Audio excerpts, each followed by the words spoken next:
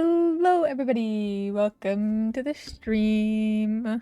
We're doing some more Penacony. So yeah, I Nice. finally got all my Kylus's traces up to maximum. So that's exciting. I'm very happy. I still don't have his domain. The rest of them still elude me. But it's fine. It is fine. Ooh. Oh, preservation, Kylus? Let me check. I left him off decently.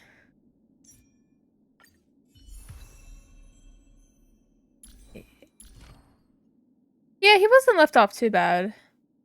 It's not in the worst condition, but I have Aventurine. I don't need him anymore.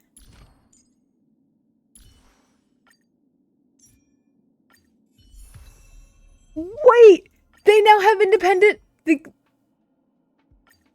Hang on. They now... Oh! I can...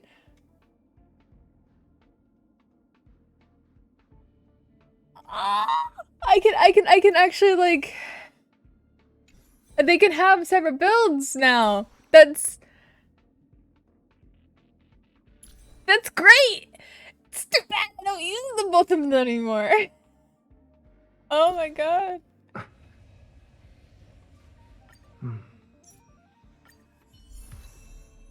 That's crazy. That is great though. That's great though. I love that. I love that though. I love that though because I hated having to switch over the artifacts every single time. I hated it. And you know, I'm happy now. I'm happy now. I need to farm his huh? Oh, hang on. Did I not? Hang on. Let me see. Let me see here. Eidolons. Oh, it's because I got The value of choice lies I don't in have all resolve. of them.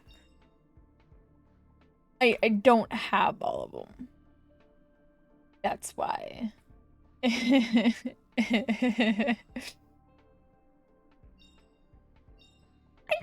know. I just happened. Oops. Do I have any? I don't think I have any. I don't think I have much. Where is it?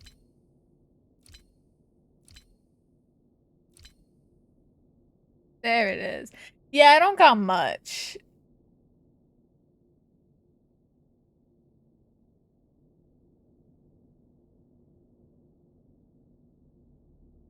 Yeah, I'm kind of broke.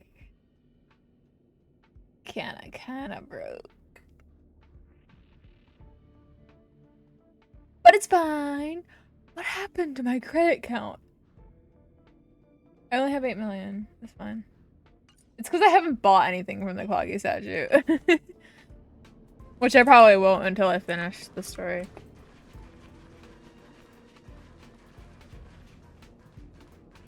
But yeah. Let me open my drink so that I don't forget to drink it for the next half hour. I'm wondering.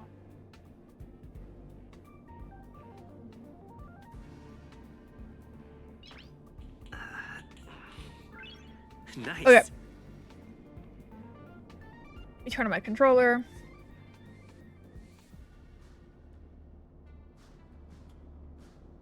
There we go. Okie dokie.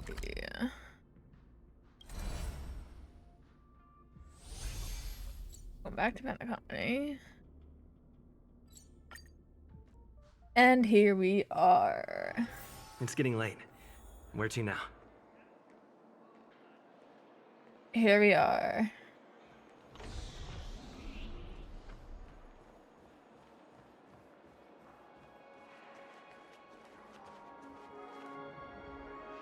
Hi, Topaz. I'm now no longer tired. With Aventurine. I bet you're not used to it. That's just his style. All or nothing is his mantra. He's always cozying up to his clients while egging them on to undertake some dangerous assignment with him. But everyone has their merits, so I won't comment further. But Aventurine's luck has always been good.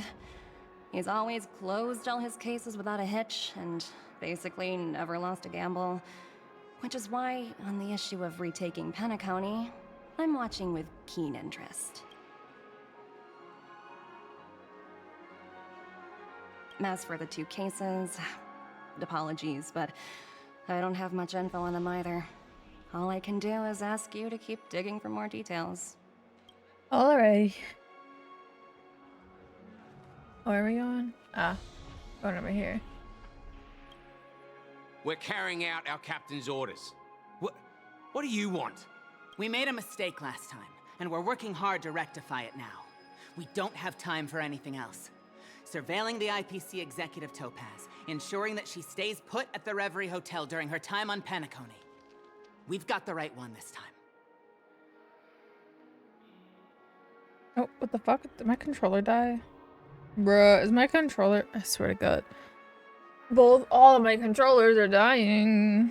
I was trying to play Pokemon earlier today and my Pro controller died and now it's plugged in.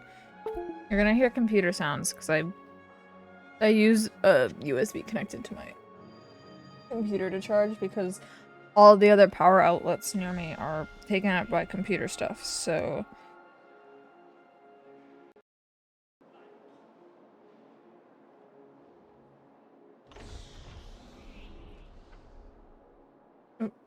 Okay, cool. It is plugged in.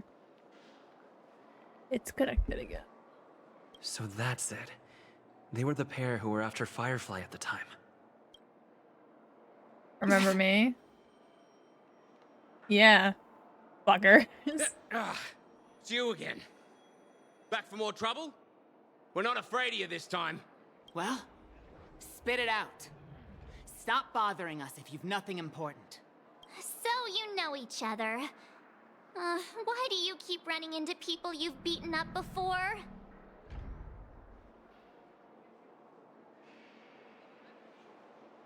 I got some business with your captain. Where is he? We're investigating a murder for the family. Can we speak to your captain about the case? Don't be nice to them, March. They've annoyed me. Well... So the fact that they think they can fight me and win. Hey! The security officer instructed everyone to shut their traps before he returned from Dream's Edge. What murder? You'd better stop spouting nonsense. Yeah, that's right. We have nothing to report. Please leave. Looks like they're not going to cooperate. But they did at least tell us that the captain is at Dream's Edge. Why don't we just look for the security officer then? It's probably Gallagher, the one he mentioned, right? Yeah, probably Gallagher. Hopefully Gallagher. 'Cause at least then I know Gallagher.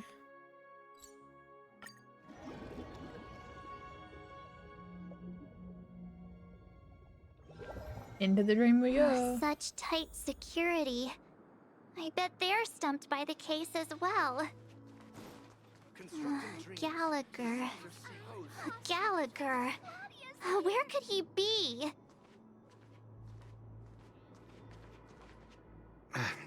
Apologies. The Bloodhound family is running an investigation up ahead. No unauthorized personnel allowed. Hold on a minute. I think I've seen you before. The gray-haired one. How much trouble have you stirred up exactly on Penacony?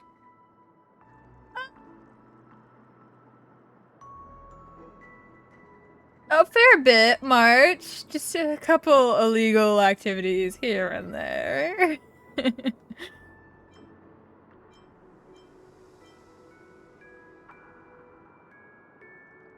Not possible. It was you the last time, yelling about some clockwork friendship while beating me up with that silver-haired girl. Oh yes, this guy! Not much, babe, don't worry. We just got started. I was blabbing about my, my Kylus, and, having Mari be horrified by the fact that I don't have the preservation cons. Listen, I forgot exactly which one it was.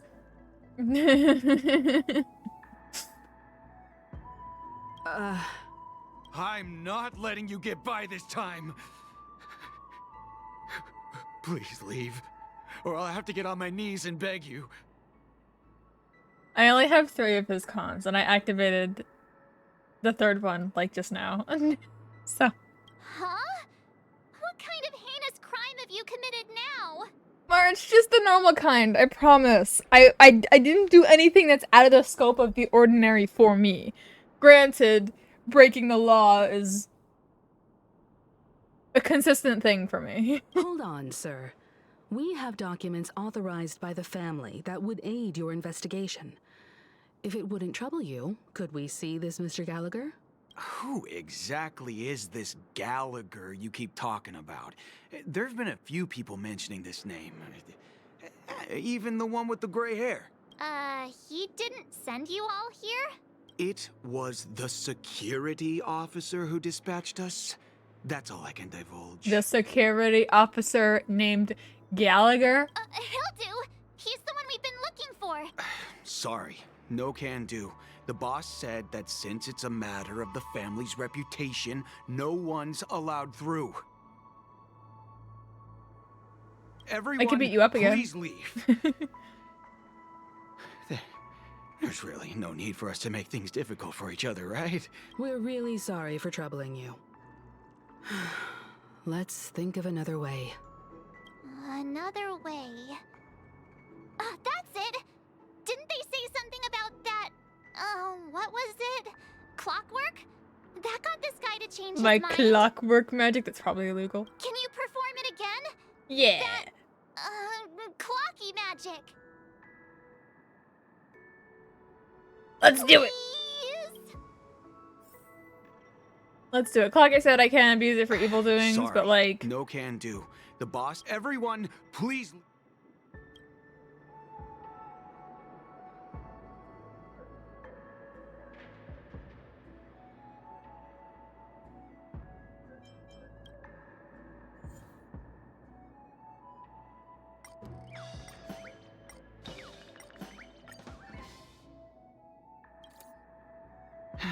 Let me see. Whoa! Time to clock out!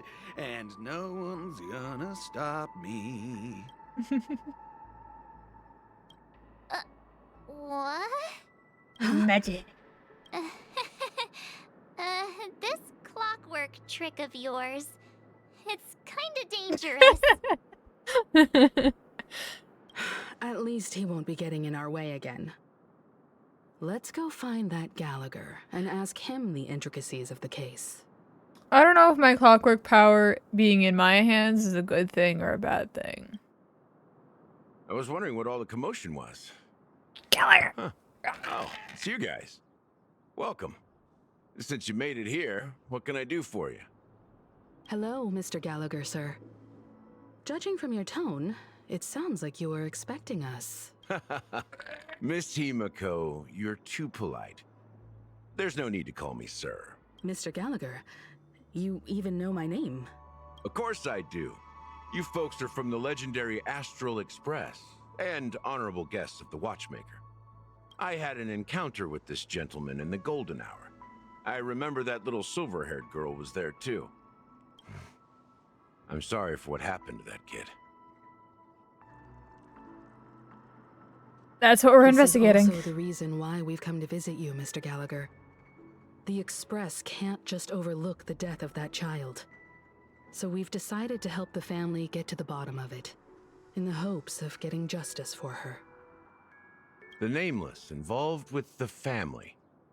What an unpredictable twist of fate. Why? What's wrong with the family? It's nothing. On Penacony, everyone loves the family. No matter how much one resists the beautiful dream, when the time comes, they too will find it hard to let go. Who wants to leave a warm nest? Just idiots, little kids, and inebriated fools. Mr. Gallagher seems to be getting at something. You got it wrong. You want to discuss the case? Sure, come with me. This is not a good place to talk. Let's go elsewhere. Okie dokie. Gallagher. Even after that chilling tragedy, this dream is still running effortlessly. Other than the family of the Harmony, it's hard to imagine any other power in the universe that could sustain a building of such magnitude. The family itself is a huge, perfect building. Like a living idol. Each member of the family sees themselves as a piece of the divine puzzle, revolving around a singular core and a shared ideal. Under their command, they loyally fulfill their roles, offering themselves while also receiving sustenance in return. Interesting analogy. Perhaps that's why Penacony's beautiful dream has persisted for so long. But the human body has its limits, and so does the divine's. That doesn't sound like the kind of comment a Galaxy Ranger would make. Just pointing out the facts. Mr. Yang will definitely have a better sense of what's going on than I do. Why do you say that, Miss Acheron? The beautiful dream is crumbling. But not because of a particular eon, a particular faction, or a particular visitor. Its collapse stems from a certain inevitability of human nature. The family refuses to acknowledge this, and it has ultimately backfired and become a catalyst. As people immerse their souls in the dreamscape, where consequences and pain cease to exist, and only ease and pleasure prevail, they draw closer and closer to necrosis. Regardless of the perceived bliss, death looms as the inevitable conclusion. Also, this necrosis will diffuse and spread. One piece of the puzzle's mutation will eventually cause the entire building to shake, break, and crumble. In the end, the dreams that people built in the name of freedom became the cage that imprisoned them. I'm sure you've gained a lot from this trip, Miss Acheron. Are you willing to share your findings with me? Of course. That's if I remember.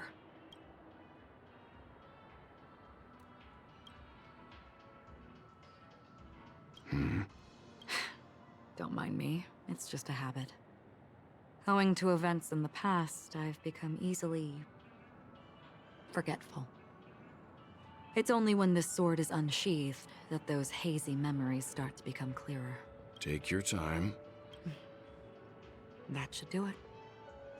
I vividly remember everything that occurred on Penacony. Ask away.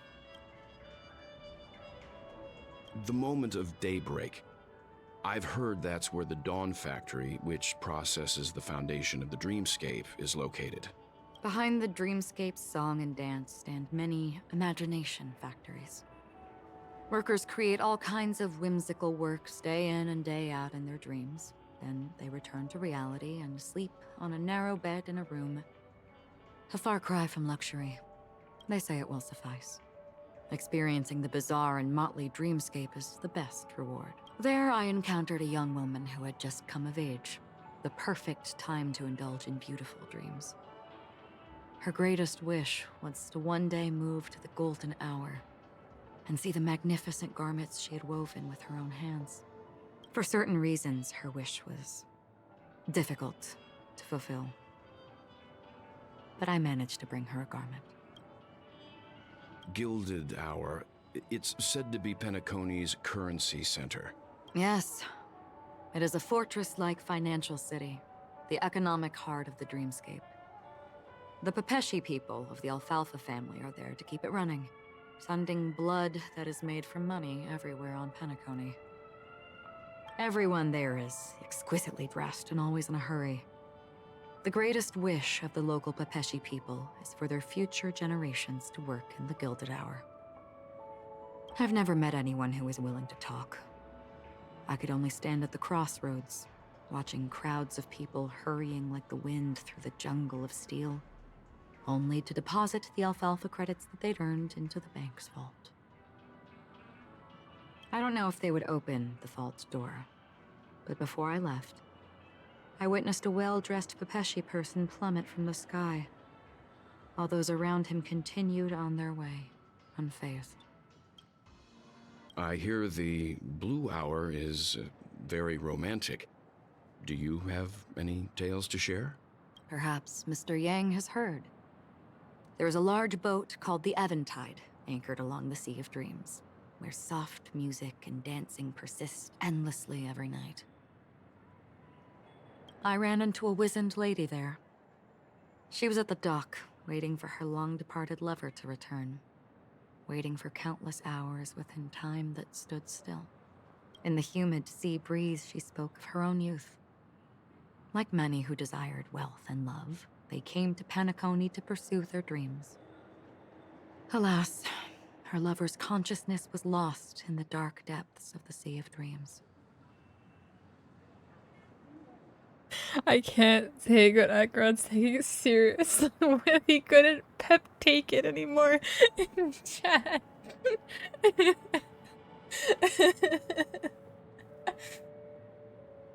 Oh my god. Finally, she suggested That we was continue beautiful. our conversation on a boat in the shallows. I agreed and boarded the boat with her. But she never said anything. Her eyes absent-mindedly gazing at the horizon for what seemed like forever. Yeah, me Finally, we too, retreated Bib. to the beach. I'm The dreamscape of not chic retaining a lot of this. luxury and consumerism, the moment of dusk. My companions have been there too. Then you all must have seen those who are attempting to realize their dreams. Or have realized them. Scattering money as if it were dust and betting it on all or nothing. Everything has a price, and everything can be bought or sold. Even dreams themselves. I saw an Intellitron there, who was preparing to auction himself. When someone wins a bid under stipulated periods and rules, he would do the buyer's every bidding, becoming that person's very possession. That Intellitron had been auctioned off 12 times, and I participated in his 13th. That was the grandest banquet I had ever attended. But never again did anyone cast another glance at him. This time around, there were no successful bids for him. This is what I've seen and heard along the way. Someone once said to me, Penacony wasn't like this a long time ago. Nor should it be. I've traveled through the reality and dreamscape of the planet of festivities. Watched the tides of night rise and fall when time stopped for people. Where the spirits of the rich and impoverished remain forever fixed on their own scales.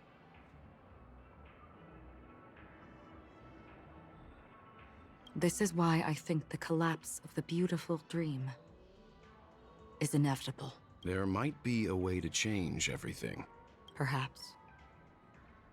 But if this is indeed the world that people desire, if this is precisely why life chooses to slumber, should we still seek to change it?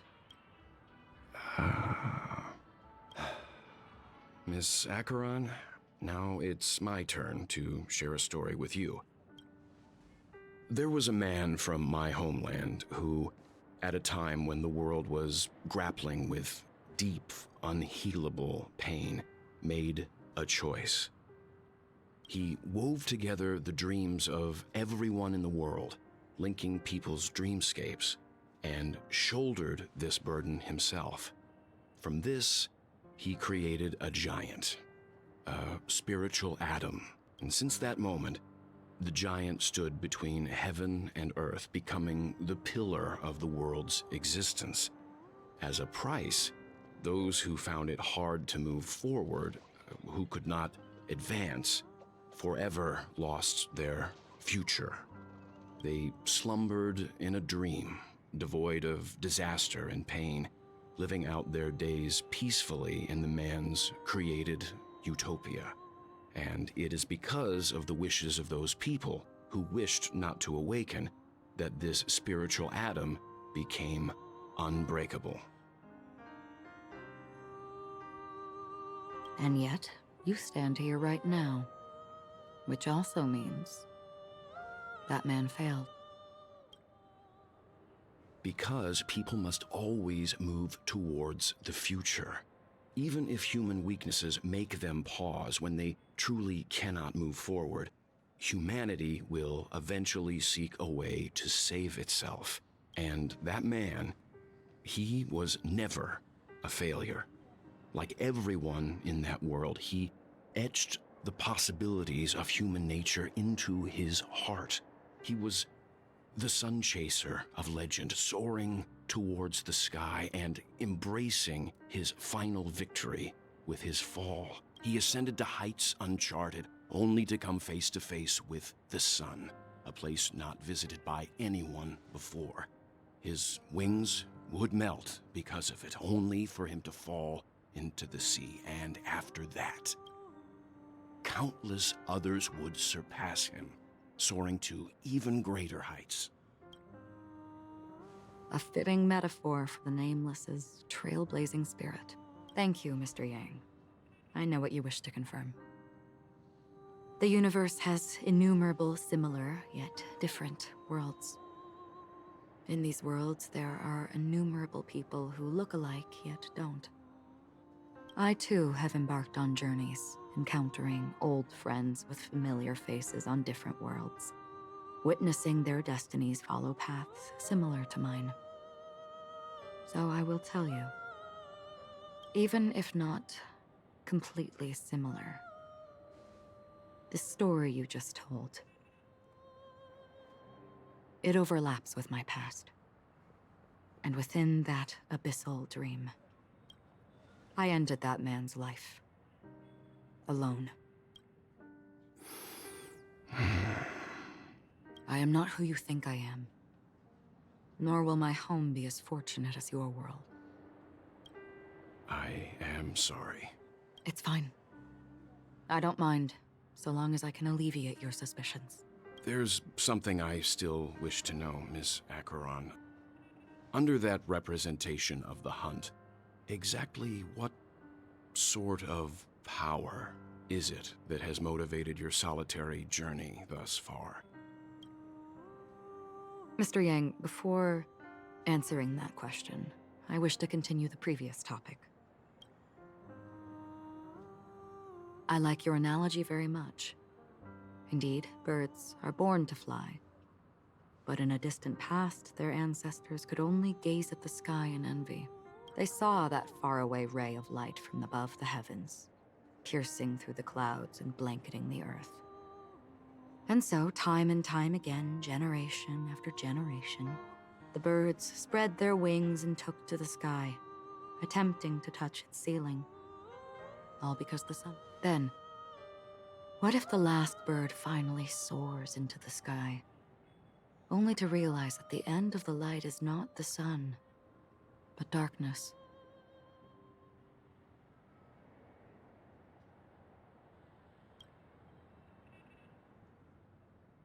Then why, exactly, do we even walk towards the light?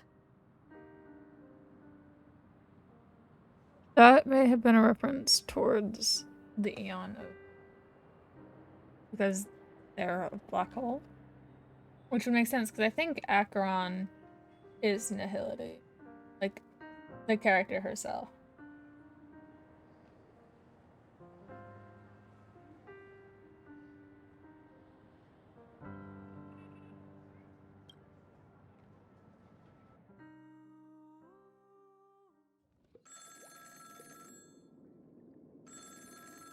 Yeah.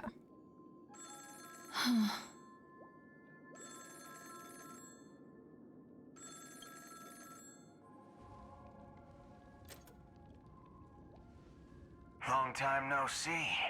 Having fun on Penacony? Acheron? This voice, it's not Constance. Could it be her companion? Though I don't know exactly what you are, or what you're up to, my bullets will find you.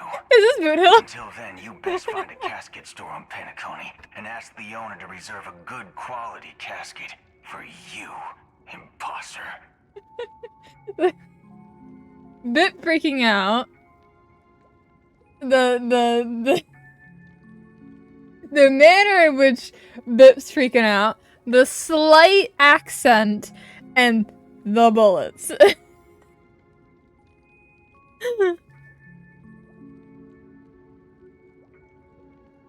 It's Will.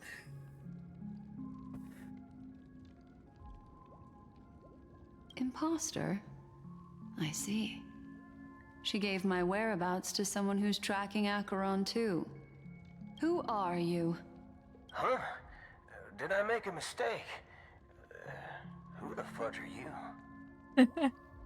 He's silly. I'm the Garden of Recollections memo keeper.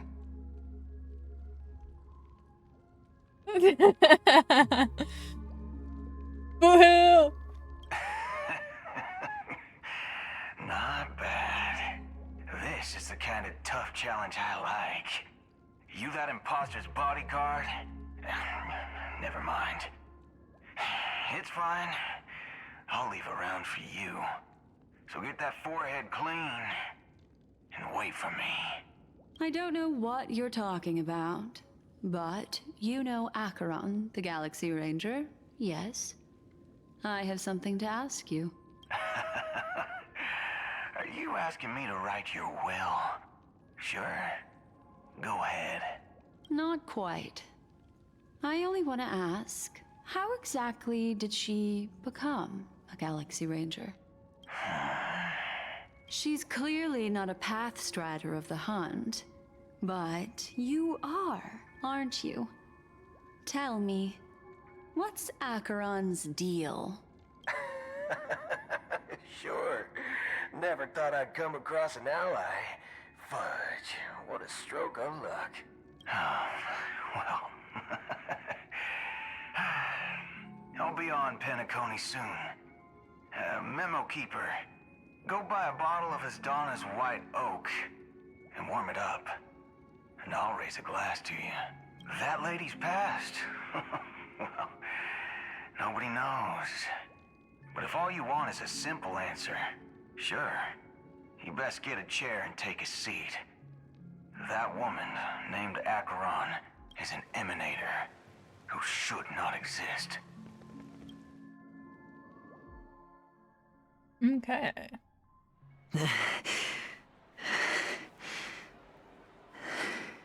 Switching gears. You look pale.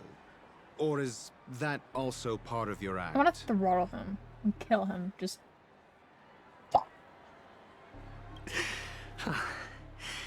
I didn't think you'd have the nerve to show yourself. I thought this was exactly what you wanted. After all, I faithfully fulfilled my duties as you instructed. Just tell me if you can't hold on any longer. So, the genius of the Council of Mundanites wants to be my Undertaker now. What an honor. Yes, and I'm pretty sure the people at the Strategic Investment Department would love to be notified of your death in due time. But let's not forget, you won't be seeing them, because I'm the manager of this task. Great. Then tell your people that Aventurine is ready to go in 17 system hours. Oh, you've got a lot of nerve. How exactly do you plan on completing your task while your hands are tied by the Harmony? Well, my conversation with Sunday convinced me that there's a traitor in the family, and that they hold the secrets of Penacony. So, I took the opportunity to set everything in motion. I even managed to recover the gift money. Things haven't gone this smoothly since I walked through the doors of the Reverie. Now I'm only one step away from victory. Let's just wait and see. Sounds like a very elaborate way of saying that you failed. That's all I can say. Have you forgotten, Doctor? You betrayed me. Go. Do what you must. I look forward to the sight of the IPC fleet surrounding Penacony. You've achieved what you desired, haven't you? That's true, but what's your plan? Did you conceal an orbital support beacon in that gift money bag? Well, who knows? Maybe that's why I'm handing out cash even when I'm about to bite the dust. You are indeed a gambler. An insane one at that. Well, maybe I am. Who knows? Fine. Here, take this. Open it when you're on your last legs. You'll thank me. What's this? Medical advice?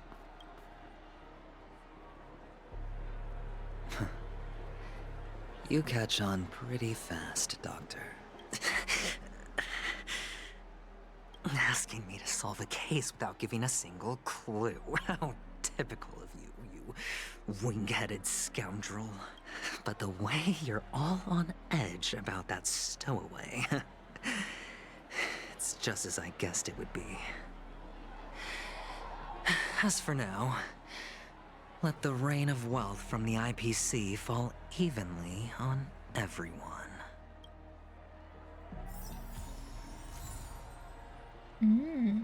He has a headache, but he's being really brave about it. That's so true.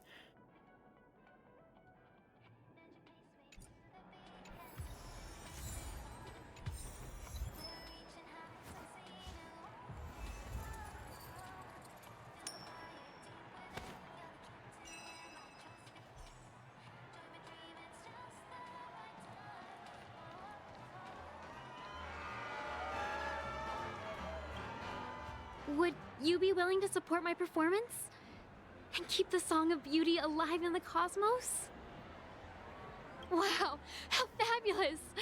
But why would you give such a wonderful gift to a random stranger like me? Well, you see, I can't bear to see anyone in this an awful extreme trip. suffering from poverty. That's incredibly kind of you. Thank you so much, sir. If you ever get the chance, please, feel free to come by and indulge in my singing. Sure thing. Oh, by the way, do you happen to know anything interesting about death? Death? That's a pretty scary topic, and it doesn't really match the mood of this sweet dream. Oh, you see, I'm a tabloid reporter collecting ghost stories in Penacony. As you know, the more chilling the stories, the more attention they get. Maybe you could help me out. Well, if you're up for some gossip, it's not about death, but there have been some rumors about a guest at the reality hotel who fell into a deep sleep and didn't wake up. It was like they were in some sort of coma. Nobody knows what caused it, but luckily the customer eventually regained consciousness. Well, Sorry. all customers are under Or the my protection coughing of the earlier. family, after all. Thank you. This will make for a very juicy headline. May Shibe protect us. Unexplained coma. That's actually what happens to your body if your brain dies in a dream. But unfortunately, the customer ended up waking up in the end. I can feel something inside my head. Is the harmony starting to kick in?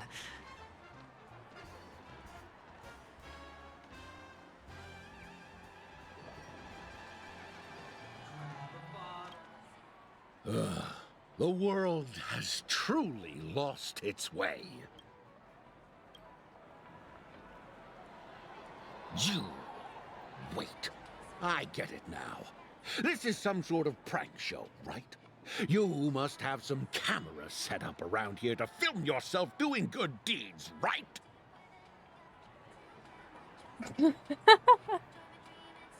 That's really funny. Sorry. Itchy nose. Itchy nose and itchy eyeball. They're attacking me, both of them.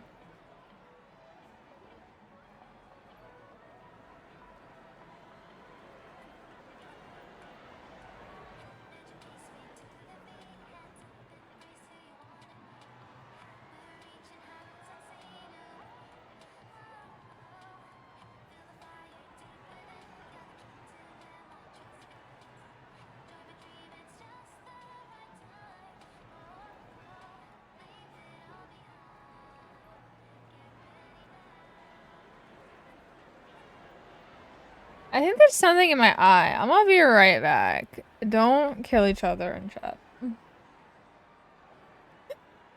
You're just fucking calling out your work buddy. Oh my god. Hang on, I'll be right back. Bro, I had 2 fucking eyelashes in my eye.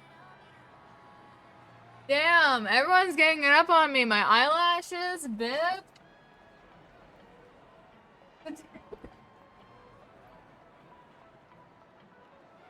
What happened? What happened while I was gone?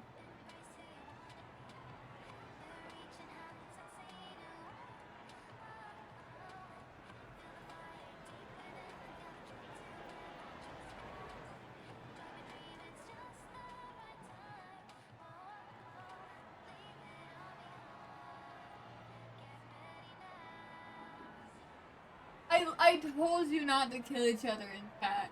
I leave for 5 minutes. And chat is stabbing. Fuck. What the fuck? I left for like 3 minutes. Okay, I'm back though. I'm back. We're ready to go. Oh, it's right. I have to click back on the game. You youngsters are always looking for a quick way to get an audience. But you know what? A truly great show never comes easy. Oh, a great show will start soon, old man. But before that, I need to ask you something. Do you know? Oh, fuck, I hit A again. See. Another fearless youngster looking for death, huh? Well, let me give you a piece of advice. I swear to Don't God. think you're the first one who's ever thought Thinking of about that on my idea. eye. I was scratching it because it hurts because I think I scratched it while there was 2 of them in my eye. I think I'm good. Okay, I'm good. I think, probably. I'm gonna try not to touch my eye. It's fine. Death? Not even remotely innovative.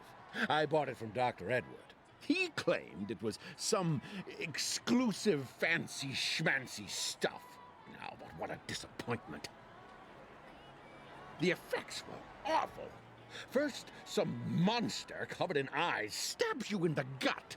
And then all you see are blurry glimpses of buildings and lights. Oh, the sky was spinning so fast it almost made me puke. Is that all? Yeah, what else can you expect? Don't put too much stock in the Penacony movie industry. They even call this junk groundbreaking art. Can you believe it? What a joke. Well, I'll leave you be then. I hope you have a wonderful day. Bro is just Monster angry at covered in everything. Eyes. That sounds like the Memory Zone meme. But buildings and lights... I don't think those have anything to do with death. Well, that whole dream bubble was probably created using rumors and gossip. The disturbing voice in my head. It's getting closer. Bro is not having a good time. Take care, my friend. If you ever find yourself in danger, remember that the hounds are always ready to help.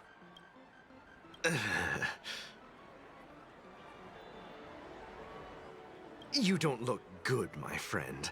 If you need assistance, I can contact the hotel and have them wake you up forcefully. That won't be necessary. I have some business to attend to. But thank you all the same. All right, then. If you ever need help, don't hesitate to reach out to us hounds. Well, actually, I do need a favor. As the most outstanding hound in Penacony, have you come across any stowaways recently? Stowaways? How could there be stowaways in Penacony? We've never had anything like that before. All right. Good luck with your work then. What was I even thinking? family would never share intel with the IPC. Does everyone have to go through so much torment before joining the family? Darn it. Now I just want to dig out my brain and use it as evidence.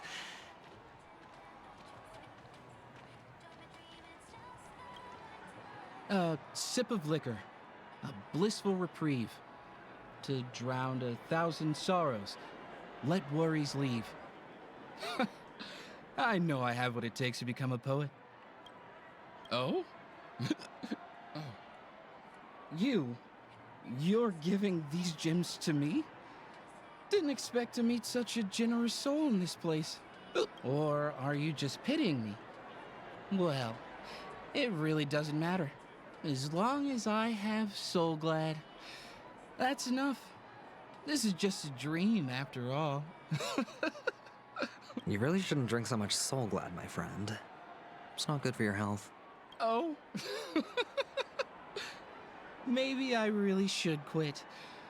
But not before meeting the Devil of Soul Glad. The Devil of Soul Glad? Care to elaborate? Yeah. It's a seahorse with a long neck. They say it loves to appear to drunk people, especially the ones who are passed out on the side of the road. How funny. Yeah. Very funny indeed. Thank you.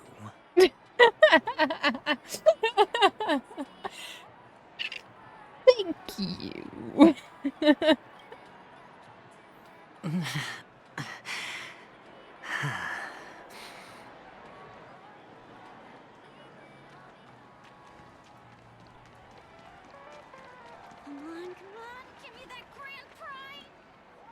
You want to talk to me? Sure, but nothing too sensitive, okay? Huh. Wealthy people have fancy ways to enjoy this dream. But to be honest, I've never seen anyone who gives out money to others like you. So, are you trying to be the prince from the tale, handing out his gold leaf garment and melting his lead heart in the fire? I'm flattered. I'm no prince, and I just thought these gems would help you speak. So, as an investigative reporter, maybe you've heard something about death? Ah, another curious soul. I see. Well, that was actually the topic I was most into when I entered the industry. But my boss shut it down. How did your boss talk you out of it? Well, she simply said, covering baseless urban legends like that would make us look like some third-rate tabloid. I thought about it, and she had a point. Reporting on stuff like blowing out birthday candles and getting spooked by nightmare ghosts isn't exactly professional material. Guess she's got a point. Thank you for sharing.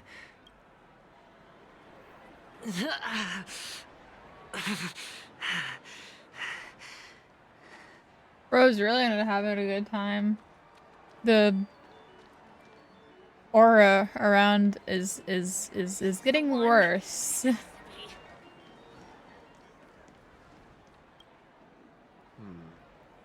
Were you wanting to talk to me? Sorry, I thought you were checking out something behind me. Is this a gift for me? Are you sure this isn't some kind of mistake? Yes, it's for you. Just take it. Is this for real? Someone is actually giving me a gift. Not for my parents, but for me. Thank you. Thank you so much. Oh, it's not much. I just want to ask you something. I knew it. What's on your mind? Are you trying to ask about my father or my mother? Neither. I just wanted to know if you've ever heard about death in the dreamscape. Oh, you sound just like my father. always warning me about danger, even in dreams. He's an Intellitron, so his dream entry methods are different from us organics. Can't count on him to protect me if something does go haywire. Funny, right now I'm still under his protection. How ironic. Hey, stay positive. Gold will always shine one day, right? The Devil of Soulglad, Dangers in the Dream, and Nightmare Ghosts. Well, surely death is a popular topic in this sweet dream granted by the family. Well, I've collected a bunch of rumors, but no useful clues. The gems in my bag are running low. Well, let's see if my last lucky interviewee brings some surprises. This is the one. It has to be. Please do not hit.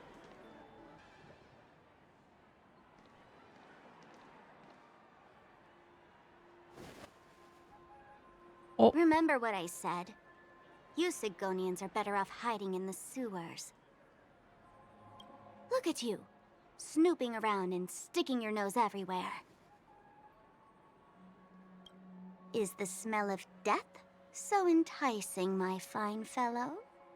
Oh, it's you, masked fool. I should have guessed it. You're the imposter who appeared on TV after Robin's death, right? I heard you got caught by the family. I gave you a clear clue. Befriend a mute. Simple and straightforward, you know? And what did you do? You messed it up and ended up as their prisoner. I told you to make friends with a mute, not become one yourself. You really let me down. What do you mean? You know better than I do. Who watched the little songbird that couldn't sing perish right before their eyes? You did, Blondie. No, I mean... What did you mean by becoming one myself? Well, it means you'll soon end up like her, unable to speak ever again.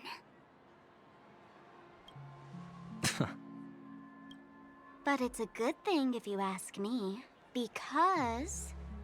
Because I'm getting closer to the truth, right? Oh? Why else do you think I'm handing out cheap trinkets all over the streets, fool? All part of the act. Fool's bait. The more pathetic I seem, the more likely you'll come sniffing around. So, now that I've drawn you out, will you reward me with an answer for my efforts? Why should I help you? Don't you want to see Penacony descend into... chaos? Well, I can make that happen. I just need an answer to one question. Back then, when you asked me to find a mute, did you really mean Robin?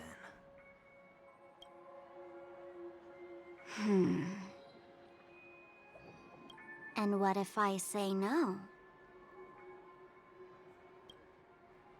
Then I'll thank you. Oh, the word no has never sounded so pleasing. Well done. I admit I underestimated you, but what difference would it make? Let me tell you something. There were 2 mutes, but one is dead now, and the other, though he's still in Penacony, I'm afraid you'll never find him again.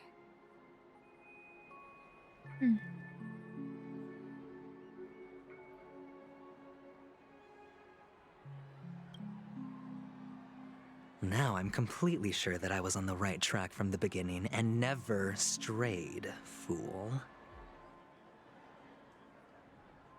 Right now, there are only 2 things missing from my grasp. The meaning behind the truth, and the means to expose it. How impressive. That's quite a fancy way of saying I haven't learned anything so far. Not exactly. I've gathered enough clues to prove its existence, and that's enough for me. As for the answers to my questions, I'll find them within 16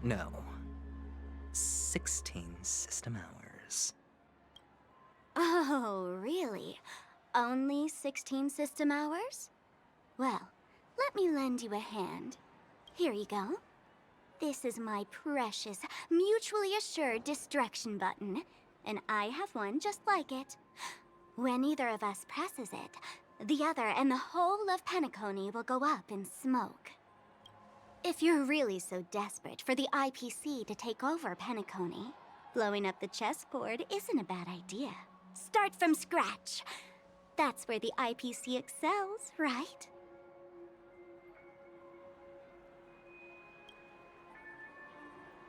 Just press the button when you're at your wit's end. And of course, feel free to reach out to me for my hospice care, too. Oh, a deadly button, huh? Well, I guess the family didn't take your threat seriously at all. Otherwise, how on earth did you manage to bring it in here? I have my own ways. That's all you need to know. Well, I'm afraid I'll have to decline your offer.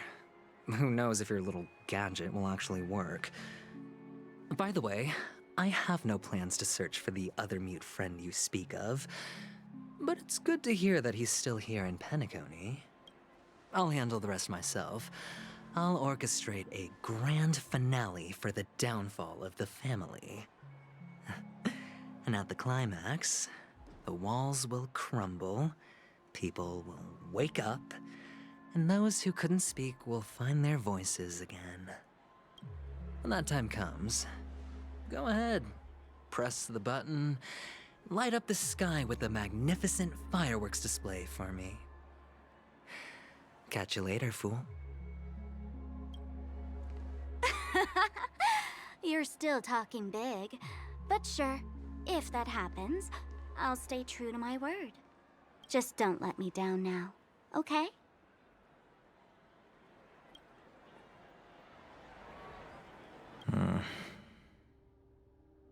So, number 35. You're back. Like your new lucky charm? Can a commodity code really be considered a lucky charm? Silence! I didn't give you permission to speak, you Sigonian hound. The guys in black didn't say much, so I've no idea what you did to save your skin in that massacre back in the day. But I figured you must have had good luck, so I bought you. From now on, you and your good luck are my assets. Are we clear? Your first task is simple. In addition to you, I've purchased 34 other slaves. Go and play a game with them. You came out alive after 2 days. It proves that you are the real deal. You're insane. Testing out if you're a good product. Aren't you worried that the money you spent on me will go to waste? I've got stacks on stacks, Blondie. The slave market is never short of self-righteous brats like you. But you look good, and that's why many customers are betting their fortunes on a scrawny brat like you. So go along now, and don't let your master down. How much did you spend? What? My price. How much did you pay for me? Huh. You really want to know? Well, it was 60 tanba. No more, no less. I'll take my chances. 30 tanba. If I come back alive, you'll give me 30 tanba. Deal? Are you trying to strike a bet with me? Oh, you've got some guts. Yeah, sorry, but that won't do. Don't forget your place, slave. You're not qualified to be at the table. You're just a chip. A life thrown away in someone else's hands. Either you come back with more chips for your master, or you never come back. It's all or nothing. Don't embarrass me, my lucky hound.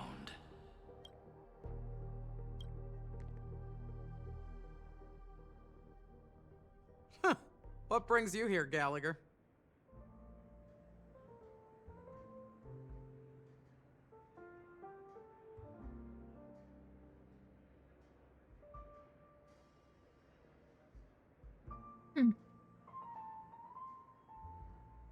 Some friends from the old days. Do you have a moment to spare, Siobhan? Oh, I have the whole day to spare. Ladies and gentlemen, welcome to Dream Jolt Hostelry. She looks really cool. This bar offers a wide variety of drinks, but we draw the line at Soul Glad. Why settle for ordinary when you can experience extraordinary? We're dedicated to serving up nothing but pure joy and laughter. What would you like to drink? I'll whip it up for you. Oh, look! A lady as cool as Serval. Who's is Serval? cool. Will you introduce me to her? Huh? Oh, definitely, guy. That was like, oh, a cool lady introduced me. Like, Oops. She's heard us. Just spare them, my esteemed bartender. I'll take over the bar today. I'm getting up there in age, and I need some practice before I forget the skills that used to put food on my table. Where did you stash the ingredients? They're all under the counter. Since our guests have traveled from afar, shouldn't you whip up some special drinks? That's exactly what I had in mind. Hey, my friends, do me a favor. Go around the bar and bring me any ingredients you fancy. The discussion might take quite some time. So I'll prepare some customized, non-alcoholic drinks for you. In the bar? Why, we're in a dream, my lovely lady. You can help yourself to anything if you wish for it. Comfort, hunger, confusion, or even boredom. It's all within reach, right at your fingertips. Oh, did you hear that? She just called me my lovely lady. March, you're gay. Even in reality, mixing drinks is more than just throwing ingredients together. A bartender needs to capture the bar's atmosphere, master technique, and spin a tale of mystery and anticipation. Only then can a perfect drink crafted with a customer's life story be created. In other words, what you get from your drink is down to luck, so don't overthink it. Indecisiveness has no place when it comes to enjoyment.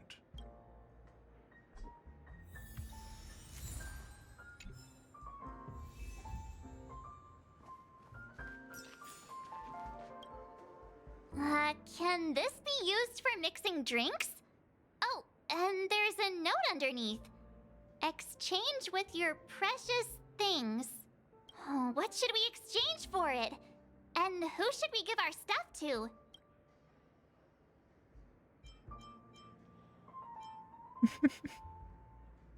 Bag of trash.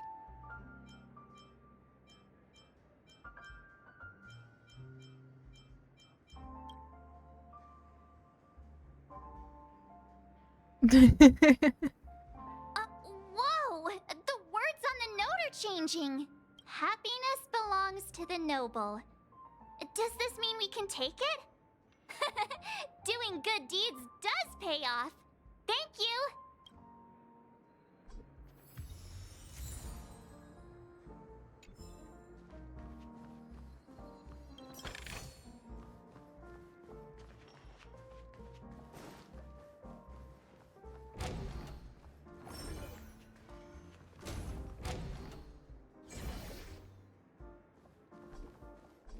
Wanted to put it on the map. Yeah, I wonder what it does with the trash option.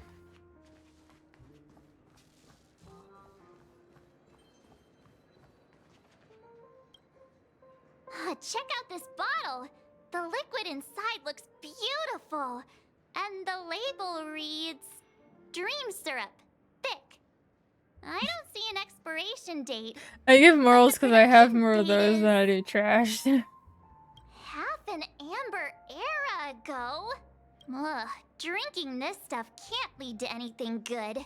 That's for sure. Ugh, the syrup is turned clumpy. I definitely don't want to drink this, even if it's not expired. Did you find the bottle of syrup I've been hoarding? Don't worry, it's all just a dream and it won't upset your stomach. It's been aging for years and should have a refined taste by now. Feel free to have some. It's perfect for entertaining lovely guests like you. Ugh, then we'll keep it for now. Mark sounds so unsure about that. Not sure if it's enough. Stay out of my way. I'm looking for Siobhan. Uh-huh? What's all the commotion about?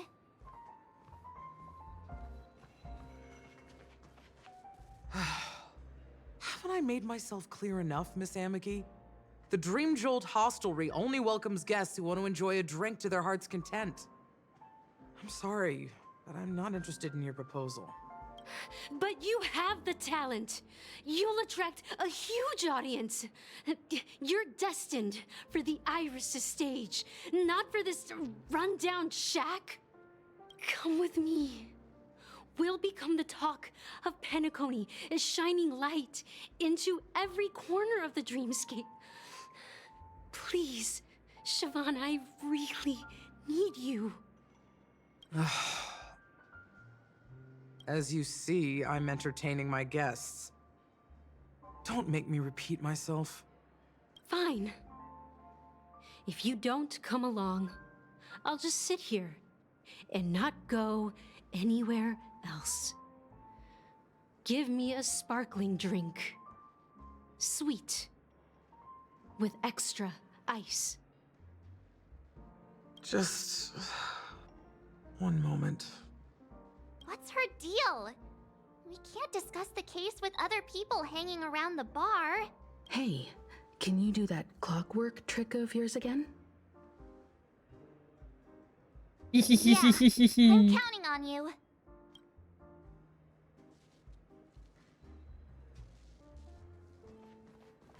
You're one of Siobhan's guests, right? What can I do for you? If you're here to convince me to leave, please stop it. I'll never leave until she accepts my proposal. I just don't get why she won't leave this place. This rundown shack with no customers whatsoever.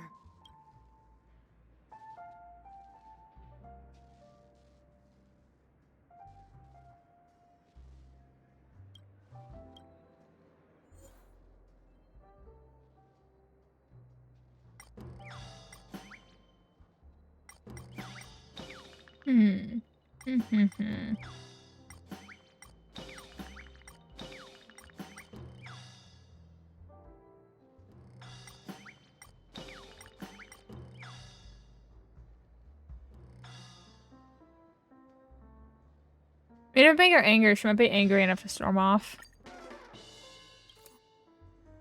Those darn Iris jerks!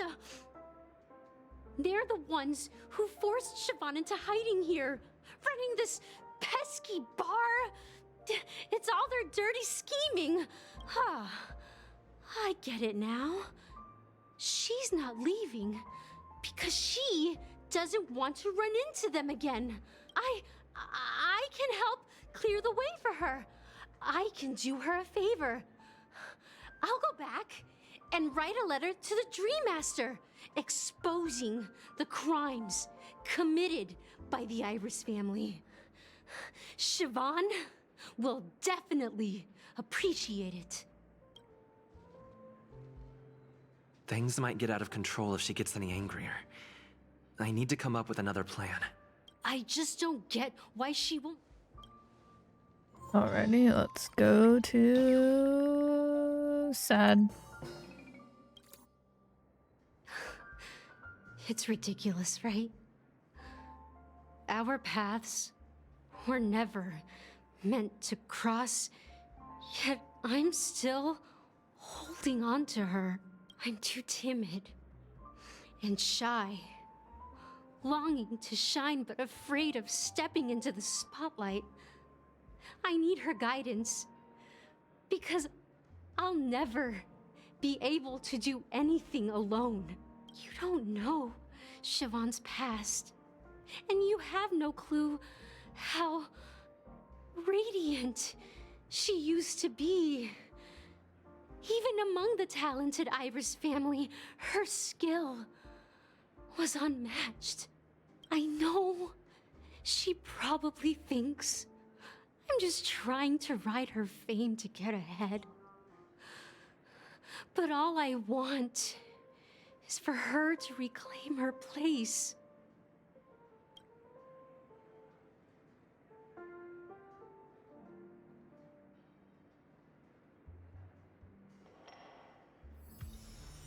She's still not leaving. Maybe I'll have to try again. Oh, I trying just again. don't get why she won't leave. Make her happy. Only thing I haven't seen done. it. The moment when Siobhan and I share the stage, the crowd is going wild. Applause crashing like waves. The aroma of irises fills the air. A beautiful melody playing. Ribbons dancing around us. And the taste is sweeter than honey. I've seen that scene countless times in my dreams, and every time it mesmerizes me. That's why I have to bring her back to that world, no matter what it takes. Want to raise a glass, my attentive listener? Let's consider it a toast to my far-fetched dream.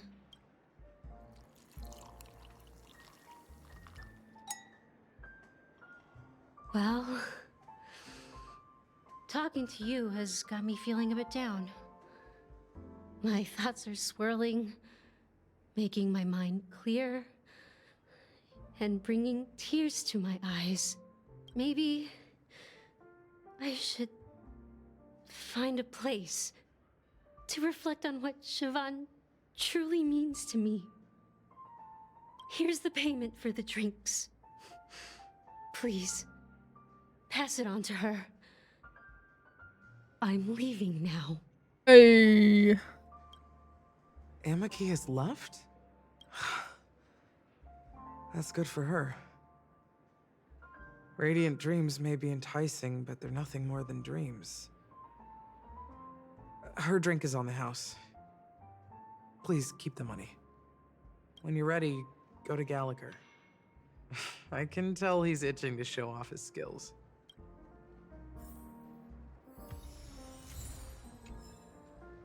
Drinks and money. I could keep collecting things for drinks. I don't know what else I'd be collecting though.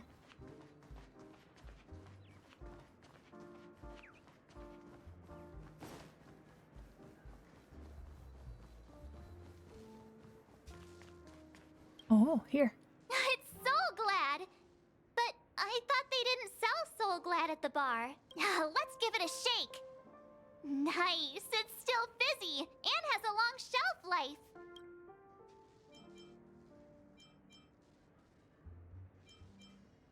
Uh-huh. Let's just leave it here for a while, and it'll be all right, right? Why don't they sell Soul Glad in this bar? Did something happen? It's all about the bartender's pride.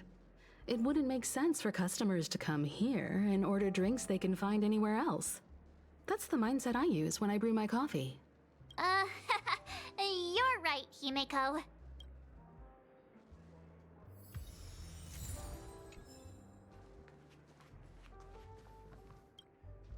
Hey, look at all these chips scattered everywhere. A few days ago, an actor from the Iris family came. Caused a ruckus with Siobhan. Those chips must have gotten scattered during all the chaos. Are we talking like potato chips or like gambling chips? Probably gambling chips. Oh, yeah, gambling chips. That's a clever metaphor. That being said, opening a bar in this place, filled with monsters, is quite a feat. Siobhan must have a lot of tricks up her sleeve, right? You'll have to ask her yourself to find out.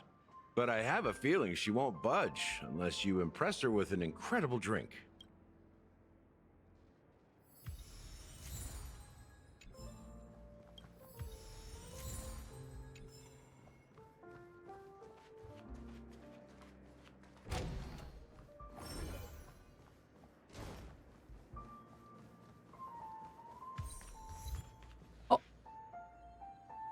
Just randomly got an achievement.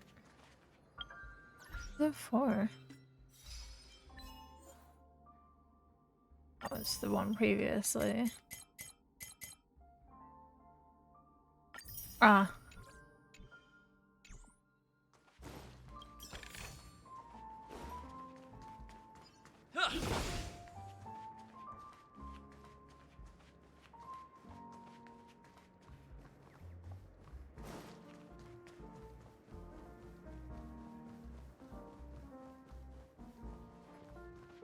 That being said, mixing a drink is way simpler than you'd imagine.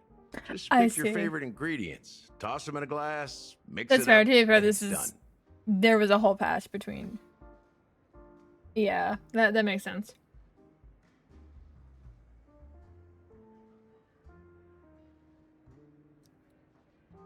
So go ahead, explore the bar, and bring me any ingredients you prefer.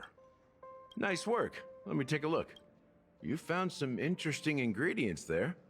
Now take your pick. Each drink has its own unique flavor, and the base ingredient sets the tone for the initial taste and the lingering aftertaste.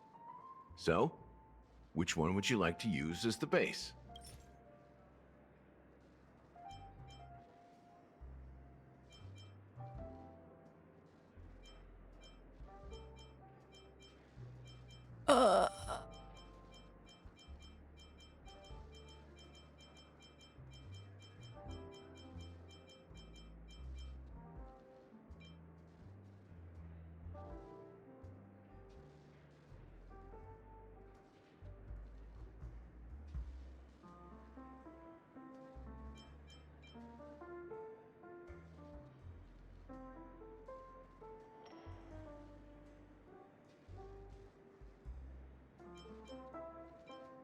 I'm gonna pick the dream syrup because I think it's silly. You won't find a sweeter drink anywhere in Penacony. And that's what today's dream seekers crave. Now that you've chosen the base, it's time to pick the adjunct. The ingredient that'll create a marvelous chemical reaction. Listen. Normally you'd be It should give completely an right, unforgettable taste without overpowering but I the could main look tone. at Gallagher whenever I So, want. what's So your I choice have for the him. adjunct? What did he say? I wasn't listening.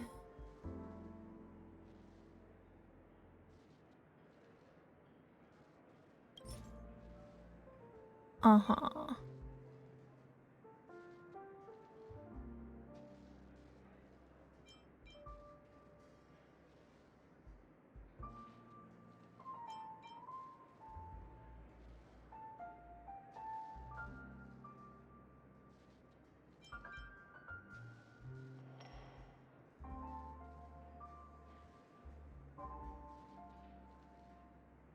This is the most pungent adjunct we have, and my personal favorite. Before Mikhail left, the wrinkles at the corners of his eyes had deepened like knife cuts. He mumbled, his breath too weak to climb up his throat, caught up in his chest. But I could smell it. The lingering scent of Penacony itself on that night. Mikhail. Almost there. Let's pick a decoration. Which style do you prefer? Anything you need, I've got it.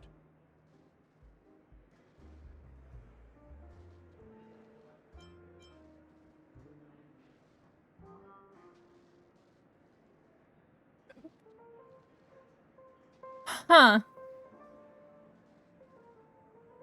got lore. I don't know what the lore means, but I got lore. I got lore that you didn't get. I got lore that you did. Okay. I got lore that y'all didn't get because I'm coy.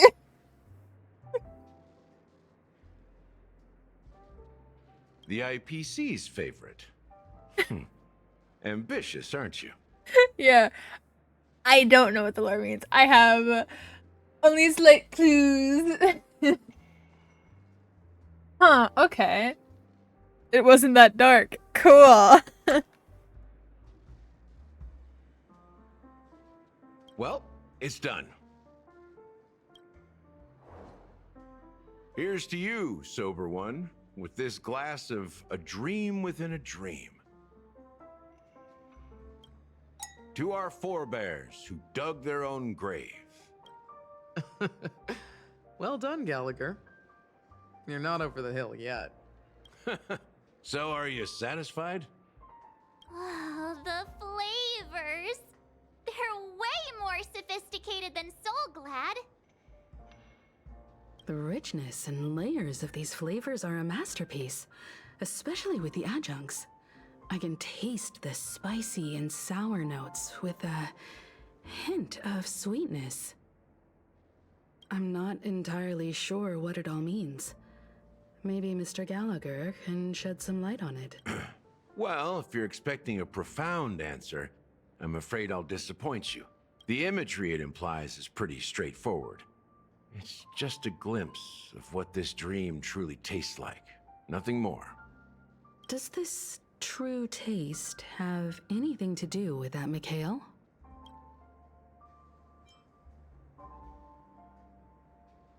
I've heard that name before. That name does sound familiar. When you got knocked out by that masked fool girl, I think I heard someone calling that name. Do you remember? March, why do you know that?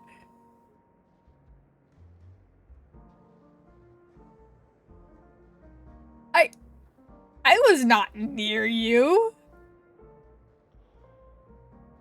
Did I tell you that? Like, what?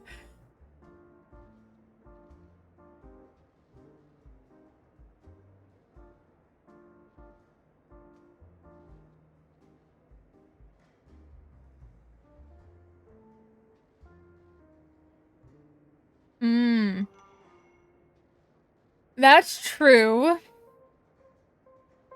She probably would. She would. However, she never mentioned this.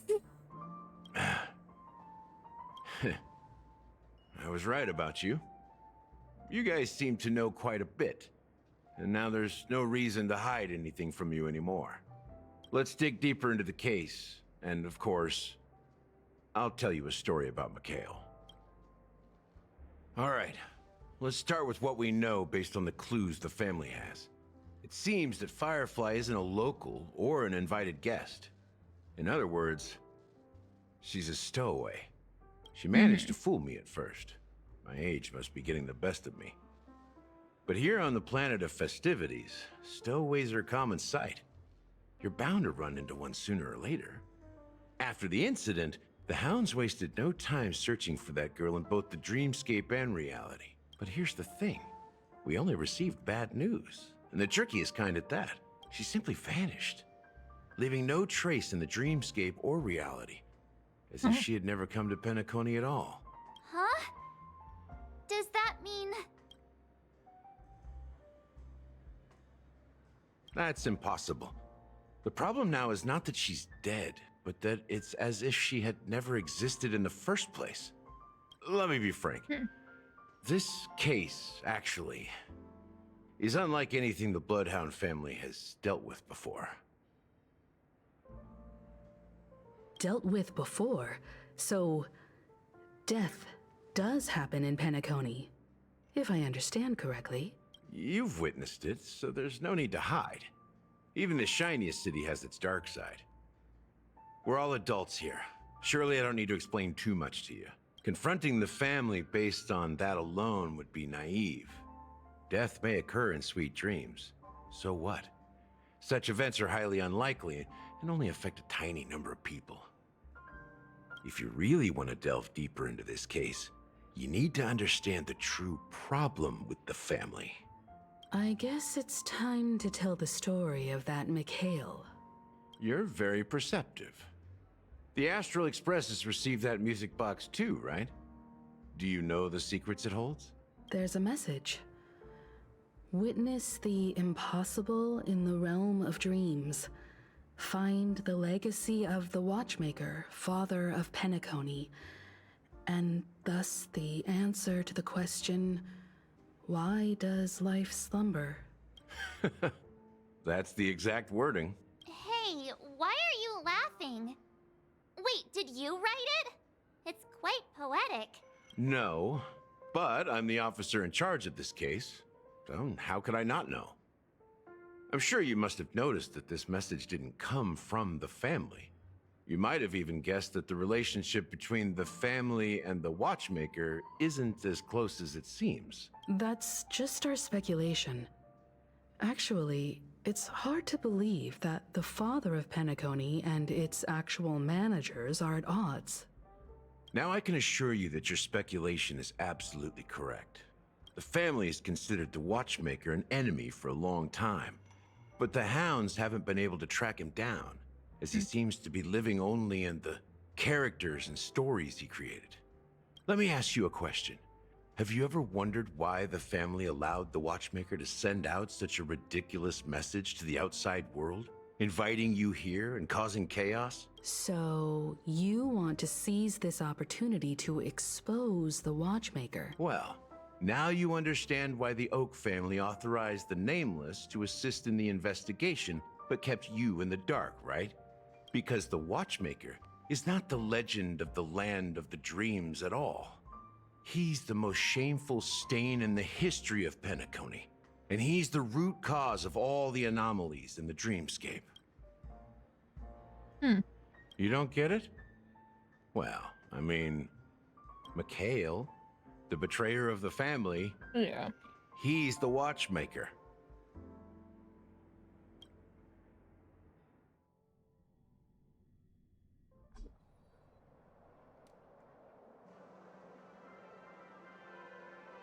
Here we are, Clock Studios theme park, the most popular entertainment center in Penacony. Wait, aren't we supposed to be discussing the Watchmaker? I would have expected you to take us to maybe a library or an archive room of sorts. The culture of a city reflects its history in the most authentic way. To you, it's a fun place.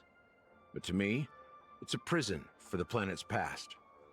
You know that Penacony used to be the IPC's prison planet, right? All the prisoners were brought here, helping the Garden of Recollection salvage the leaking memoria from the macrovoid. The prolonged exposure to high concentrations of memoria caused a unique phenomenon. The dreams of countless prisoners intersected and overlapped, and people started meeting each other in their dreams, living lives that were almost identical to reality. But everything has a price, and sweet dreams are no exception. In the end, the dream world was unable to alleviate the suffering of prisoners in reality. One of the prisoners broke free from the IPC shackles and fought for freedom. He is Hanu, the great leader of Dreamville, the great peacemaker, and the faithful companion of the underdogs. History is always written by the winners. However, it's undeniable that Clocky is an animation that draws from Penacony's actual history. These characters not only exist in Dreamville, but also in the distant past. Once you realize this, you'll understand why we're here. There are so many members of the Bloodhound family around here. They just received a lockdown order, supposedly from Sunday himself. Who knows what it's for? What's going on?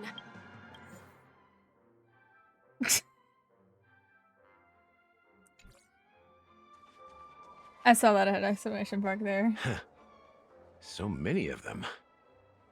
I've never seen anything like this, even when they're tracking down suspects. You can listen. We don't need to go in. We don't want to draw any unwanted attention inside. We can just talk here. Let's Okay. find a quiet spot and continue our conversation. Then why are we here? View here is great, right? We can see everything from here. We're on a Including random Clocky. staircase. If all the characters in the animation are based on characters in reality, then Clocky's counterpart is definitely the Watchmaker. In the animation, he's Hanu's partner and one of the founders of Dreamville. Does that mean the Watchmaker was personally involved in that war and sided with Asdana? It was a monumental war for freedom. Hanunu fought alongside a motley crew of masked fools, nameless, history fictionologists, mourning actors, omen vanguards, even visitors from beyond the sky. In the end, they emerged victorious. Among them was the person who would eventually be known as the Watchmaker. But if you do the math, doesn't that mean the Watchmaker was around for several centuries? I'm not sure, but Mikhail was already the Watchmaker when I met him, so maybe he inherited the title. Or he's not particularly human. It's like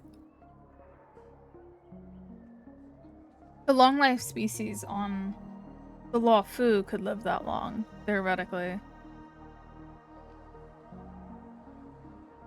How old are you now, Mr. Officer? I'm 13. I'm sorry? You gonna run that by me again? No way. Not even close. Hanunu freed the frontier prison, but peace still eluded him. With limited resources, didn't threats from the elaborate. outside world, and internal conflicts between major prison districts, the future of Asdana was uncertain. He's not gonna elaborate? I'm sorry?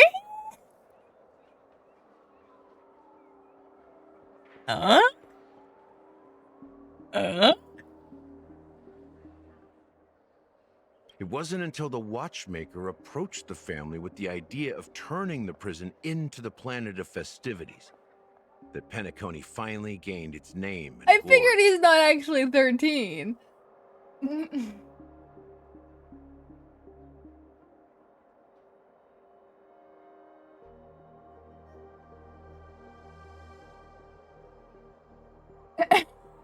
I was not barking. I was not. You were telling lies. It's totally barking.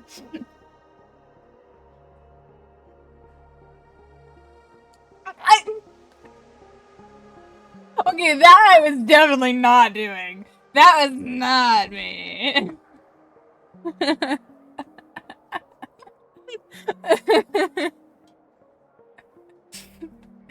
Okay.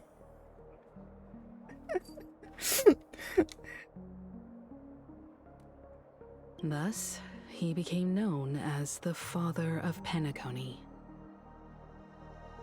But didn't you say the Watchmaker betrayed the family? And you said you were his companion, so that means you... No, I'm not his companion, but rather one of his many children. It says children in quotations. So it makes me believe that it's not like biological children, but like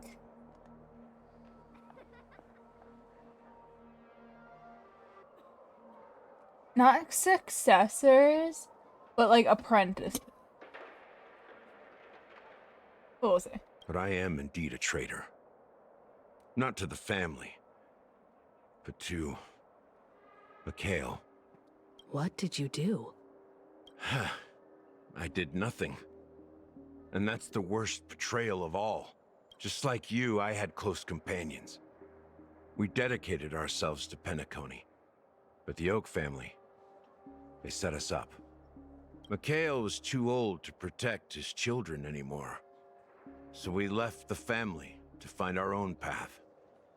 We were branded traitors of the Harmony, even though the true traitors were someone else, while they continue to praise the Watchmaker's name in the world.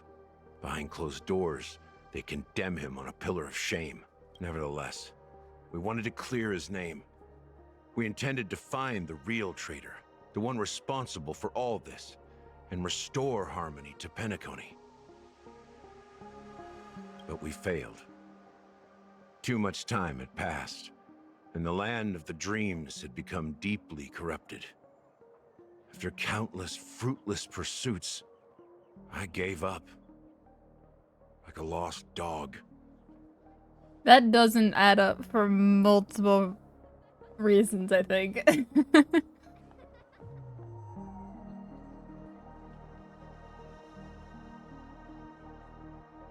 The family accepted me and made me an officer, supposedly as a form of forgiveness. But it was I could be actually wrong. Don't they all have Since then, I've been completely canonical cut off from my birthdays like in Genshin? and my past. As for Mikhail,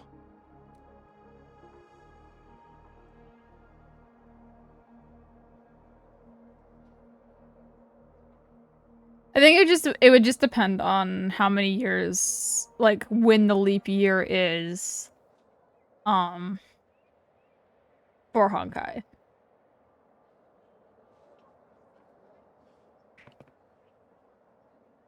He could be like 50 to 54, probably. I don't know. I can't do that math in my head, so I'm not going to try. But yeah, it would be every 4 years. But I mean, like, yeah. Some 52 to 55, yeah.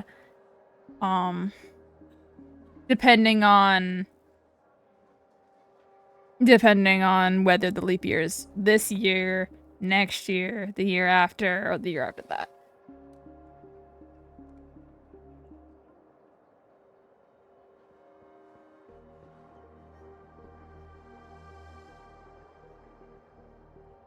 I heard he died in obscurity, in a place where no one could find him.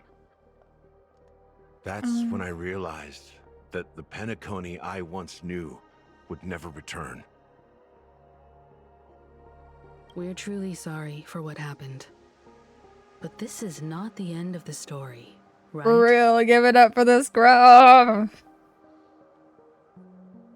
For the facial hair! Apparently, someone has inherited the title of the Watchmaker and has been secretly working against the family all this time. Unfortunately, after all these years, I have no idea who that person is, or if they're even real. Or just Mikhail's lost soul haunting the dreams. So, do you understand why I'm spilling all this info? Because I believe the girl's death must be connected to the Watchmaker's legacy. And at the end of all these mysteries, we will find the answers we are seeking. If it really is Mikhail's ghost, I want to meet him. If only for the last time. For those who despise me could form a line from here all the way to the entrance of the hotel. But those willing to look me in the eye and hear me out? Let's just say, there won't be many.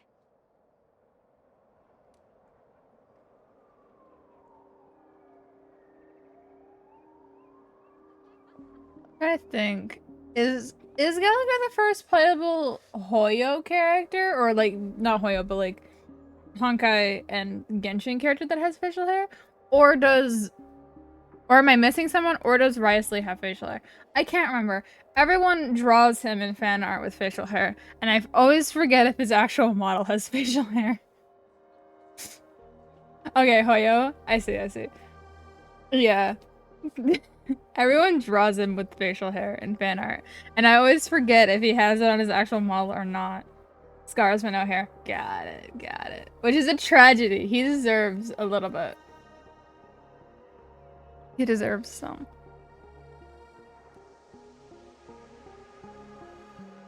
I've told you all I know is a sign of gratitude. Thank you for listening to this old dog. bark and all. Something just happened at the theme park. Now, if you'll excuse me, good luck to all of you. How I think facial hair also just fits Risley, What's to be so honest. different between the stowaways projected by Penacony today and the dream seekers once hailed as pioneers several amber eras ago?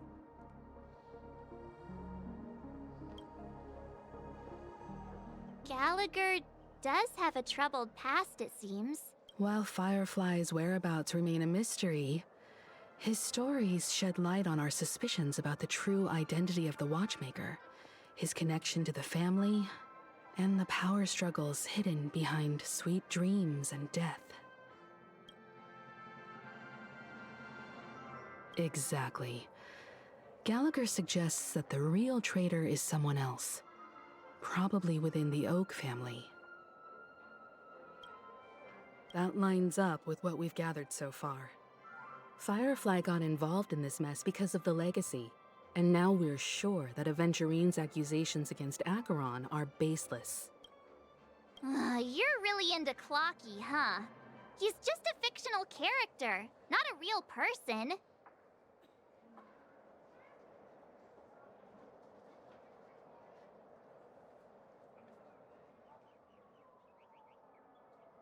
Speaking of which, that Clocky who only reveals himself to you is quite intriguing. It's a shame we've never met him Yeah, since then. I just staring into March's soul as she says that. Now that we've confirmed a lot of our suspicions, let's take a moment to think about the clues we have. Send a message to Welt and see how things are going on his end.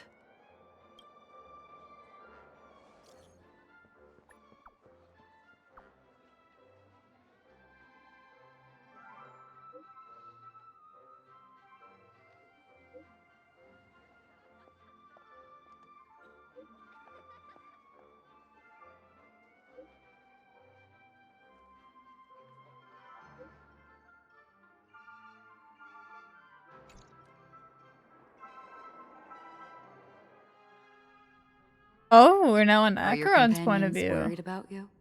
They're just checking up on me. Let's get in and get out. Seems they've made some progress.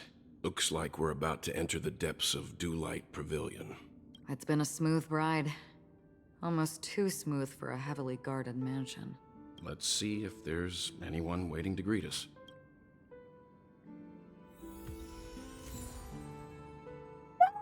My Kylus has been taken away. Hang on, I can fix this.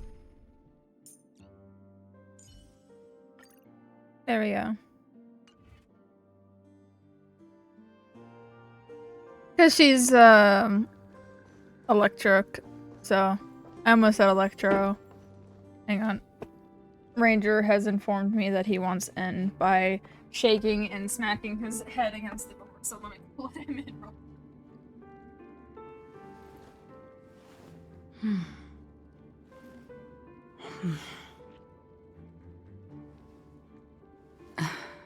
It's open.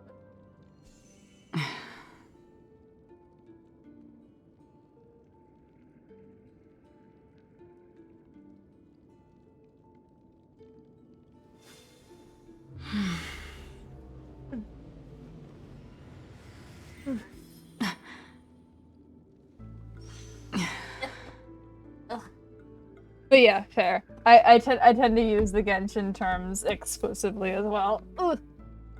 Ugh. Hang on, I'm turned the opposite direction I was before, which is a little bit of a problem. It's fine. Ugh. Hang on. My chair has suddenly become not comfy. Okay, there we go.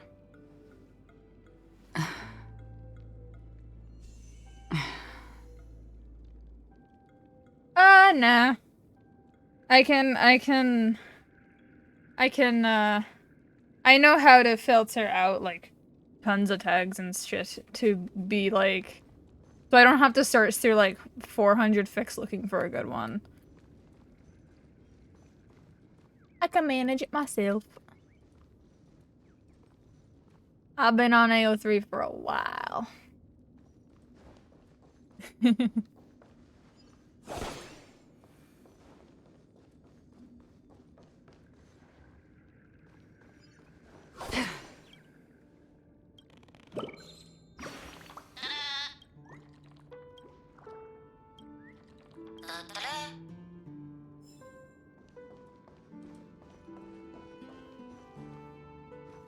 That's fair. I did that for a while, but I've gotten to the point where I can be like, oh, this one specific trope for this one fandom that I've liked for a really long time. Hey, it's been 3 years since I've last looked at that trope on AO3. Let me search it up again and see what new fics have been written since the last time I scrolled through this list. And I get to read new fics of the trope that I exhausted years ago. And it's very fun. I did one recently. Hang on, I gotta remember. What trope was it that I was looking at? It was something. I don't remember. But yeah. Oh yeah, I started playing up on my alt account for Genshin again. And I'm Hoyo's favorite because I got yesterday I got Skara's signature weapon. I think it was yesterday, right? Yesterday. Sometime in the past 3 days. I got Skara's signature weapon. Which is cool. I got it in a random 10 pull at like 30 pity. That was really cool. And then I proceeded to log on to my alt account and to play a little bit. And I got enough for 1 pull. And I just pulled Skara on my alt. So that's really cool. That was the first 5-star I've pulled on that account. So I'm happy. I'm Hoyo's favorite again. Something feels off. A grand mansion like this and not a butler or servant in sight. Could it be due to the disruption caused by the emergency? Well, this door is open. Looks like we'll have to investigate ourselves. Let's proceed with caution. Just one moment.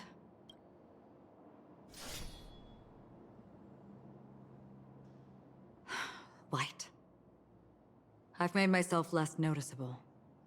The crew can explain their presence as authorized by the family, but I can't come up with any excuses for being here. How dare you, Nick? Curse me with that. At least I have 90 pulls for Boot Hill right now, though. I see. What an interesting technique.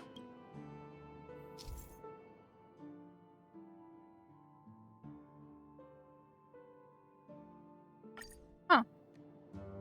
Cool. Cool. I do remember it. Stream forth, gleam of old flames. Wow, yeah, that just straight up.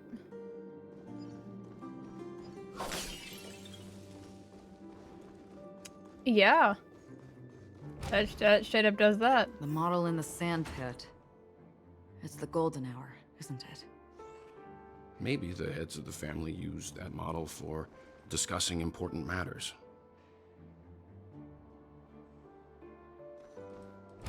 Oh, that's really cool. That works in the simulated universe? That's sick. The footprints here are different from the rest. There are 2 sets of them. Looks like outsiders might have passed through here not long ago. That's adventurings. I mean, his little pointy toad. And they got little spades on the bottom of them. And I suppose by elimination, there must be ratios. Can you identify the people who left these footprints? Well, there's a unique pattern here. Flamboyant, even. And judging by the size, I'd say these were men's. If I'm right, it could be the IPC ambassador, Aventurine. I know that flamboyant, it's a term that's been around for a while. Yeah, yada yada yada, right? It has an actual meaning. However, I love the idea that Welt goes, those footprints are flamboyant. It's Aventurine. Those footprints are...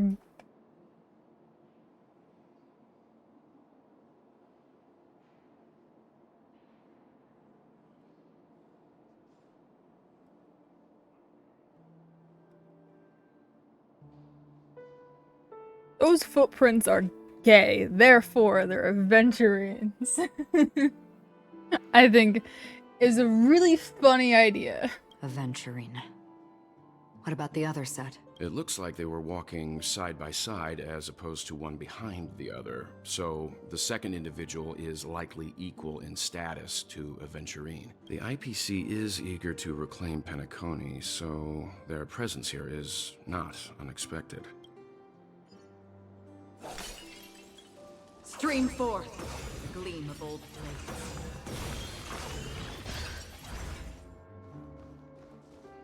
This is so convenient. You just go, nuh-uh. Not fighting today. Stream forth, the gleam of old blades. And you still get the rewards and shit? Like, that's really cool. There aren't any people in this mansion. They've set up quite a few mimetic guards to patrol this place. Oh, I can't just attack that one. Destined for oblivion. Oh.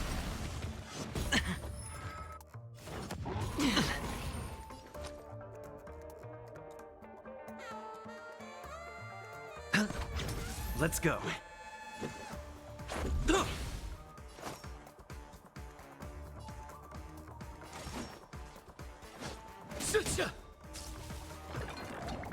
I was still hoping to get the extra damage from it.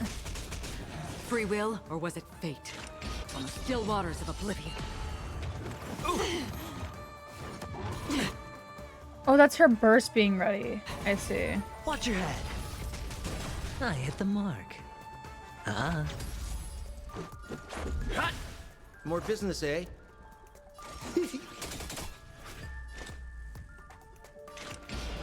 I'll do it. I weep for the departed. Oh, I have to hit it. Oh, that's neat.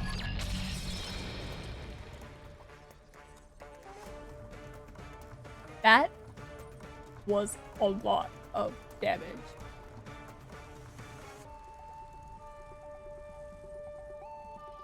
Down. Hey, destined for oblivion.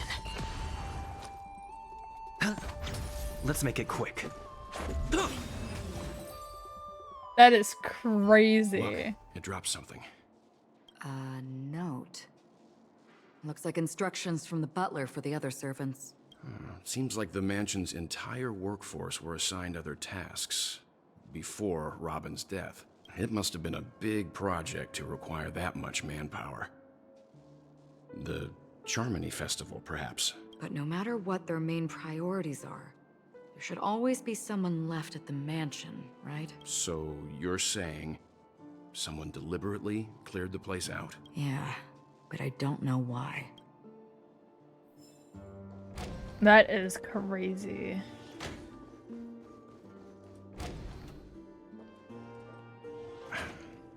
No one here either. Since no one's around to entertain us, let's make ourselves at home. Stay close to me so that my white can cover you too.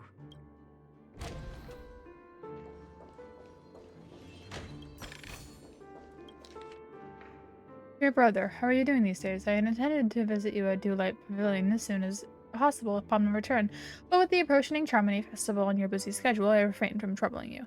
However, an urgent matter compels me to share something with you immediately.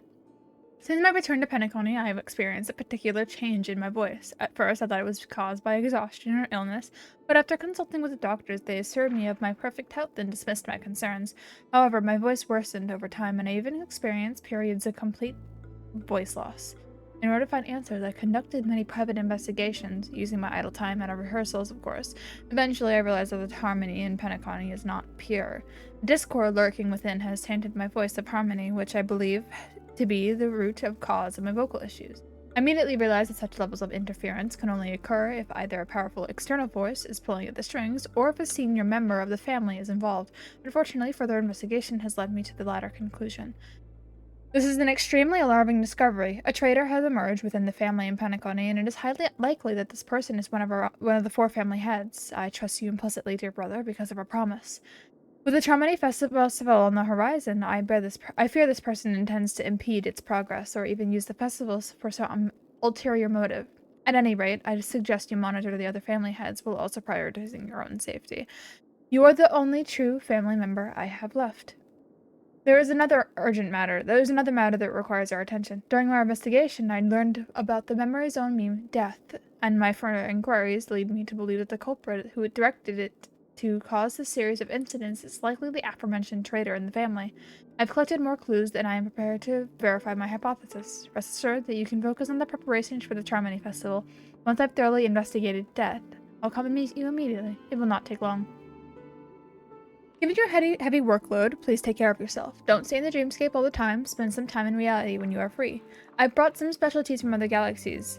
Giant Moa pudding tarts from Morillons, wild strawberries from Acognaco, known for their exceptional size and sweetness, which I'm certain you'll enjoy, and almond meringue cream cracknels from Medicia. Don't forget to enjoy them. May Shipe be with us. Your sister, Robin. As soon as I and the rest of the crew arrived in Penacony, Mr. Sunday and Robin showed up to greet us. I remember hearing something unusual in her voice. And now it seems I was right. Robin believed it was because the harmony had been tampered with somehow. But as far as I know, there aren't many entities capable of interfering with the power of paths. Meaning?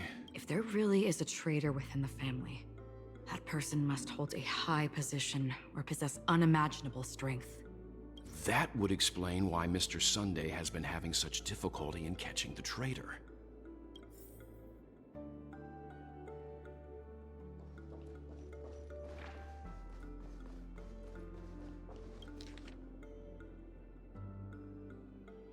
Ansorol, a male Halovian, was dragged into the sea by an unknown meme while sunbathing on the beach at the moment of Oasis. Subsequent search and rescue operations have proved unsuccessful. Note, this was the first case. Can't tell if anything is wrong. Insufficient investigation? Mori, a male from the Shansho, entered a Sephiroid in the golden hour and mysteriously disappeared while the Sephiroid was bouncing in the air. Later examination showed no signs of forced entry or exit on the spheroid. Note, it seems the culprit can ignore physical barriers. Conventional investigation methods feasible? Emaka, a female human, participated in a talent show in the moment of Scorchland, but accidentally fell off the stage before the judges turned around and disappeared into the shadows below. The footage for that episode of the show has been deleted. Note, the culprit is swift and skilled at disguises. Caution is advised.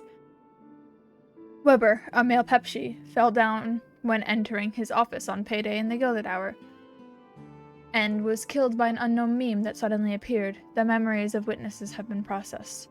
Note, preferring to attack wounded or vulnerable individuals, uncertain, maybe taking orders from someone else. Okay. Chimet, a male Pepsi, was taken away while flipping over a card at a casino in the Moment of Stars.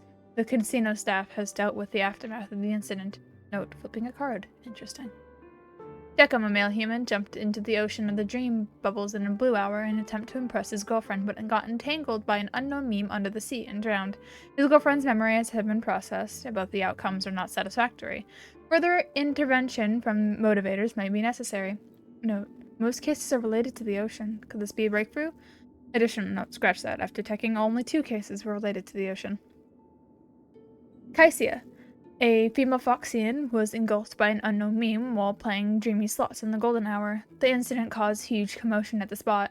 The memories of most witnesses have been processed. Note, could it be the Sweet Dreams troupe? Does it have the ability to imitate and learn? Multiple culprits? Is there likely a mastermind behind the scenes? Gambega, a male bloodhound, was attacked by an unknown meme before his shift changed in the Moment of Serenity, resulting in his death after a fight. Security measures have been enhanced in the prison area. No notable details in this case. Need to ask the Bloodhound family to strengthen defenses in the prison and other facilities. Janet, a female human, disappeared while visiting the Film History Gallery and the museum in the Moment of Soul. She was drawn towards a mysterious sound calling her, and she walked into a screen, vanishing without a trace. This site has been cordoned off. Note, this is the only case where the culprit demonstrated speech ability. Further verification is required to determine if this is a false claim. Monk, a male Teletron, was attacked while replacing his newly purchased high-grade vision sensor in the auction at the Moment of Dusk. Note, vision sensor? Noteworthy. Annette, a female Pepeshi, vanished while touching up her makeup in the bathroom before graduation ceremony at Paperfold Academy in the moment of soul. She was caught by a meme into the mirror and disappeared, witnessed by a teacher at the scene. Note, mirror? Noteworthy. Current hypothesis is related to sight. Chloe, a female Teletron, was attacked by a meme and disappeared when she blew out the candles during her birthday celebration with her friends in Blue Hour. All witnesses are currently receiving treatment for motivators. Note, more attacks occurred in dark or dim environments. Is sight really a trigger? Carissa, a female Hallovian, was harassed by a fervent fan backstage before her performance in the moment of Scorchline and was subsequently abducted by a meme during her escape. The Bloodhound family has apprehended the fan. Note, abducted? Keep a lookout for this fervent fan. Dorian, a male human, took a nap before the end of his shift in the moment of daybreak without telling his managers and was abducted by an unknown meme hiding under the chair. Emergency intervention was provided and production at the factory has resumed as usual. Note, taking a nap plus consider discussing with the Alfalfa family about increased vacation time and additional breaks for workers. Marlowe, a male human, disappeared after being involved in a car accident in the golden hour. Witnesses reported that the presence of an eerie meme who fled underground at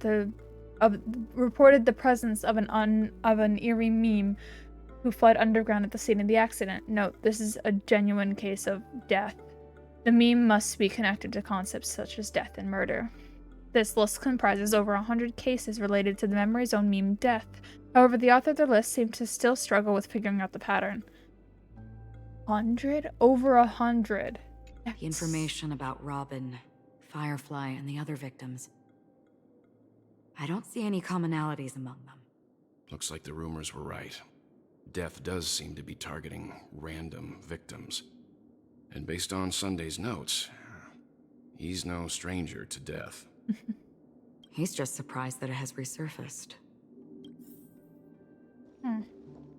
That is a lot that they've been covering up. I was expecting, maybe 20 cases, not over 100. This light cone is securely guarded. It must hold some important memories. Huh. I didn't imagine that Robin would be older. According to Robin's interview, despite having performed on so many grand stages, her favorite performance was a pretend show she put on with her brother. Still really young when in they were that. just kids. She just has her hair is just done up like a make her look like she's older. That would make sense.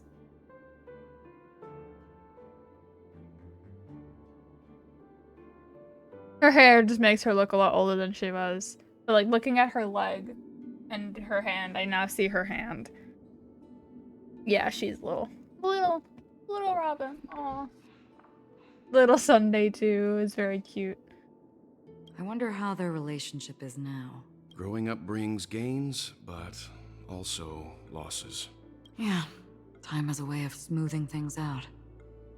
The beautiful dreams of youth will eventually fade away. That is adorable though that he's her biggest fan.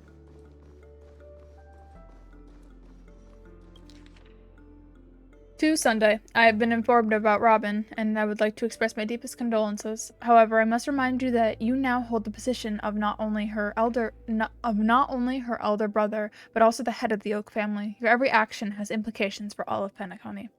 As Penacony is going through a critical period, it is crucial that you do not allow your hatred to cloud your judgment, and be cautious not to engage in activities that others can use against you as leverage. I heard that you are planning to dedicate a significant amount of time and resources to find Death. Such actions do not serve the best interests of the family as a whole, and I strongly advise you to reconsider to avoid any potential impeachments from other family heads. While you are convinced that Death is connected to the Watchmaker, I have met that Watchmaker many times long before the Dream Master adopted you and your sister, and I have never found any evidence linking him to the Memory Zone meme. Now that you are the head of the Oak family, it is essential that you assess the situation objectively and consider the bigger picture. It is unwise to allocate all of Penacony's resources and manpower for the sake of personal vendetta, as this would bring dishonor to the Great One. The Chamonix Festival is on the horizon, and the Watchmaker's guests are all barely holding back their own agendas. Neither you nor I could face the severe consequences if Dominicus's arrival is delayed. Therefore, I urge you to control your emotions and fulfill your responsibilities as the head of the Oak family, focusing only on the festival and avoiding any interference from external sources. In addition, we must not neglect the honored guests invited by the Watchmaker, as mishandling this matter could lead to diplomatic conflicts with other major factions, involving us in disputes that could have been avoided. As your elder, I hope you comprehend the gravity of the situation and handle it appropriately. As for the matter of Robin, there will be time to pursue it once the festival concludes. By then, I will provide you with the necessary resources and manpower in the name of the Alfalfa family to help you get your revenge. Additionally, I have heard rumors that the Dream Master is not entirely pleased with your recent activities. I advise you to conduct yourself with caution. Yours sincerely, Old Ulti. It seems neither the Dream Master of Penacony nor this old Oti is happy with Sunday's recent performance. They don't seem to care much about death. Instead, they're more concerned about the Charmony Festival and the Watchmaker. Maybe the other family heads don't think death is a big deal. One thing's for sure. There's a lot of internal conflict within the family, and everybody has their own agenda. Esteemed head of the Oak family, the investigation into all suspects involving the death case has been concluded. The findings are summarized below for your review. Respectively yours, Esme Drott. Attachment. Ryan, a general staff in the Oak family, short gray hair, leading laid-back lifestyle, often caught slacking off at work. Percy, a diplomatic clerk from the Oak family, dark curly hair, suffering from severe OCD, unable to work until his tie is tied and checked 5 times. Reshi, a diplomatic clerk from the Oak family, long gray hair, a devoted fan of clocky, exhibits a preference for the clock element in almost all aspects of life. Connor, a professor at Paperfold Academy, short red hair, rumored by the students to be an enigmatic figure due to his unkempt appearance. Doriani, a professor at Paperfold Academy, short gray hair, known among the students for bringing cigarettes to class instead of textbooks. Fururu, a researcher from the Nightingale family, long blonde hair, known for being obsessed with soda and having the research lab's trash cans filled with empty drink cans. Benny, a dreamscape producer from the Nightingale family.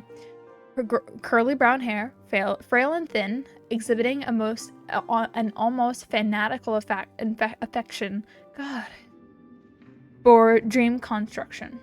Maureen, a dream weaver from the Nightingale family, short gray hair, standard statue for Pepeshi adults. Possesses a collector's fetish, particularly fond of mugs and jugs. Sir Whitetaker, head of the Nightingale family, short black hair, distinguished by his rare orange pupils. Pat, a renowned actor from the Iris family, short gray hair, featured in numerous classic films and TV shows, known for his distinctive thigh band. Forage, an actor from the Iris family, short black hair, frequently cast in gangster-themed films, widely acclaimed for his performance in close-quarters combat scenes. Natter, a drinksmith from the Iris family, short blonde hair, enjoying a good reputation among tourists for his engaging conversations. Carrie, an actress from the Iris family, long pale hair, known for cross-dressing in films to play suit-clad male protagonists, affectionately called by her fans as the Grey Beauty. Brendan, a guard from the Bloodhound family, short brown hair, awarded a medallion for rescuing 10 stranded tourists in an incident caused by a meme. Carter, a security officer from the Bloodhound family, short blonde hair, small stature, often spending his leisure time at casinos in the Moment of Stars. Woolsey, the captain of the Bloodhound Guardians, short blonde hair, stocky man bearing several scars from previous encounters with memes. Okay, Mari, good night. A list of suspects. Olomu, a detective from the Bloodhound family, short black hair, known for his unkempt stubble and excellent undercover work and investigations within underground gangs. Karina, an agent from the Bloodhound family, long gray hair, nicknamed Fireball by underground gangs due to her tendency to wear all red attire while enforcing the law. Melanie, a reporter from the Alfalfa family, short blonde hair, standard Pepeshi stature, exhibiting a mental age beyond her actual years. Gabe, a gambling agent from the Alfalfa family, short black hair, standard Pepeshi stature, used to enjoy candy before gambling starts. Lothric, A hotel butler from the Alfalfa family. Dark curly hair, tall stature, possessing a sense of humor that attracts numerous VIP customers. Lester, an auction trader from the Alfalfa family. Gray curly hair, medium stature, regularly indulging in a Dreamjoy special after work. Nagy, a project manager from the Alfalfa family. Long blonde hair, shorter than average Pepeshi, maintains a calm demeanor that has generated a lot of revenue for the family. There are a total of 52 suspects on the list, followed by Sunday's note. Perhaps there's a common thread among them. I have reached a conclusion. Mr. Sunday has done some serious research on his suspects. This traitor must have been causing trouble for the family for a long time. They all seem to be insiders, but I haven't met any of them. Huh? Wait, these characteristics. What is it? No, nothing. Maybe I'm just overthinking things. However, if this traitor really exists, could they be responsible for Firefly and Robin's deaths? Perhaps that's why Sunday is taking this matter so seriously. That's all for now. Nothing more noteworthy. Before coming here, I had all sorts of scenarios in my head about dealing with the family. I did not expect an empty mansion. Watch out. Someone's approaching. I don't think trespassing on forbidden areas is the way to be a guest, Mr. Yang. And Acheron? The Galaxy Ranger? Our apologies, Mr. Sunday. Nobody came to greet us, so we entered without permission. I hope you can forgive us. But even if there's no one to greet you, you should wait for the host. Don't you agree? Even without the famous Galaxy Ranger. As far as I know, the crew has officially accepted the family's commission, so coming here will be unnecessary for you. On the contrary, that's exactly why we're here, to ask you about the case and gather more information. We don't want any loose ends. Well, since you've come with goodwill, I have no reason to show you the door. Rest assured, he hasn't figured out that we went through those documents. Maybe if we don't talk about it, he won't ever. While the truth remains a mystery, I'm getting close to it. I assure you that the traitor will soon pay the price. Let's hope justice will prevail soon. I don't understand I why have a that needed to be question for spoken you, if you aloud. don't mind. How did the family come to the conclusion that the murderer it's was not within stupid. the family? With all due respect, it's in the IPC's interest to wreak havoc before the Charmony Festival, and the family has every reason to suspect the IPC's involvement. Well, other family heads share the same suspicions as you, but in my opinion, the true murderer would never have drawn as much attention as that ambassador did. Not to mention, I personally shackled him a while ago. However, I'll give you a suggestion regarding your suspicions, Mr. Yang. You should be more cautious of Aventurine. While the wicked can't break through high walls, they can plunge their evil dagger into the heart of the righteous. He's a businessman, not some philanthropist. But right now, he's out there handing out his wealth on the streets. And he went to the Clock Studios theme park all by himself. Is it the eyes? Who knows what kind of scheme I have he's noticed cooking the up. eyes on Sunday. Oh, wing feather vest?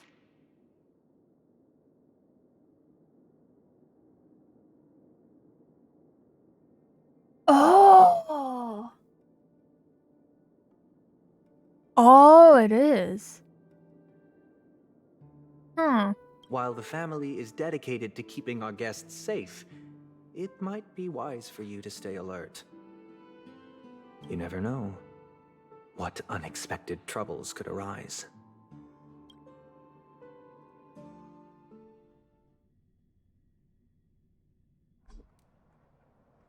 According to a Pierpoint hotline tip, there was a major breakthrough in the shocking Ejhazio Aventurine case.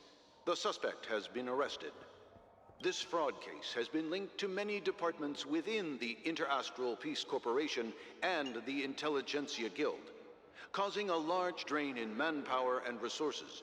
resulting in the IPC taking a massive loss. The case's main suspect originates from Sigonia 4 and is one of the survivors of the second Kataka Abjin extinction event, who does not carry an interstellar refugee travel permit. As per Strategic Investment Department head Diamond's sentiments, the IPC has appropriately relocated the suspect in the spirit of the Charter and will continue to conduct further investigations as to the motive of the suspect.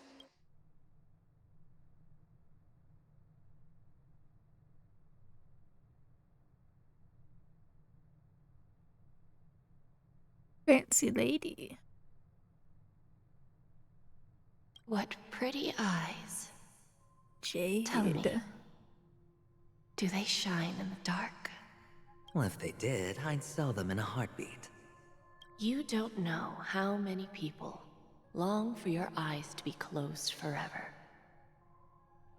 As a servant, you should not resist your master. Yet, you went and killed that man anyway. No lawyer has the audacity to defend you. Perhaps you ought to represent yourself. Not difficult, but definitely pointless. You're pretty confident on your eloquence. Did you also think that when you lied to the Intelligentsia Guild? Ask and you shall receive. You wanted the perfect construction material. All I did was offer a possibility. It was just a small wager.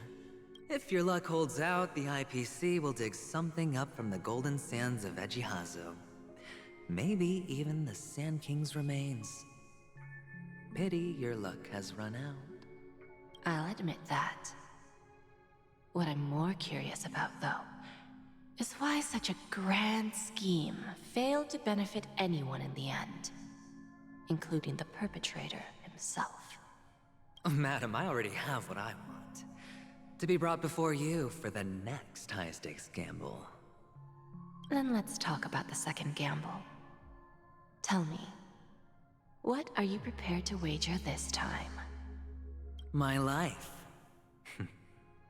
I bet you won't send me to the gallows. What do you want, then? I want your Lenore to meet with me. I have something to say. And then what? I want cash. It can't be that simple, can it? It is that simple. 30 tanbas. The remainder of my market value. 30 tanbas. No more, no less. With this money, I'll climb to even greater heights than you. Grasp even more riches than you. I wager you won't give me this chance. Which is why you should call him here. Interesting. A pity Diamond won't see you. No one gets to see him. From here on out, I am Diamond's representative, and I will decide on his behalf. You're wrong. 30 tanbas. He'll give you that. And much more than that. Wealth, status, power. The IPC will give you whatever you want, even what you don't want. Kakavasha. A good name, but unfortunately destined to be buried in the dirt. You, though, you deserve to live, to create even more wealth for us. Go. Pick the clothes you like, then choose your desired identity. And then, use them well, child. May your plans never suffer failure. Life is like a long-term investment. Those who choose correctly, do the correct things, reach the correct outcomes, and show the world their value. People can't always make the right choices in their lives. But luck has always been on my side. I've never lost. Is it because Gayathra blesses me? Well, if that's the case, she must also be looking upon me right now. My success is inevitable. But what then?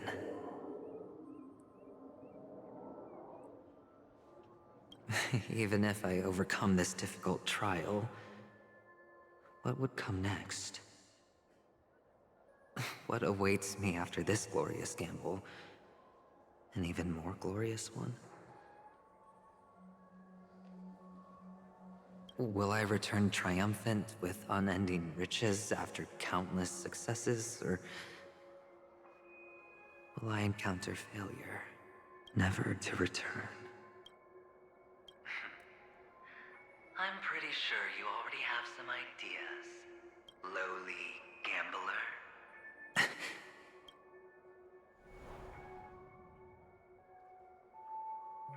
What? What?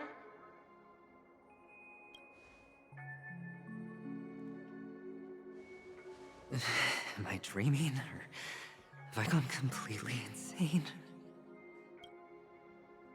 Perhaps both. Forgotten me already? When you were strapped to that electric chair by a mannequin warlords, who was it that gave you the idea? Fine. I may be crazy, but I'm not stupid. Get out of my head, newborn of the Harmony. The Harmony? Oh, don't play the fool. It's not the first time we've met. No need to be so polite. I'm you, and perhaps even more aware of yourself than you. Of what exactly you want. You're dying. And you still want to drag a bunch of unfortunate fools with you through death's door. That's why you're here, isn't it? A grand unveiling. You really think you can pull it off? Why not? Well, you may have fooled everyone, but you can't fool yourself. I can show you. Before you're entirely gone, I'll be with you for the last stretch of your road. Let's have a heart-to-heart while we walk.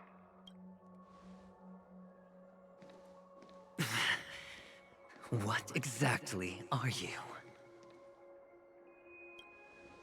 Most people in this world spend their entire lives just to reach one outcome.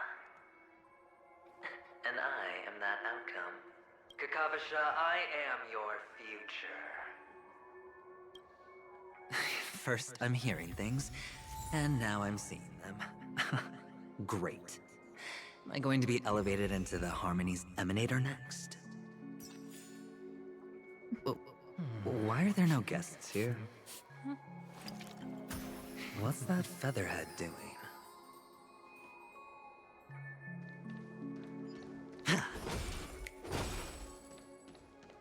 Oh.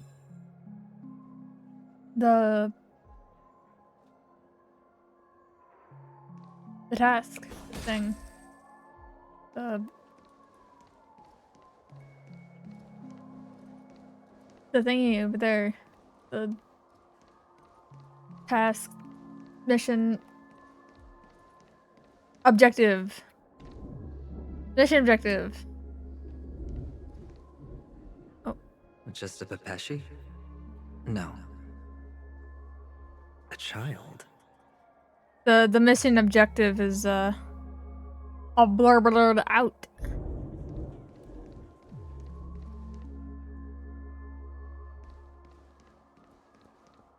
I thought minors weren't allowed in Golden Hour.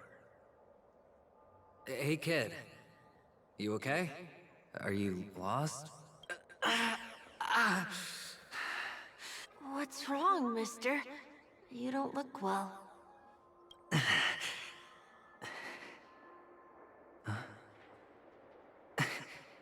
Your eyes. Impossible. Who are you? They're pretty, aren't they? Sis said they're a gift from Mama Funga. Colorful eyes are said to bring good luck. Mister, you have pretty eyes too. Beautiful. Are you alone? Where are your parents? They're in that amusement park. Papa and Mama went in first. I'm just about to go look for them. I have to go. Goodbye, mister. Hope you have a good time, too. Those eyes. And Mama Funga. No, it can't. Bro's on the move. Left.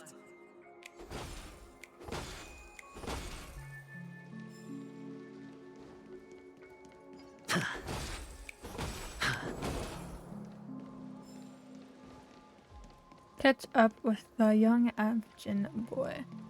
He is very fast. Bro could move.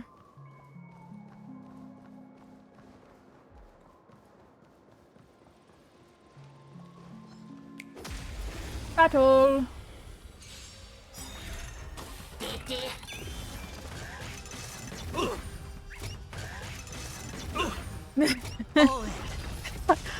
Are you hungry? Let's make it quick.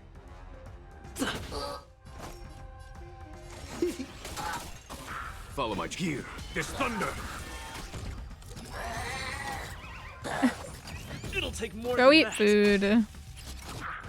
Yes, you can have goldfish. Watch your head.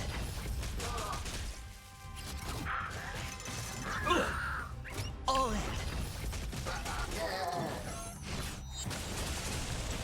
Hedge your bets.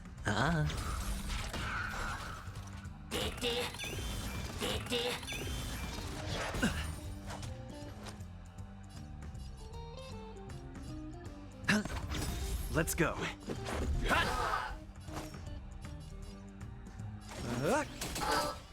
There's no time to lose. Conflict is pitiless.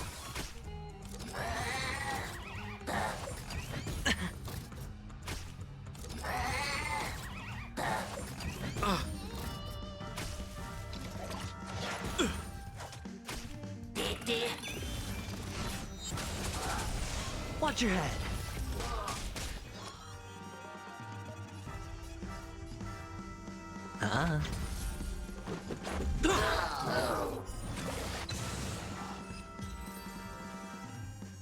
Those eyes. And Mama Funga. No, it can't. There aren't any Avgins left. Papa, Mama, wait for me. Only on Penacony, am I right? What are you still doing here? Well, you've known all along. The family truly showed leniency to everyone who came seeking help. Why would there be a need for such high walls and deep moats? However, people don't see it like that. Especially since the flavor of the dream syrup is so alluring. You will receive no charity on Penacony. And relying on your own strength alone to topple high walls? Not a likely fate. Which is why, once you step into the hotel, you remove your high hat and beg everyone you come across for help. Like a hyena scavenging for scraps in the desert. Because you know that opportunities are fleeting. Well, when you put it like that, even Ratio's a teeny peacock analogy sounds pleasant. Well, you know how rare it is for me to give you the straight dope, so listen while you can. It's good timing that you mentioned the doctor. I'm especially fond of what you and he have in common. The conspiracies, calculations. Especially the part about the finale, a magnificent act of betrayal. Oh, when everyone thinks this way, who would even suspect that it was another trap you've meticulously devised? Go on. Tell me I'm right. You know who you really are, Mr. Cavalier Gambler. Uptight, overcautious, massive inferiority complex. You've won so much, and you're still so afraid of losing. They only see your big bets, your bravado, the full house, the straight flush. They don't know the other hand is below the table, clutching your chips for dear life. It's a heck of an act. No wonder the tavern sent you an invite. You're a natural kid. You don't stop at fooling the audience, you fool yourself too. Well, the best way to prevent others from seeing your true colors is first being able to fool yourself.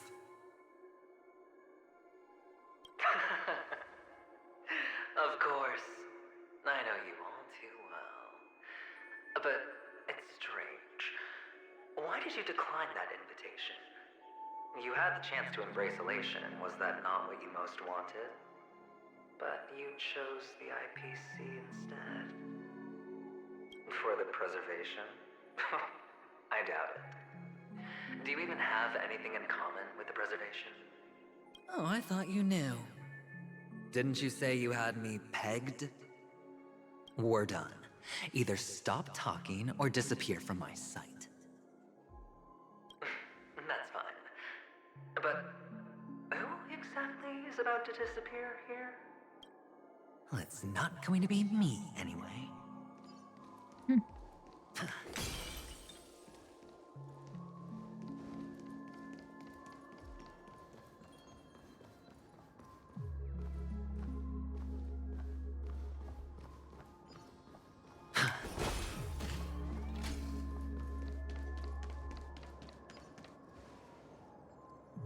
Ah, playing hide and seek. I'm really good at this. In we go.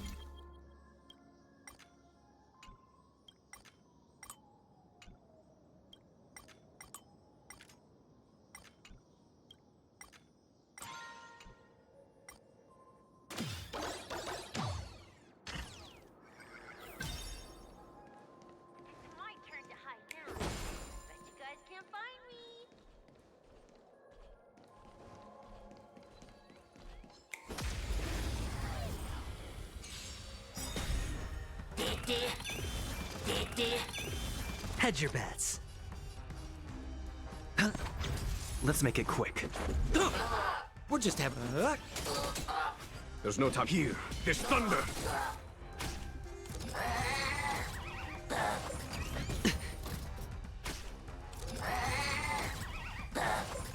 It'll take more than that. No dirty tricks, all right?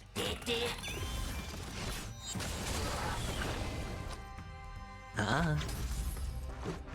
Oh yeah. I don't think I talked on stream about it because it's been a lot of like lore and stuff. Follow my But charge. I don't remember how long ago it was, but like I got to see Miku and that's cool. I never mentioned it in a stream because I just like there's not been like just time to talk about stuff. But now there is. We're battling. So we'd have time to talk about stuff. Therefore, that's not what I wanted. That's what Show no mercy. that's not what I wanted to Bust. Or maybe I'll take it off. do. But yeah. Watch your head. This is our chance. It was very cool. It was very, very cool. Very, very swag. It's my turn to hide now. I bet you guys can't find me.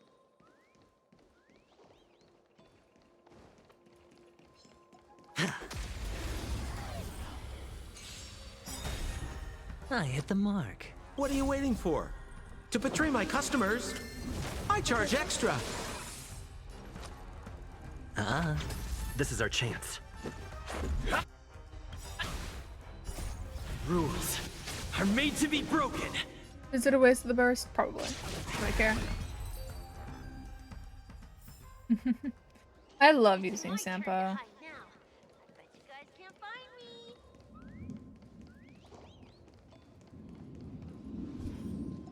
That's tragic. Hide and seek. What sweet childhood memories. When Mama said goodbye that day, how many catechins were like jackals hot on your heels? I know you won't forget that sound anytime soon. Those shrill cackles. You had to hide right under the noses of those savages.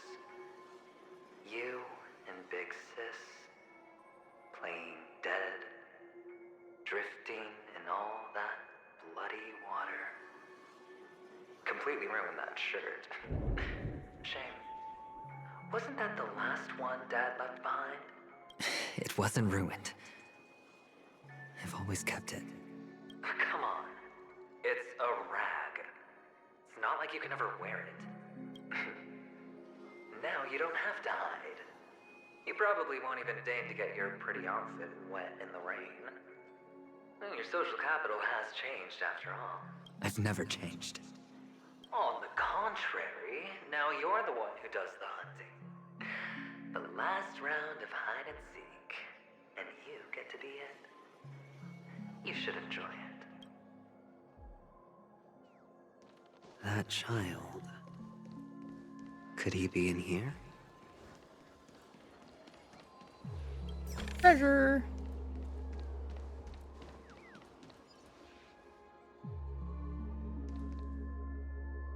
A hide and seek game. Win the hide and seek game. Find the Abject.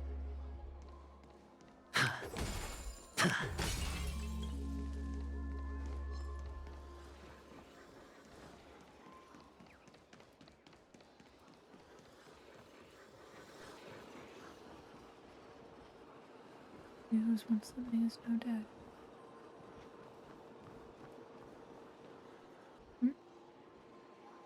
Is this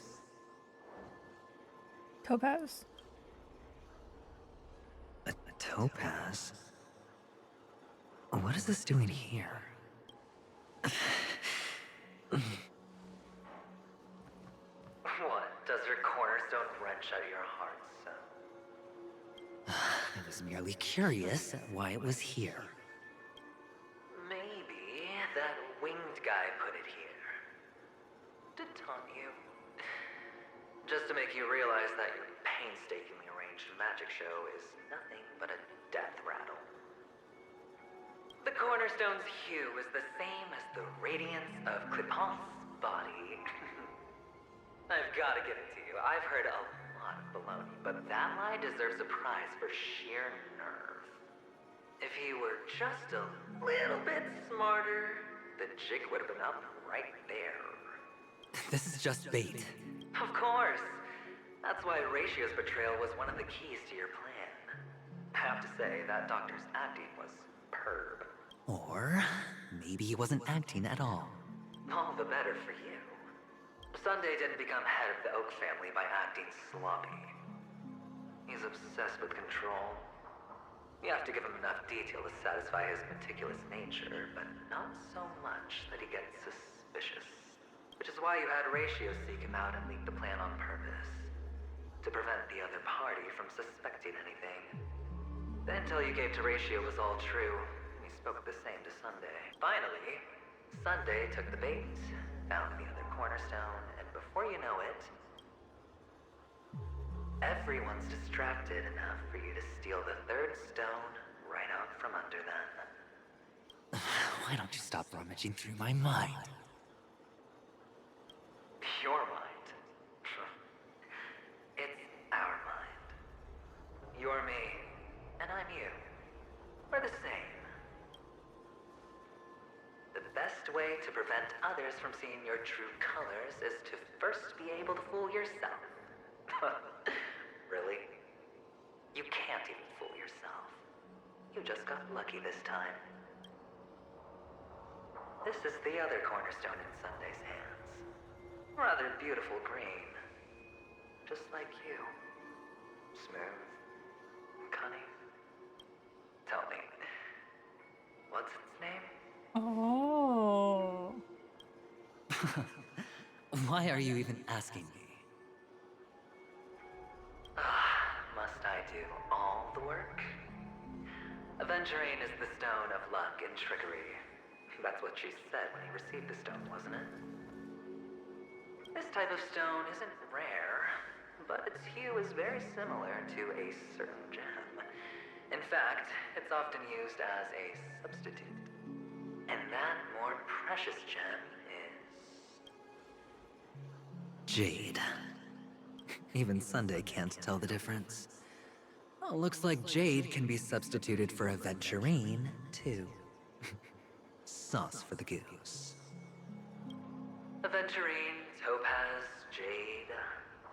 3 elites, 3 cornerstones who, for a measly Penacony, offered their everything. Oh, you're even more united than the family. As I've said before, 3 chips are sufficient. All or nothing. But will it be the former or the latter? We'll find out soon enough. So, where's the real Aventurine Stone? Take it out, let's have a look. Suddenly you don't know where it is? I just want to hear you say it. After all, it really does resemble its owner. As you wish, then. They never went anywhere. They're right where they belong. Piled up with these cheap baubles. You smashed the Aventurine Stone before you left?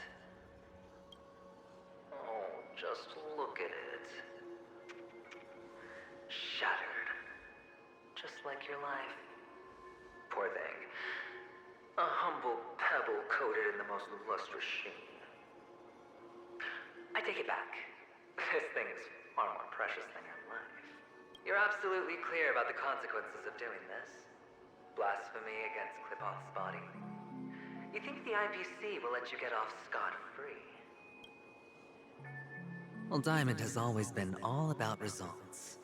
As long as I could create value far beyond the cost, the ends justify the means.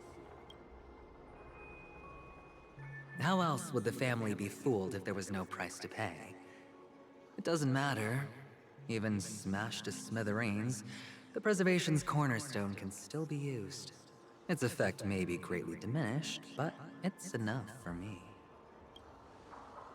Now I'm really curious. Why does every step you take involve reckless risks, and the choices you prepare for yourself always come with a strong impulse for self-destruction? Do you truly believe that the greater the risk, the greater the rewards? I wouldn't have guessed you'd be so loyal to the IPC. There is so much you don't see. Which is also why you'll never see how I'll win it all. That is, if you can do what it takes. We'll just have to wait and see then. The cornerstone is gone. Another illusion of the harmony. Huh?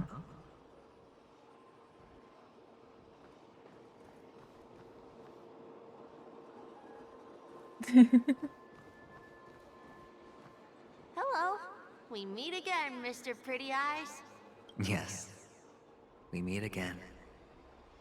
Did you find your mother and father? Of course.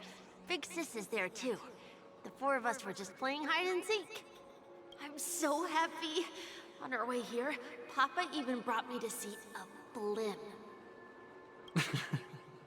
I think you mean film. Yes, that's it. Putting many drawings together and turning them into a moving wall painting. They put me, Papa, Mama, and Big Sis together, turning us into one big family. You should give it a try too, mister. You look sad. The amusement park will cheer you up. Sure.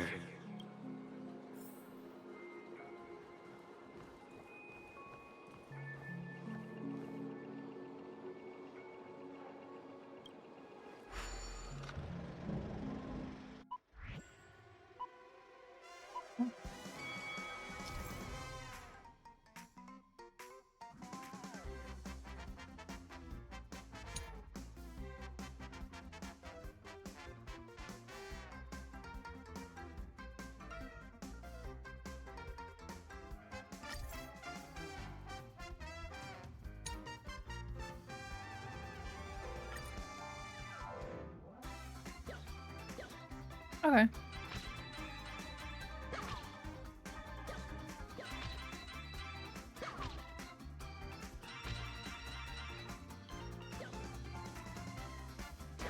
Oh, fuck. Slightly too late on that one.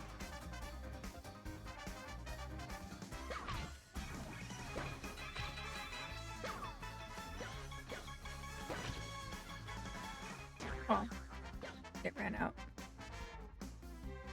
Tragic.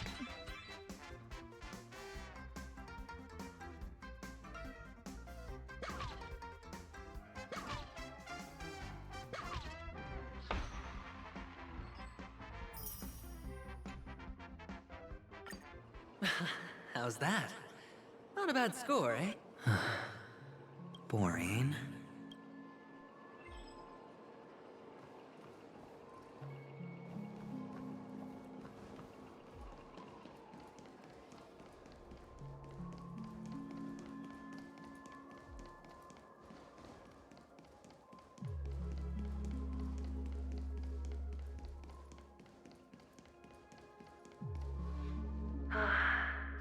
Why aren't you talking?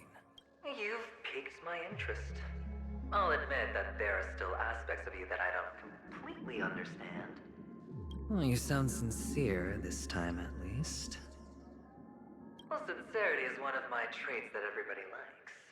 And I have precious few of those. Moving on. See that maze over there? I'll know everything about you before you reach the exit.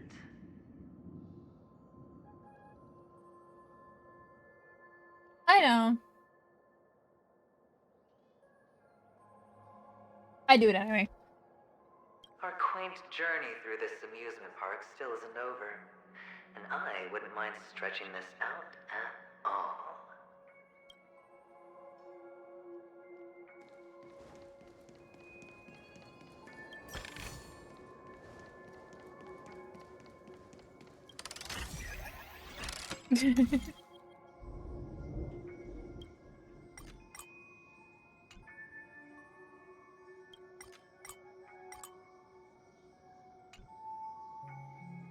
Oh, I have to go in from a specific side. Oh, there's one there.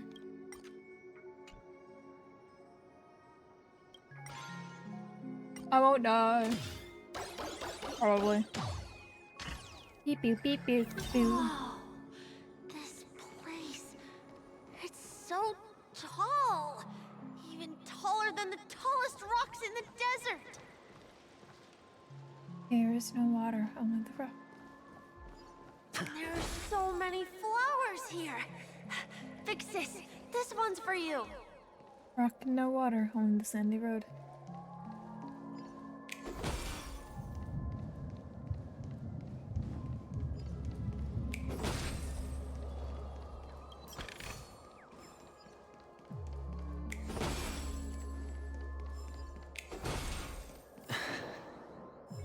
A dead end? Oh, is this the wrong way?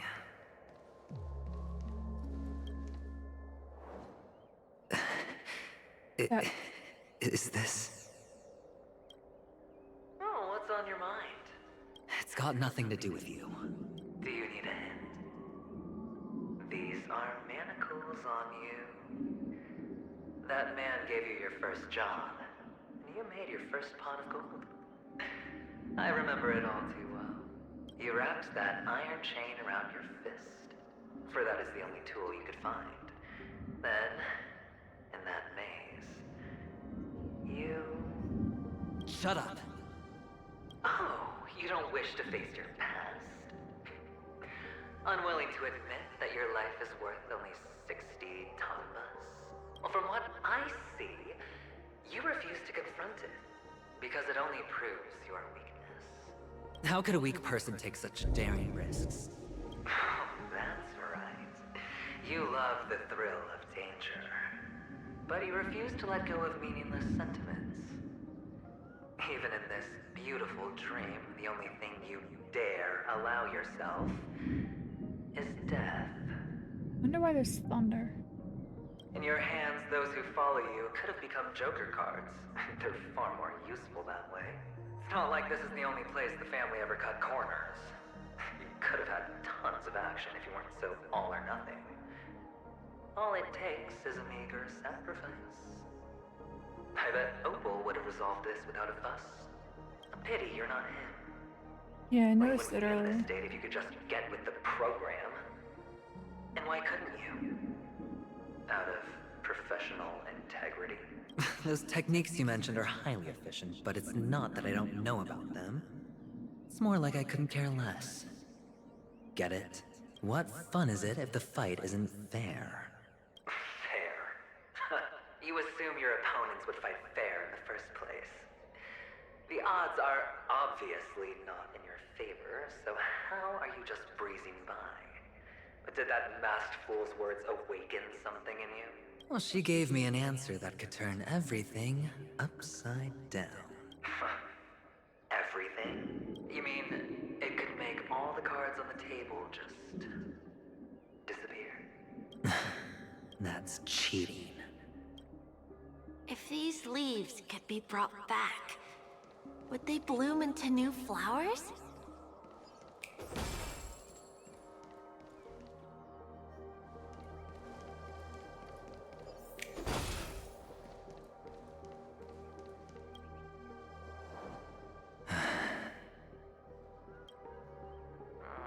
Your expression right now is hard to put into words.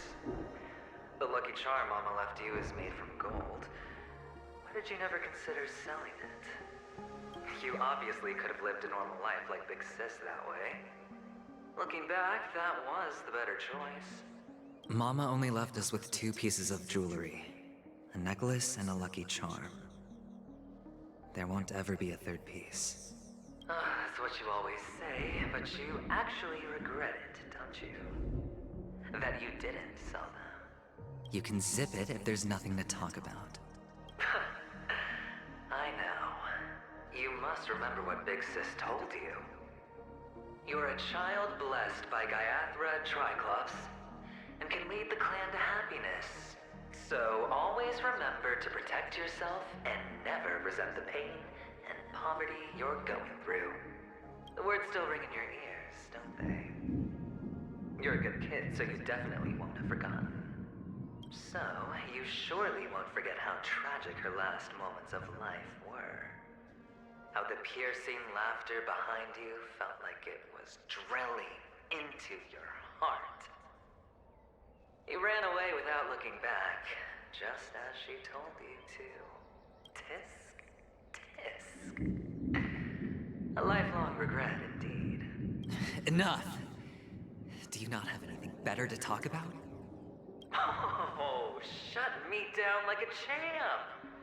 Well, I guess when it comes to mind games, this isn't exactly your first rodeo.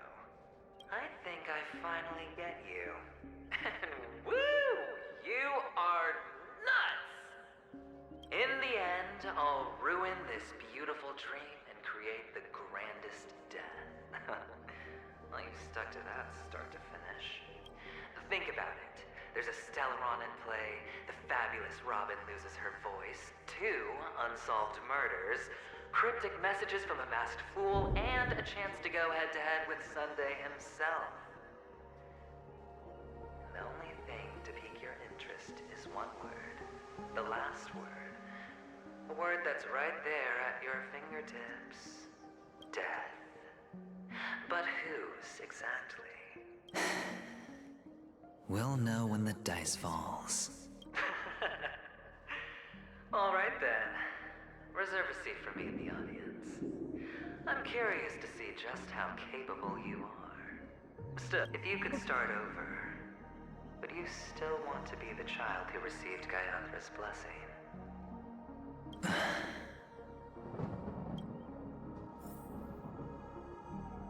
It's so quiet this time. Is he finally gone? Or am I the one about to disappear?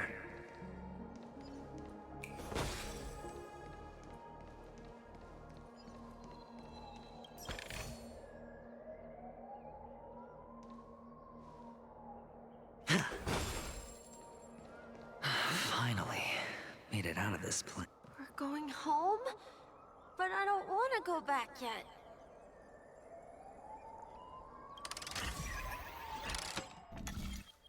Oh, okay.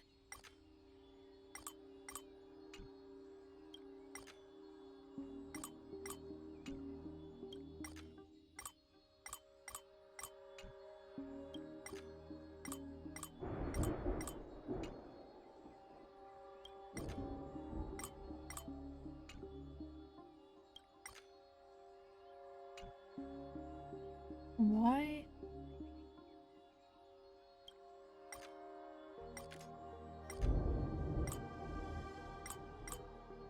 Curious where that goes. It's this one.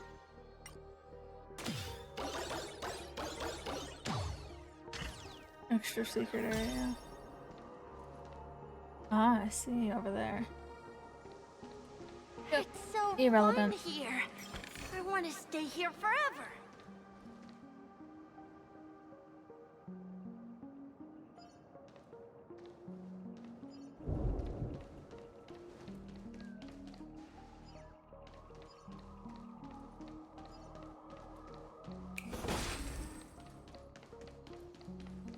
Brother Hanu, where are you going?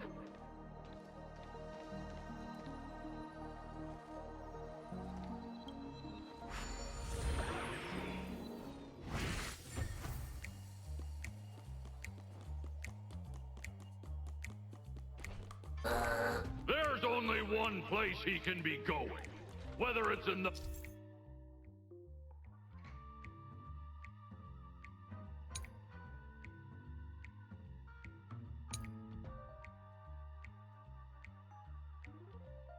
past, present, or future. Get a fucking rocket launcher?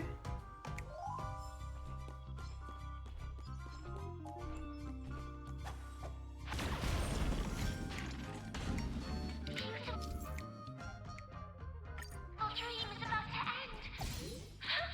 The beautiful dream will never end.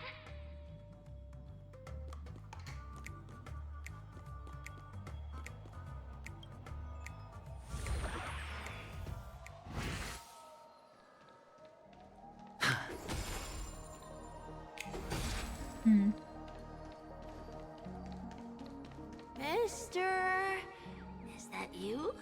I hear the sound of leather shoes. Oh, I see at that chest.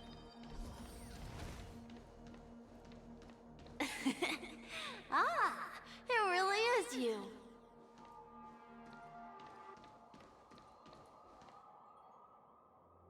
I don't know why, mister, but you always give me a special feeling that makes me more curious about you. It's sad that I can't get to know you more. We have to say goodbye. Did you have fun? You're going back? Yes, I should go home. The day's getting dark, and it's going to rain. I don't want to worry the others. You're home. Where is it? What a strange question. It's where Papa, Mama, and Big Sis are. In this dream. This amusement park. This beautiful dream. They really are peaceful. Everyone loves it. But, mister, why don't you like it? Because they're not here. Where are they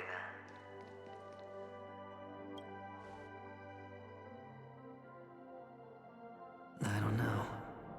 You do know. But there's no point pressing the issue. Admit it. You're tired. We all are. Which is why we chose to stay here. Me and him. Your past and future. How long will you stay? Forever. We'll be with you forever in this dream. This is the greatest honor that we can offer to those who hurtle towards death.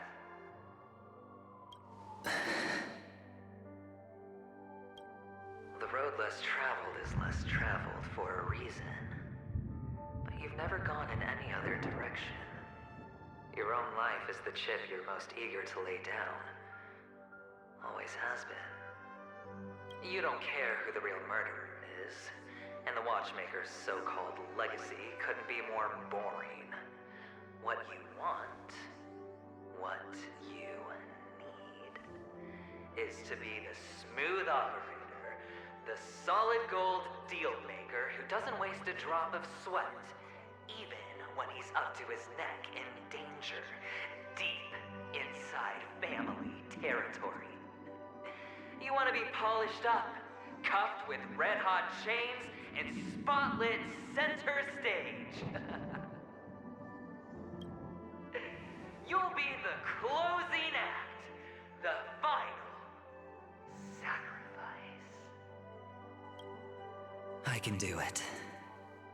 And it will be flawless.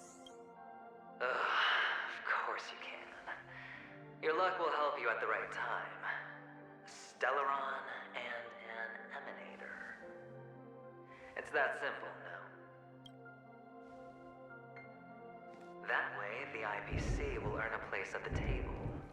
And as for you, you'll just happen to slip the leash, leave the rat race, extract yourself from this endless debacle. You'll have the freedom you've always dreamed of. This isn't the first time. You've been an escape artist from day one. This fiasco started with a death, and its curtains will fall on another death. Oh. So that's why Diamond chose you. He's just after Penacony. No matter the means, no matter the price. It's not personal. It's hard, isn't it? Well, don't get soft on me now. What, did you suddenly grow a conscience? Hey, I was born from yourself. I'm well aware that climbing out of the hole you've dug is basically impossible. I can't stop you from doing what you want. We can't change where you want to go. Well, what's done can't be undone. All we can do is play the cards we're dealt and rake in as much time as possible. Yes. Alas, people won't make all the right choices in their lifetime. Though luck always seems like it's on your side. You will keep winning, having never lost before, but why you? Why must it be you? If all your luck is built on the pain of someone you love, on the loss of dozens more, if these windfalls, these jackpots, aren't a gift from Gaiathra, if all they are is a long string of meaningless deaths, then what did we do to deserve living in a world like that?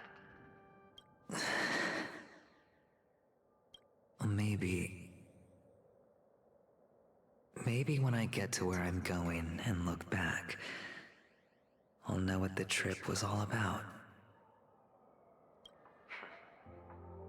Fine. Time to make a move, my friend. I'll be waiting up ahead. Say goodbye to the kid before you shuffle off.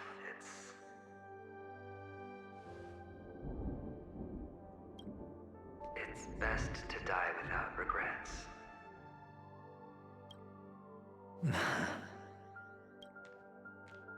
And now, only we are left. Can you take a photo for me? I want a memento. Sure.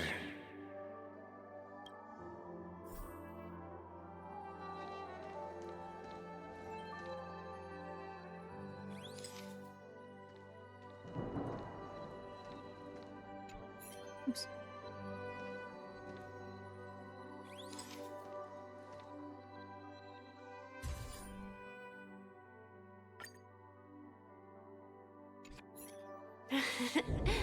How nice. Now I can see what I look like too.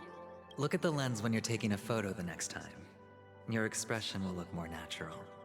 Sure, I will. Then, mister, are you going back too? I can't leave yet.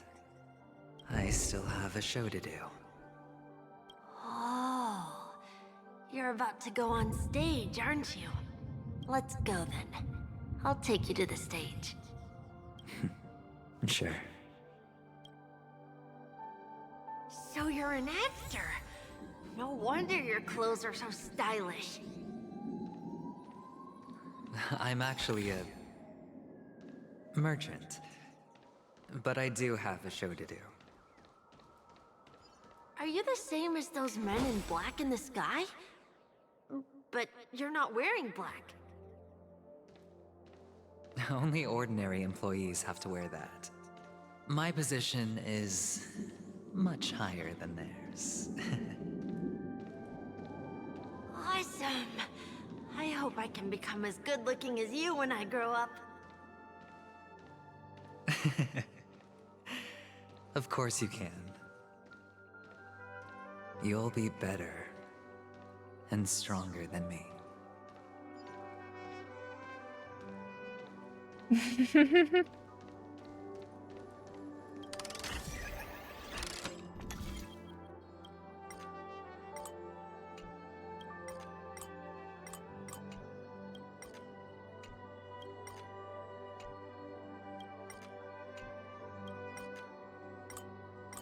Oh, there's one there.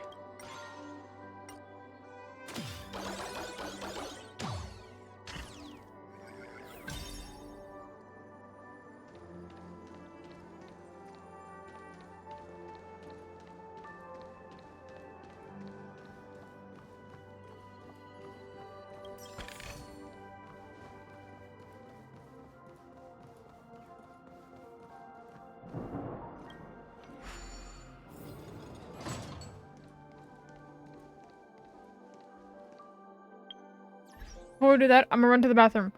I will be right back. Okay, I am back. Sorry. I just didn't want my only thought during this next part, which is probably gonna be like a cutscene, to be how much I needed to pee. So, where? I wanted to piss real quick before we did that. But yeah, in completely other news, my piercing bump is finally fucking going away.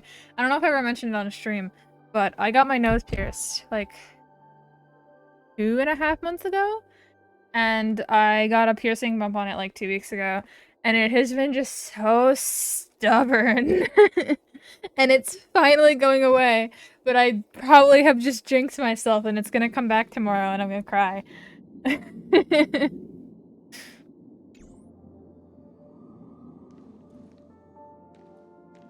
Behind this curtain is the grand stage. It's almost time to go on stage. Are you ready? Good luck with your show. Thank you.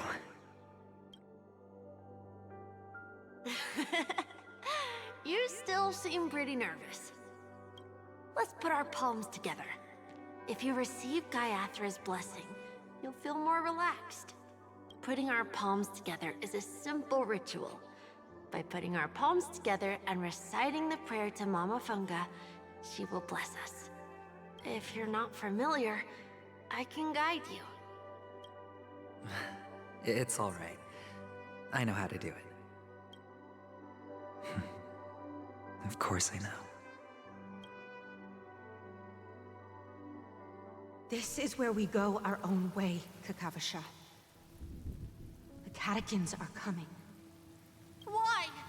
The catechins have already taken all our money, food, and they killed our parents. What more do they want? Catechins are bloodthirsty, cruel, and insatiably greedy. They want everything only to end up with nothing.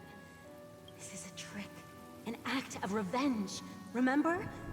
Today is the day of the Kakava, and also your birthday.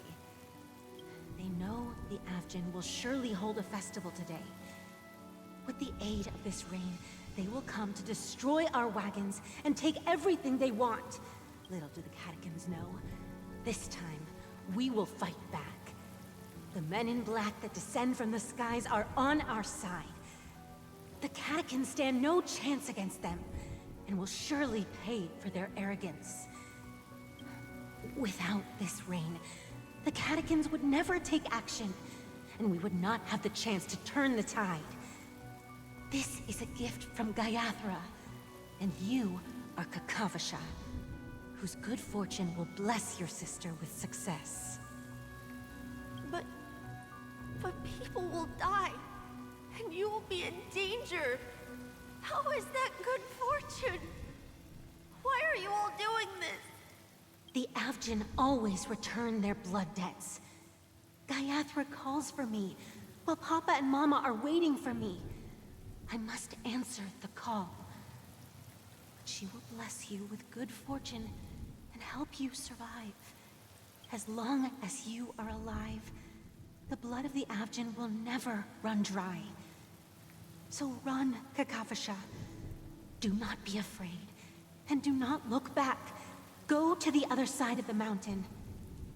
The rain will accompany you, and the rain will bless you. As for us, we will reunite in Kakava's next aurora. May the goddess Gaiathra close her eyes 3 times. Keep your blood eternally pulsing. Let your journey be forever peaceful, and your schemes forever concealed. Farewell, Kakavasha. Newsflash from the Inter-Astral Peace broadcast. The IPC Marketing Development Department spokesperson confirms that a small-scale rebellion has broken out in the unclaimed region of Sigonia. The situation is now under control. The insurgents are from a local clan known as Kataka, which has a long history of disdain towards the IPC. This has caused a serious negative impact to the work of the IPC's Marketing Development Department.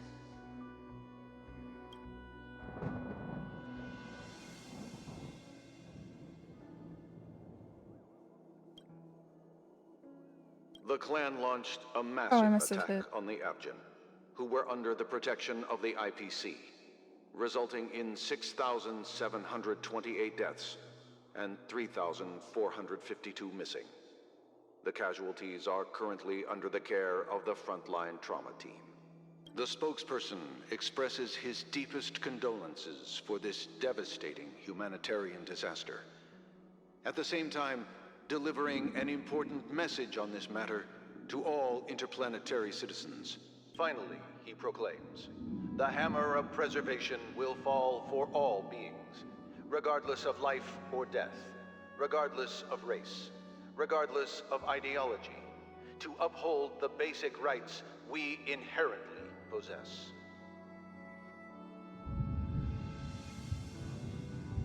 Mm-hmm.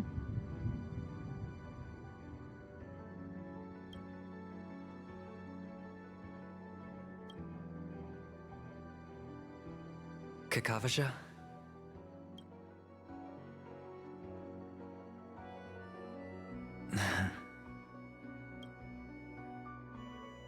Bye.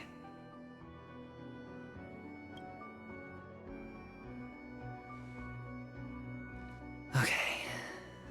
All the actors are in place. It's time for the show to begin.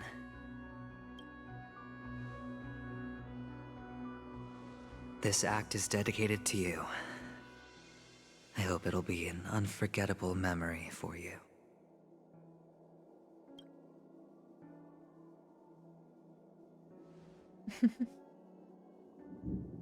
Kakavasha. By the way, before you go, I have a personal question. Do you truly want to destroy the world with your own hands?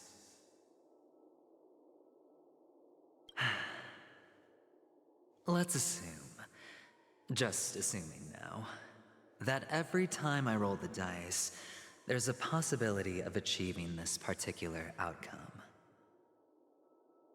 Then I would be quite happy to make that wager.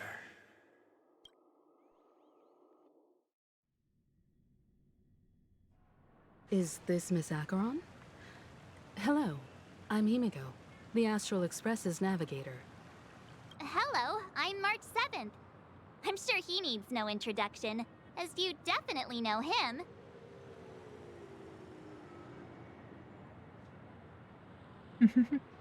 Hey. Hello?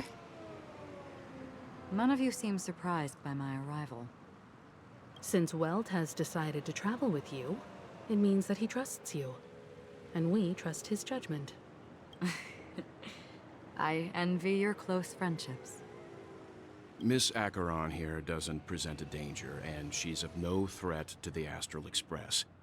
Aventurine's prior accusation was based on nothing more than his own subjectivity. Which is why, before we continue working together, he has a duty to explain himself.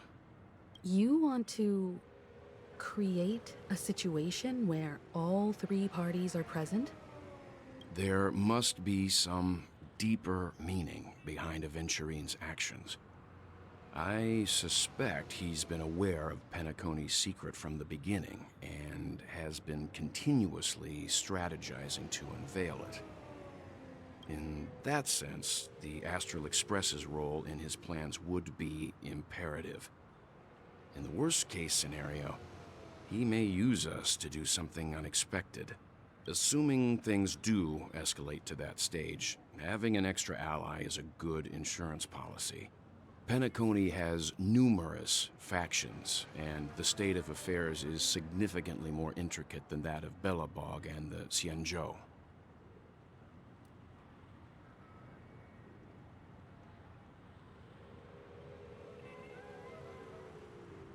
What is these fucking dialogue options?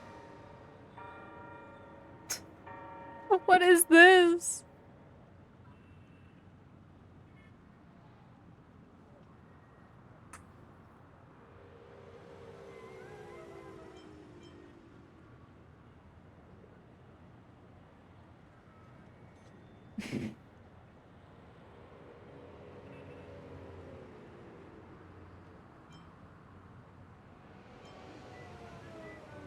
You're talking weird again.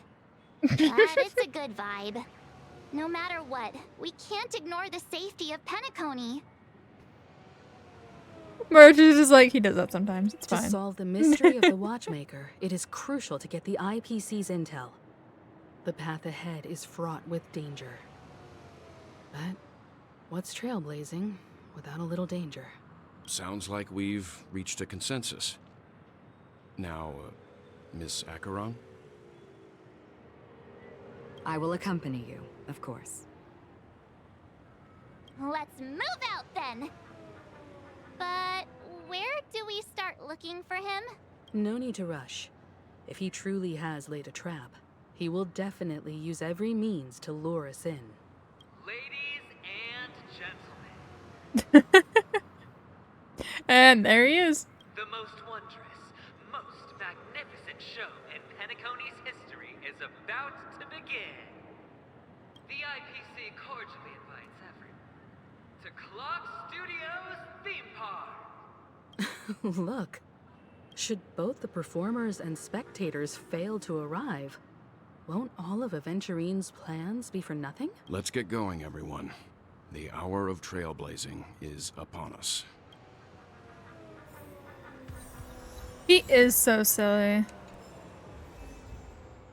It's Trailblazer turn. Got another achievement, another couple achievements.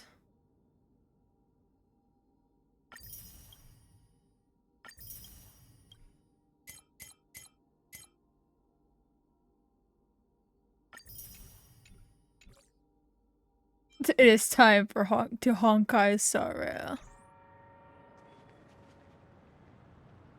I have a bad feeling that something big's gonna go down. Are you ready? Oh boy. Let's waste no time and head to the theme park then. Oh boy. Mr. Yang.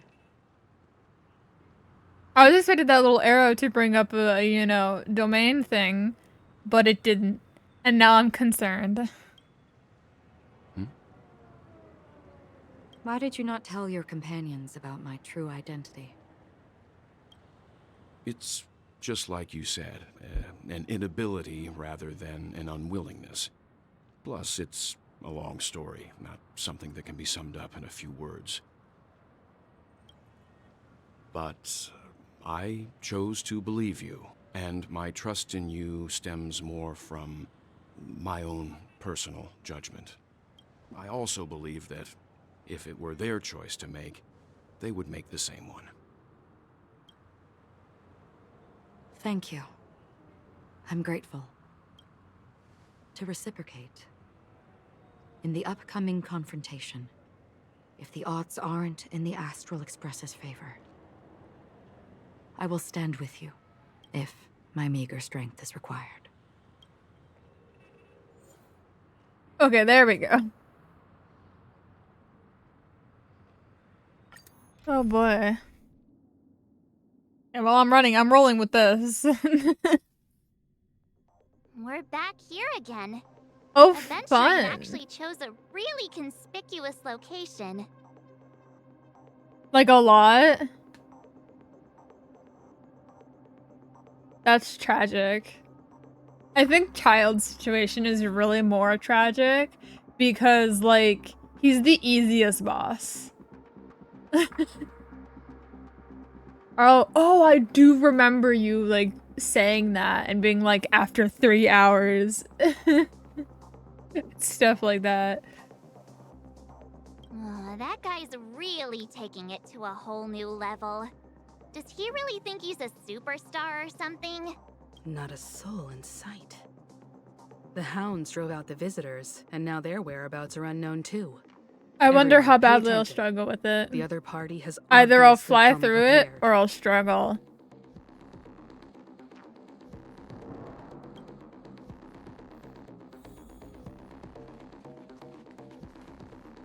Ladies, gentlemen, dream seekers, tycoons, esteemed guests of the watchmaker and the family. Also not forgetting the nameless of the renowned Astral Express.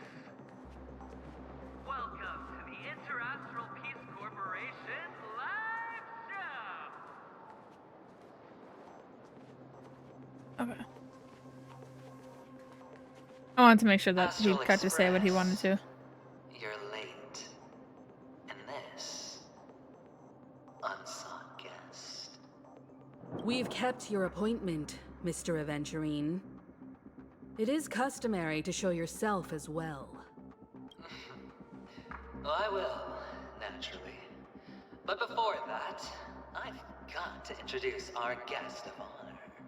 Everyone, give it up for Mr. Stellaron!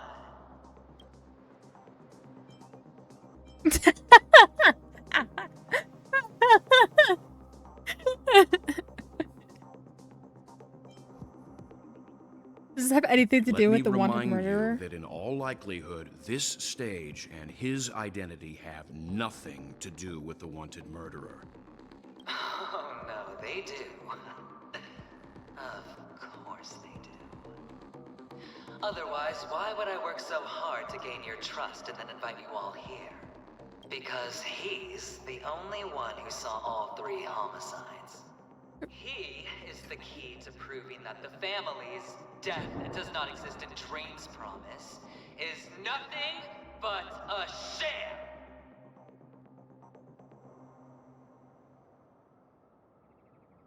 Three.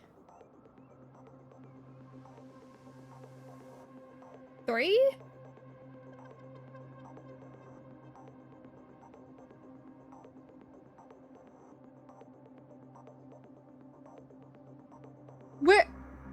Who? Who? Is he alluding to his future death? Is that what's happening right now? Is he gonna die on stage in front of me and be like, oh ho ho, 3 deaths?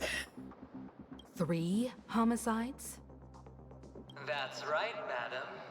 The 3rd one is about to happen right now, right here. I hate Studios Park. Swear to God. I swear to God. Oh my God. Of course. Why wouldn't I be right? You know? Why wouldn't I? A truly grand death. You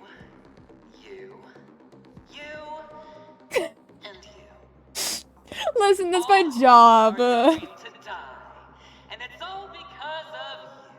Oh, so he's not talking about his death. He's talking about my friends. Cool. You will become the personification of death. The fuck do you mean by that, Aventurine? What are you on about? I thought my intent was crystal clear. Is he trying to say that, like, it's my fault? Let me be a little clearer. I will detonate the Oh, or are you just gonna make me nuke everyone? Cool. accident on Penacony. A teeny tiny, yeah, teeny tiny, aka nuke. The entire theme park will be reduced to a shattered dream. Then before the family can even react, I'll become the IPC fleet's navigator. Your bluff isn't fooling anyone. If you could really do that, you would have done so earlier. You wanna bet?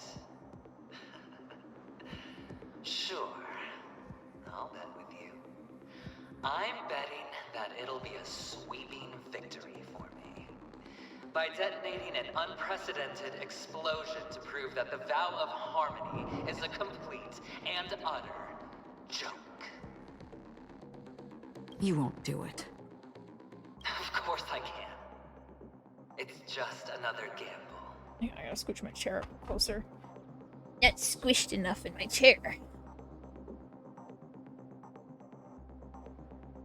I require being squished. I came from the wastelands of Sigonia. For just 60 red copper coins, people paid to brand me. Put me in chains. Place me in the gallows and bury me. He said 60 last time as well, but previously it was 30. But the sun could not kill me. And the quicksand sent me back to the embrace of the Guild and the IPC. Bear in mind, my victory wasn't just a stroke of luck. I've never been defeated. Have you ever heard the saying, sleep is the rehearsal of death? Why does life slumber? All because we are not ready for the final rest. Okay. Every night is practice for the end. You and I are escaping into our dreams for fear of death at this very moment. And death will surface in our dreams. Friends, the game has commenced, and you cannot choose to decline. Nor do you have any reason or grounds to! The dice are cast. Ladies and gentlemen, ready to unveil your cards? The architect's flawed stone.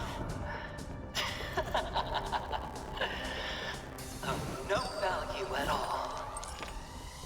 I'm putting down the bet. I'm taking the gamble. I'm claiming the win. Oh, and fate spin the wheel. A daring gamble. Walking the brink of death for rebirth. Oh, for the Ember Lord! All right. Let's see who has the last laugh. Let the game begin! High stakes, high rewards.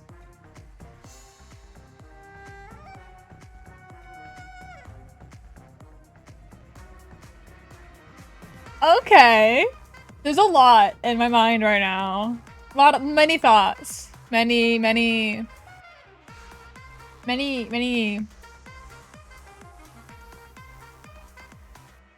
There's both a lot going on in here and not a lot. There's a lot when I close my eyes and think about it. There is not a lot when I look at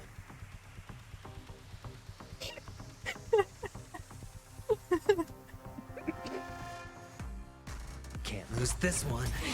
Anyway.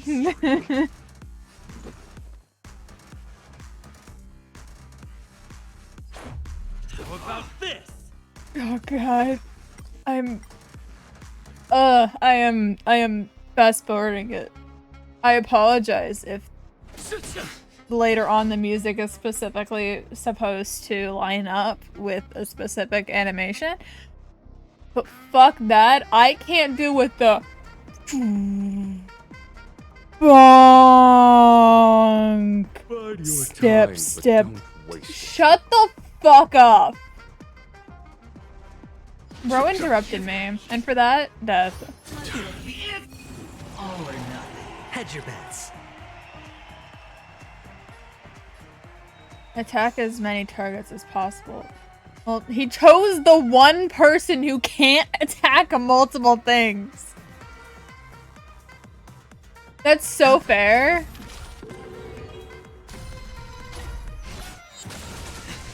Let's go.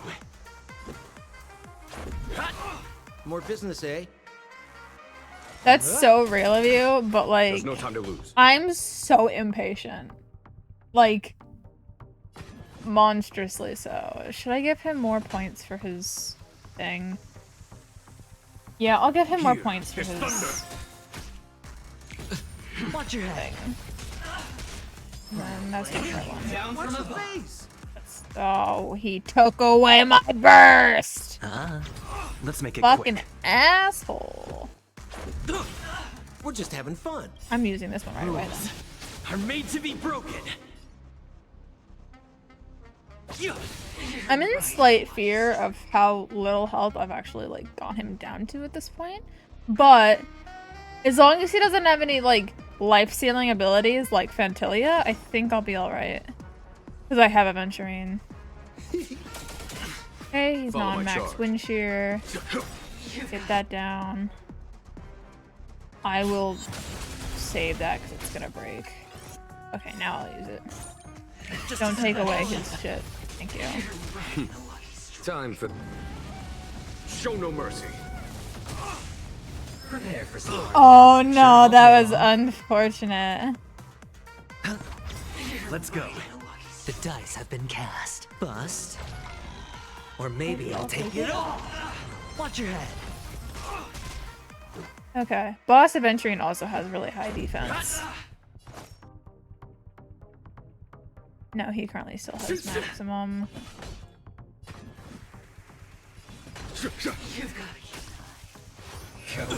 You have 6 stacks for that, so I'll hold everything I've got. Hey, look at that.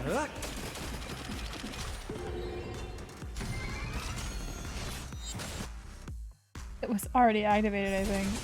But oh well. What are you waiting for? To betray my customers? I I charge charge extra. You've got to hedge your bets. Alrighty.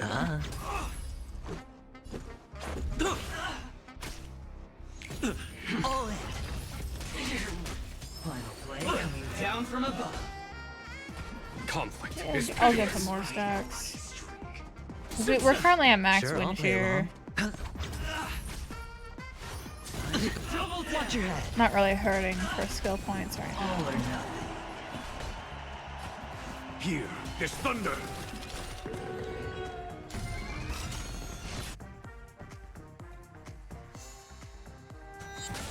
They nerfed Let's his make it rolls, so his rolls were higher. I see. We're just having fun.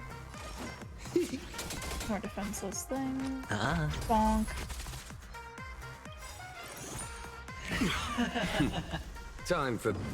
I haven't lost a Show roll no yet, mercy. so I will see what happens if and when I lose a roll. There's no time to lose. Because when he picked out Aventurine, I tied. Conflict is pitiless. Let's go. 8. Yeah, that works. We're in a good spot. That. Rules are made to be broken.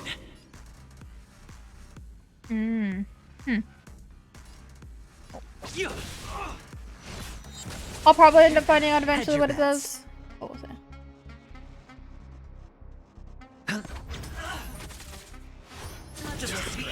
Oh, how I love the damage over time. That was 4% of his health. As long as people still have hope, they'll keep throwing money on the table. The chance The potential is what you hang on to. That's what justifies the gamble.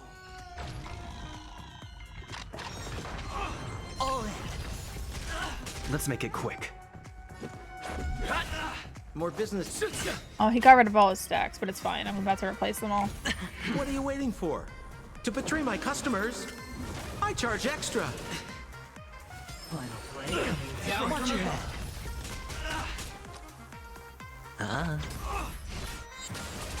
You've got to keep. Conflict is pitiless. Let's go. Yeah, wind shear, my beloved. We're just having fun. I'll get him one more. Scoundrels on tour. Oh.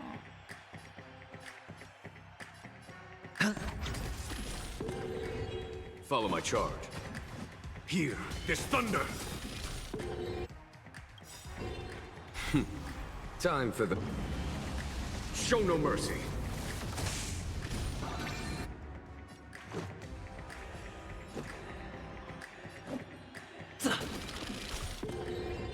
More business, eh?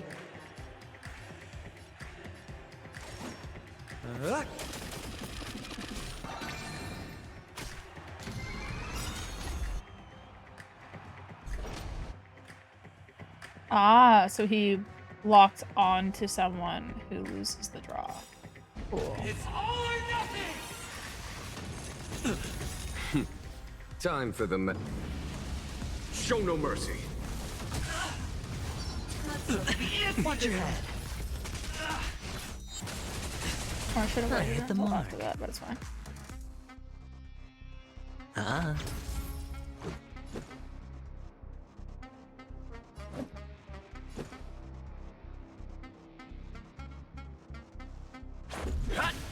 We're just having fun.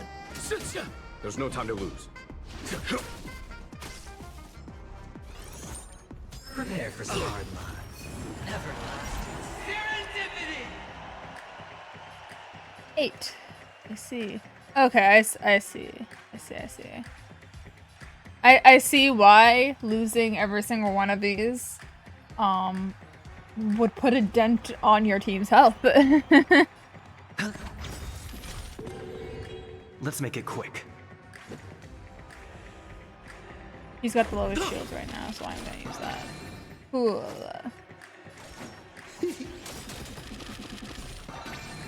We Follow my good. charge. Here, this thunder. And we good.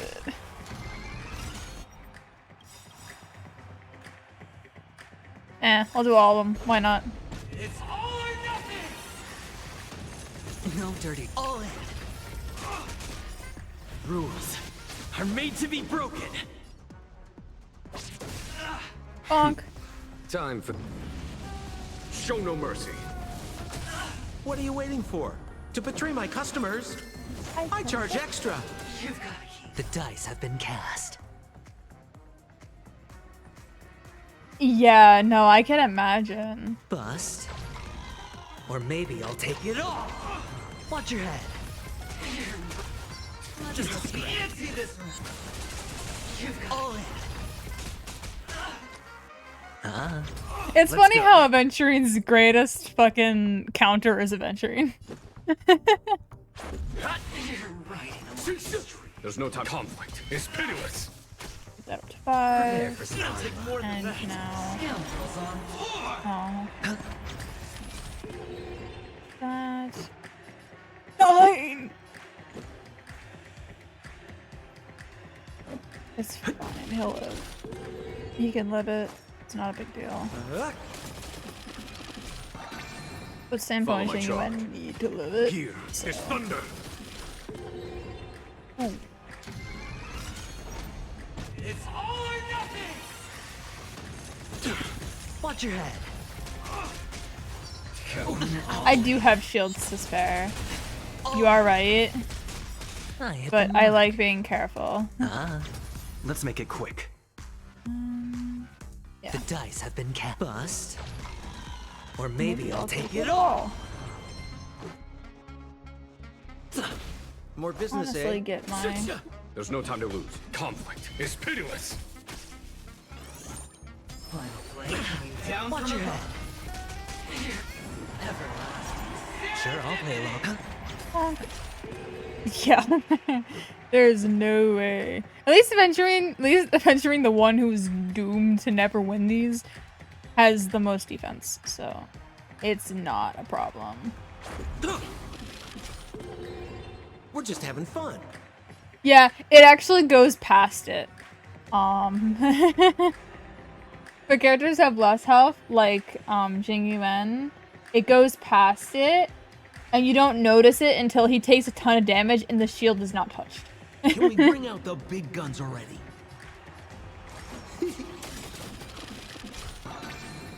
Follow my charge. Here, this thunder.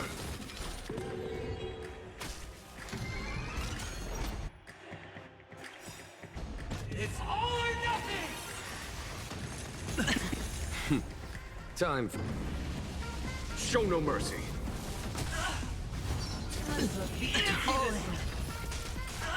Everybody's like that, down to the last player. So why can't I be happy too?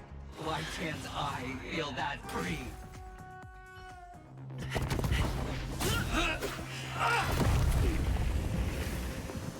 Always hide your ace with a straight face. I'm starting to get a little impatient with you all.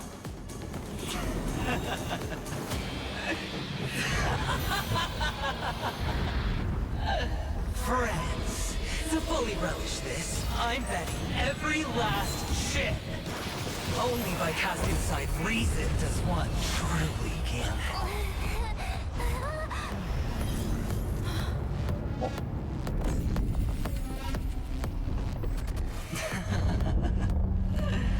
Emanator, I know you'll match my wager, right?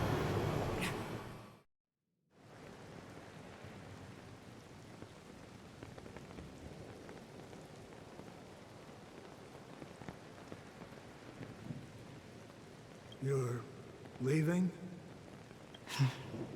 Perhaps. I might pass through the place you mentioned. Penacony. What do you hope to find within a dream? I'm not looking for anything. They aren't in a dream. I'm afraid the family will not open the doors for you. Why?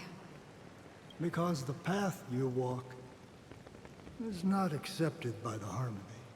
Even if... that's not what I want. Precisely because it's not what you want. Because they are not like other eons. They have never glanced at anyone. And they never need to. They leave woven strands of fate for humans to walk. And together, they weave a great shadow. And this shadow silently envelops them. There are always those who rise from the shadows. They mostly become a part of the shadow. In your eyes, am I the same? You still have a strand of color, but not much. That is enough. Before they vanish completely, I will reach the Nihility's end.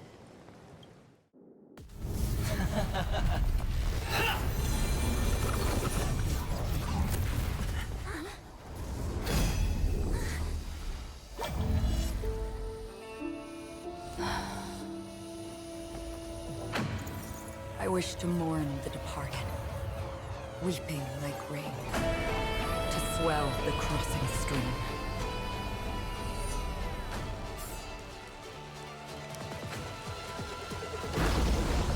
As the tide arrives, leading you back home.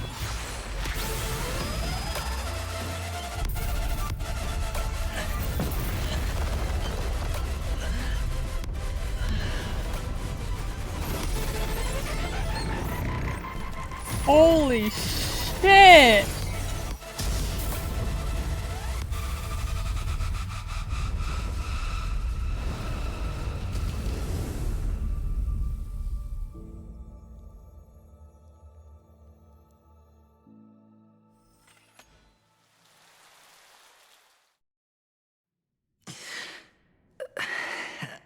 Oh my god. Okay, I'm gonna say Honkai Star Rail is really, really good at representing power that we cannot comprehend nor attain.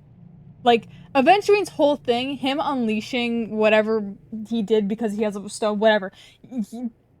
That bullshit, right? Yeah, he has power that we could not hope to have. Clearly. Like, he was fighting with the strength that is above ours. And then Acheron made his strength look like an ant. Like, Genshin a lot of the times blurs the line between people's strength. It's hard to like compare the strengths of certain characters in Genshin because of how they're deployed and represented in the story. That was incredible. What just happened was incredible.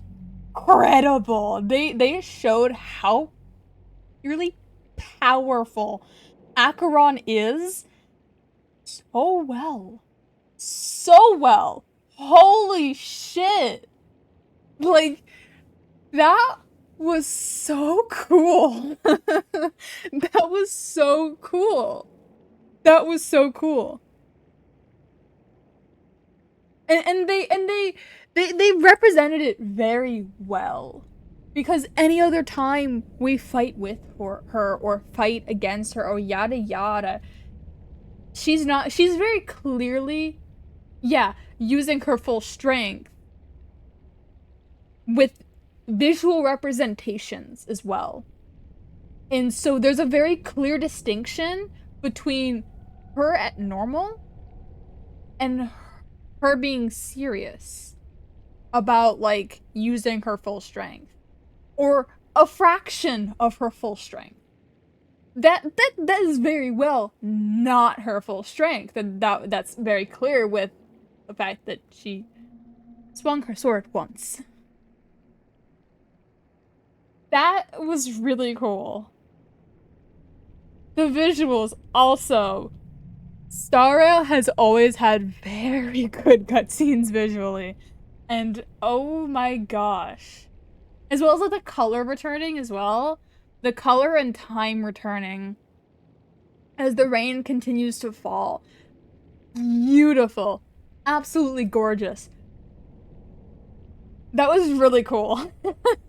That was really cool, and that like eliminated the power dynamics in Genshin has always bothered me because it's like it's never clear who is most powerful, like in Genshin. It's like for lore reasons there are characters that it's like, yeah, this character is extremely much more like powerful, but there's so many characters who have like an unleashed power and all that kind of stuff that get defeated by like weirdly unpowerful things, and it has always bothered me that it seems like power in Genshin fluctuates so much, and it is like very difficult to like they've never really shown it easily. Right? Like, and at the same time, like, the lore of Raiden Shogun was that she split an island in half using her sword, but anytime we see her in canon, it's pathetic? Like, and that you could justify away that maybe it wasn't A that did it, it was Makoto that did it, but A is Makoto's sword. Like, there's no reason, like, and metaphorically, not like actually literally, but like, A was Makoto's warrior, yada yada. Like, it's so weird. It's so weird. It's like the only one that I feel power level was done decently was Skirk. Like, hers is the only power that I feel like was kind of out of this world, but we haven't seen much of her. Like, she kind of just went, whoop, nope, and like took this boss that we were fighting and just kind of blipped him out of existence. Like, that was the only one that I felt like, oh, her power is out of our realm type shit. You know? None of the Archons have that sort of power. None of the, like, even though in lore, the Archons are crazy strong, they just don't have that power shown in canon ever. Ever. And like, the only one I feel is slightly justified is Venti, and that's whole lore reasons another time. But like, Zhongli is just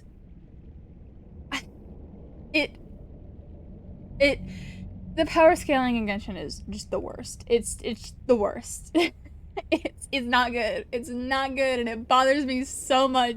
And so I'm so happy that Star Rail is doing it well.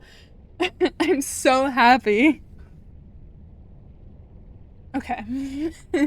Moving on from that little rant. What is this place? A gigantic black hole. And see, have I succeeded?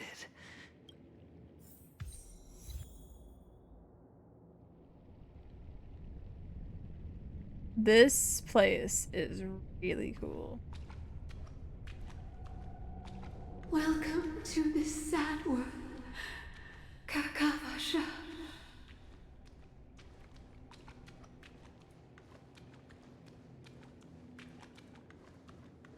Your good luck is the most precious wealth we, all Avgin, have.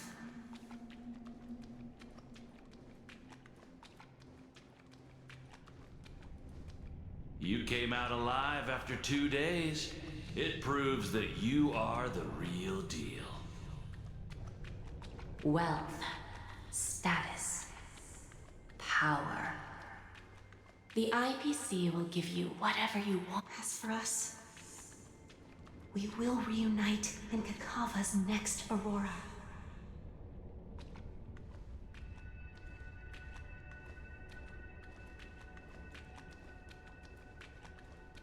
It's a pity this is not the place you were expecting.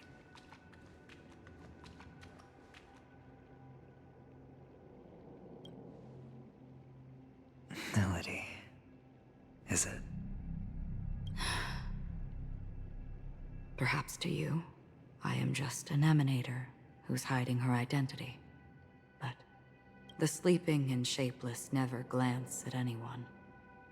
They have no face, no form, and even less of a will to speak. The nihility envelops everyone equally. Only some who have gone under their shadow can go farther, tainting themselves with more nihility. That's all. That's all. My friend, you really leave me at a loss for words. So, is this my final destination? The land of the dead? This is all but a fleeting dream. One of the thousands of manifestations of IX. Under the watchful eye of nihility, we momentarily linger here before moving on to our own paths. Interesting that she says that I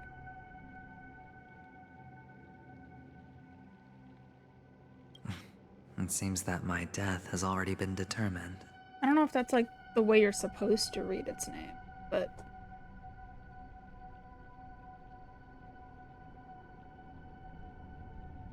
To be fair, I've never really heard anyone refer to them in general.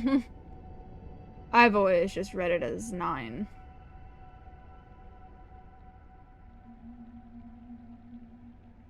Yeah, that's what I was like. I always read it as 9. I don't think I've ever heard anyone refer to the nihility in general, but...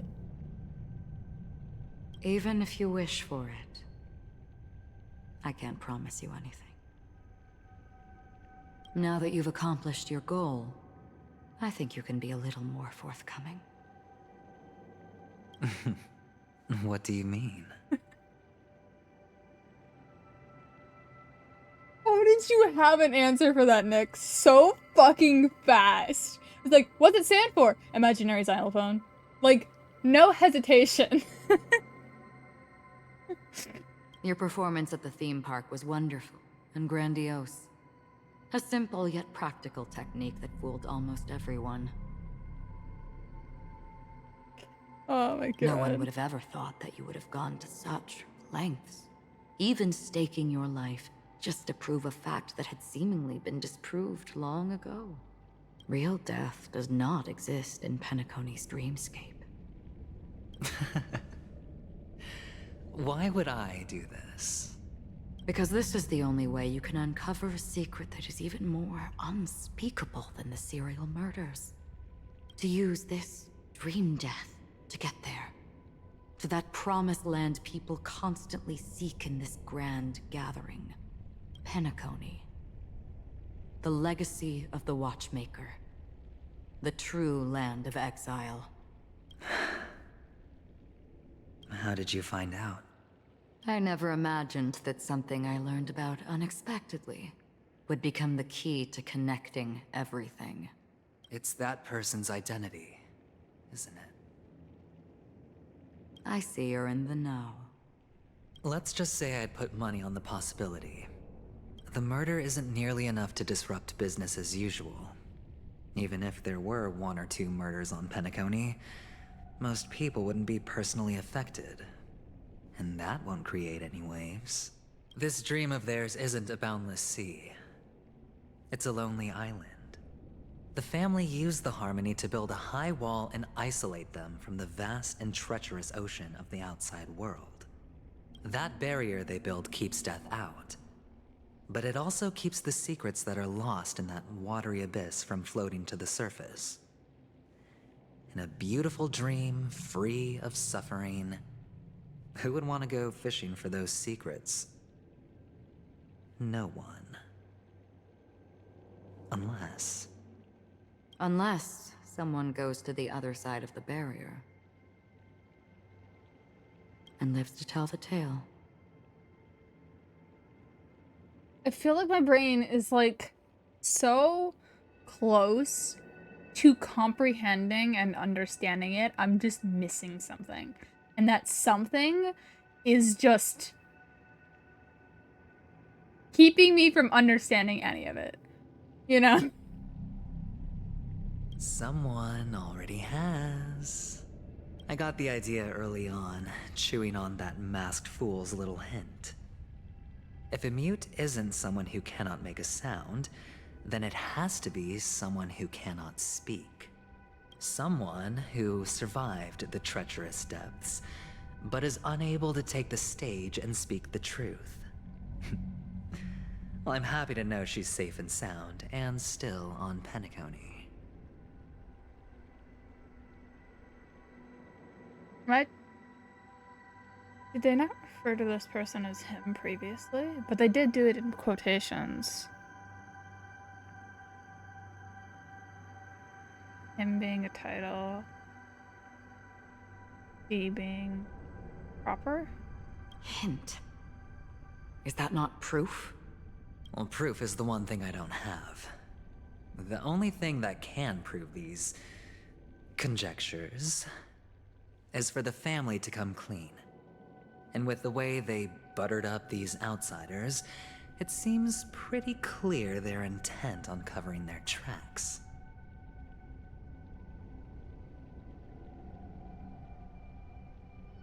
I do get that. No, I got that his plan was to die.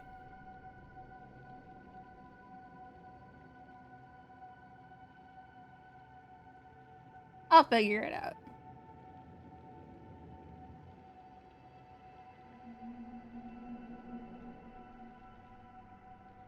But you don't need proof to have a suspicion. And for me, suspicion is enough. I didn't need to find the memory zone meme. I just needed for someone to kill me like it killed that silver-haired girl.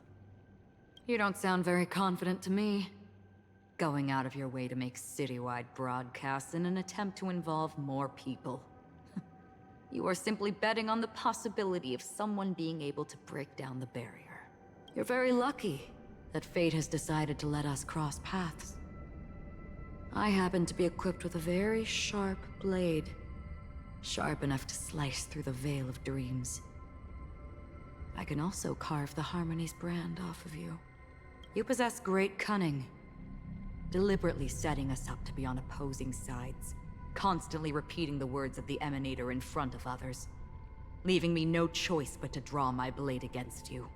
And that's how you win. Opportunity and strategy, both are essential. And in your plans, the IPC always wins. Even if you lose the bet. To the family, the life of an ambassador is still invaluable. Well, it's a huge gamble, isn't it? But allow me to point out a mistake. The IPC's success is not guaranteed. I, unfortunately, have no contingencies for such an important matter. Detonating a Stellaron. I can't do it. The Aventurine Stone is too broken to even safeguard my escape from the stage. If, at the end of the day, you did not unsheath your blade, I would have lost the bet. It is pointless to discuss what-ifs. You have won. Your prize is an entry ticket into that deep sea.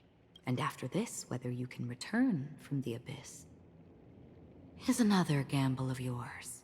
Have you never wavered? Wavered? Of course I have. But I can only bank on my own good fortune, because other than that, I have nothing. Wake up from this dream and go to where you should be. Your gamble is not over yet.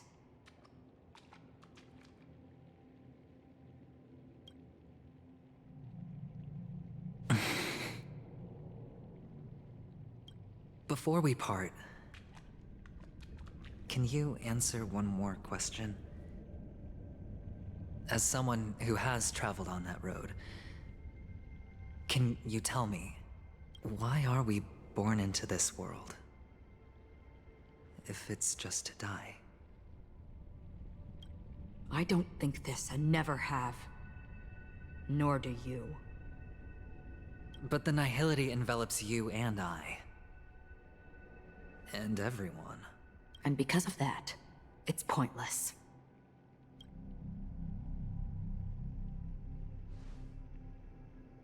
But it is still there. If the dice of fate are always weighted, then that is our destiny. Why, then, do we struggle against it? My answer might not be able to resolve your confusion, because it has been with you throughout your journey and is already a part of your life. But you said, sleep is the rehearsal of death. So why does life slumber? Because we are not ready for the final rest. So you can definitely understand why we want to be prepared. Even if the ending has been predetermined, that's fine. There are countless things that humans cannot change. But before the end, there are many things that humans can do while on their journey. And because of this, the end will thus reveal a completely different meaning. Take a good look at your pocket. Your friend has already given you the answer. Good luck.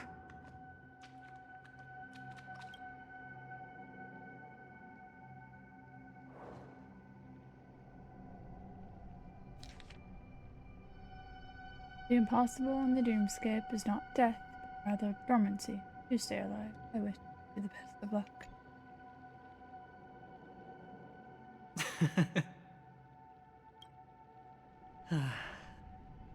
Then I shall get going.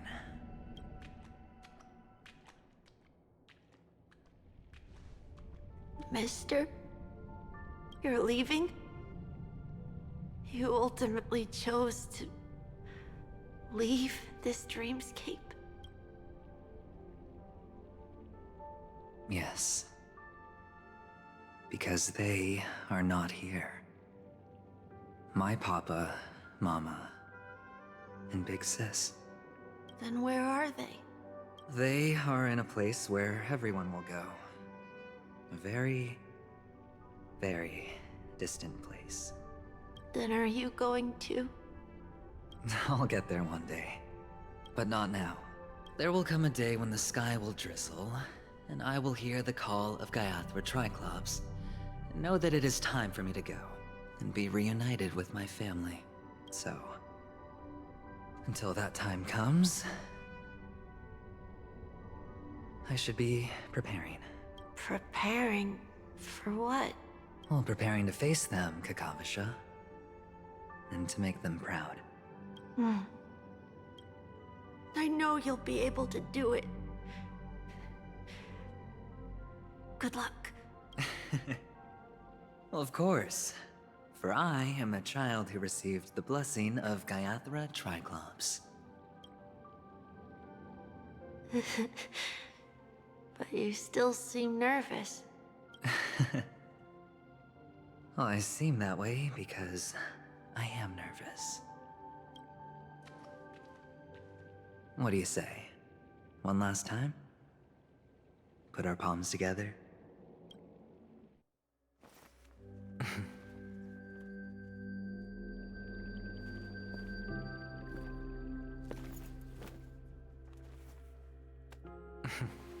Are you going now? Yes.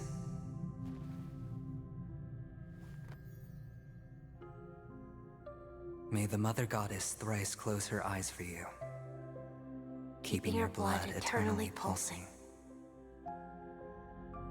May your journey be forever peaceful, and your schemes forever concealed. Our paths will cross again beneath Kakava's shimmering auroras. Farewell, Kakavasha.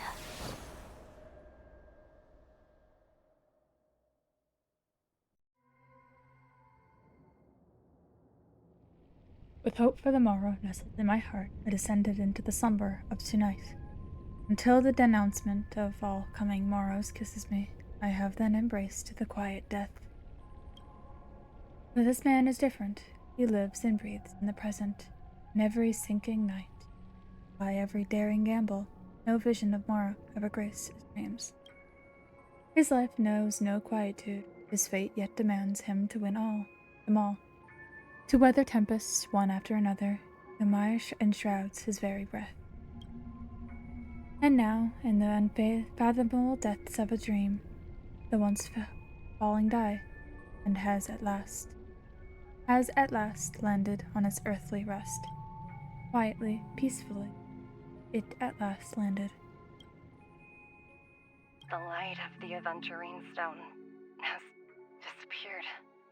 This only represents one outcome. He kept his promise and got what he wanted. As planned, your cornerstone has been successfully sent to the family's territory. Then... Let's fulfill our duty and start harvesting. Thereafter, in the cradle of slumberers, deep within a sweet dream of the planet of festivities, another stone begins to radiate light. I come for an audience. I come to fill wine, and I come to claim. I bestow poison in the guise of sweet dew. Come the toil of spring and yield a fall. I patiently wait for the branches to be heavy with withered fruits. All for the Amber Lord.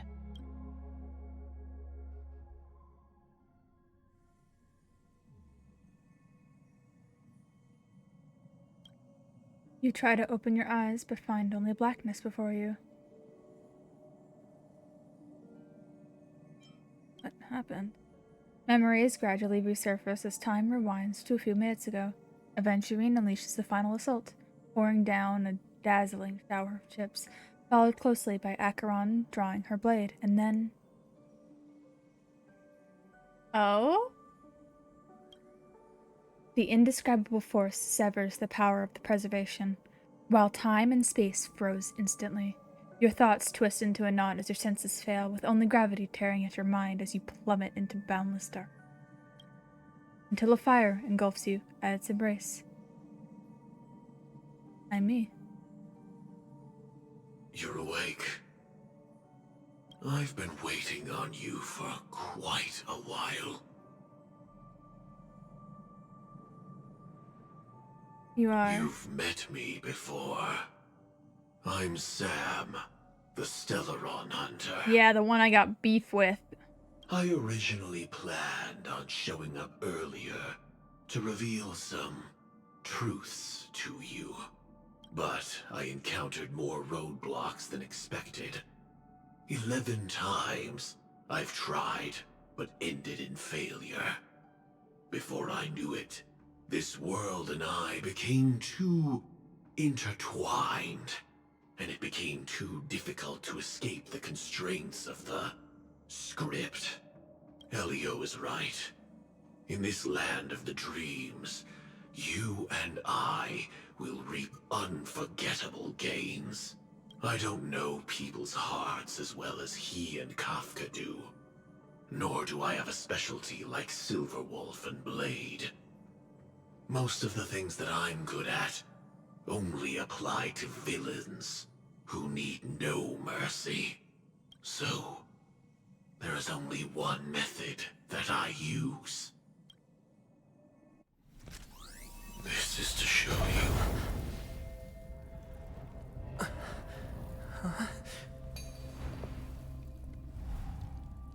All that I am. What?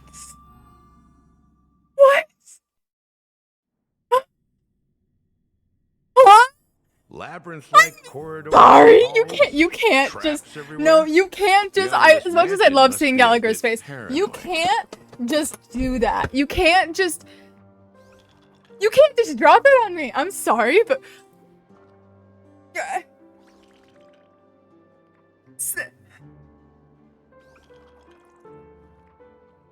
I mourned for nothing?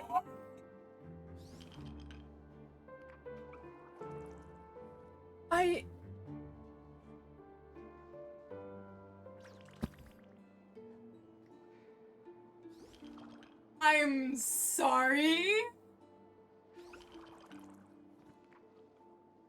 I'm sorry. The fuck you mean? What?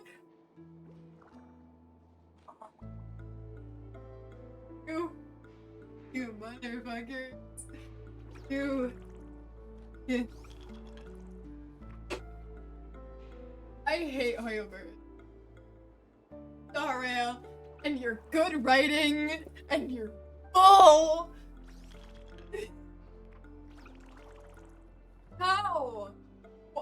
How? I watched her splatter!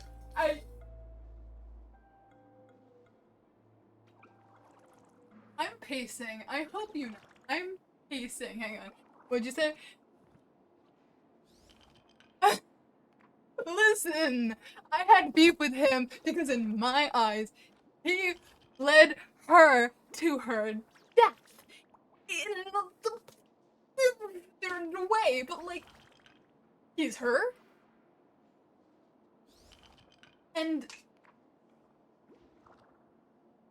oh, the him in quotations and then the her. Fuck this game and it's good writing.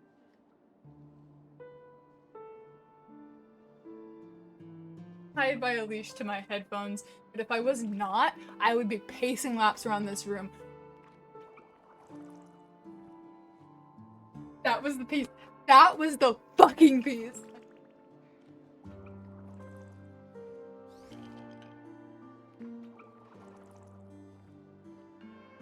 The goddamn piece! She didn't die! She was saved! That was the fucking piece. That was... I'm gonna shoot myself.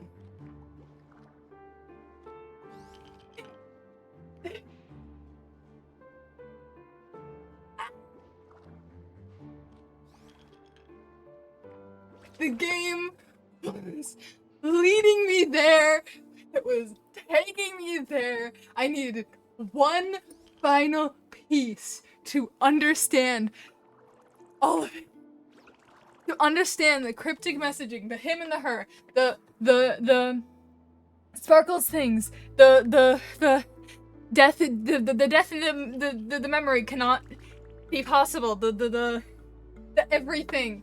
Granted, there are some things that I've got no fucking clue about, like the 100 murder cases. The fuck happened? Were they not actually murdered? Did they wake up from the coma, like the previous, like that person said that one time when Adventure was talking to them? Like, I don't understand that, but everything else makes sense now. I mean, sorta. Who was she talking to? I know. I'll get to it. I need to process. All I was doing was being baffled by this plot twist that was built up so well. God, the writing's good. I hate it here. I talk in opposite. Oh my god, that was... God, I love this. Hoyoverse's writing has gotten a lot better. And I can specifically think about this really easily, because I'm playing through the game on my alt account, right? And the writing in Mondstadt was very basic. Between the Fontaine story... between the Fontaine story and Star Rail's story, they've gotten good at telling elaborate stories. Because previously, all of Genshin's lore and all their interesting lore was all completely hidden behind books and artifacts and weapons and events and yada yada, which is still mostly hidden behind smaller things like that. The main story in Genshin for the beginning was kind of boring. Wasn't... a lot of nothing was happening, and then Inazuma came, and then there was a lot more happening, and then Sumeru just kind of flipped everything on its head. But like... God, the writing is good! Oh, how I love playing good games!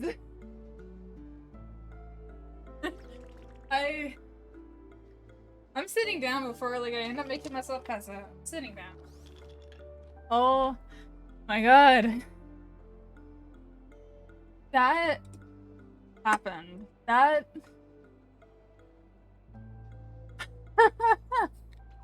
I am. No, because I was hyperventilating and pacing. So...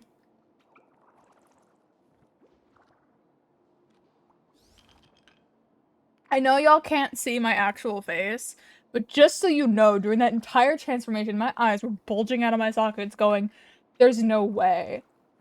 There's no way, right? And then she fucking turned around, and it was, like, clear. It was obvious. It wasn't just, like, the shadow making it look like her. It was her.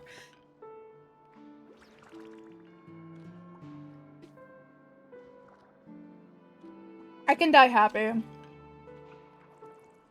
I was losing my mind, I hope y'all know. And then I was like, I have to verbalize this because it's just gonna be silent on stream and stream's gonna have no fucking clue what my thoughts are. And I would have ended up pacing anyway. But yeah, that was a lot. That was... Oh my god, that explains so much. Connects a bunch of dots.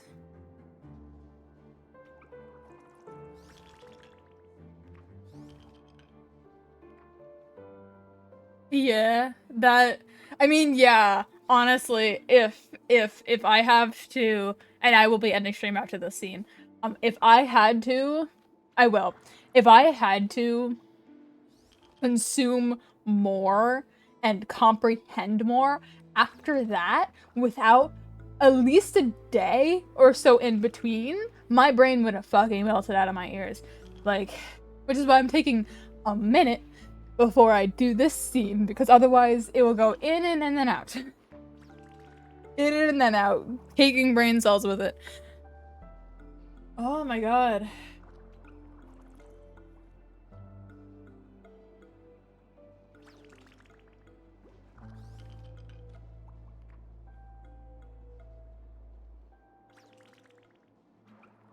Okay. I will keep that in mind. Yeah. Mm-hmm. Makes sense. I mean, like, more quest stuff, though, so it's fine. I don't mind being forced into another scene. Alright. Ooh, that was...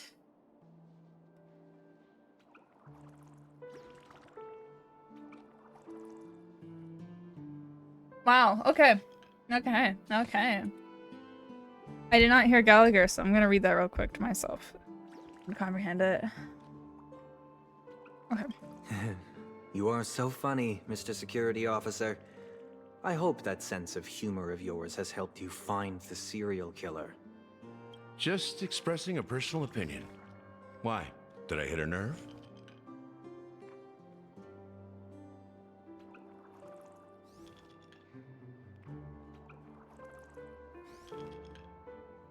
What are you agreeing to me saying? I said a lot within the past minute and a half. My brain is just, I have no clue what you're saying. You're so right, too. I vocalized so much, and then I had even more thoughts. That was, yeah. I think the rest of that thought was, that was the connecting factor. That's what connected everything. I think that was the rest of that thought. That was.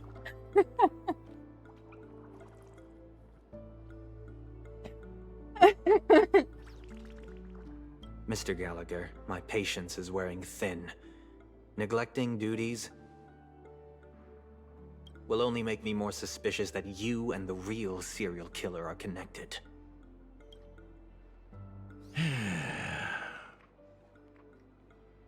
Scoundrel, punk, drunk, hooligan. I have heard this trash talk all too often. But I have never once thought that I'd be treated as an accomplice to a murderer. I take back what I said. Your problem isn't paranoia. You're just crazy, you know? Lunatic.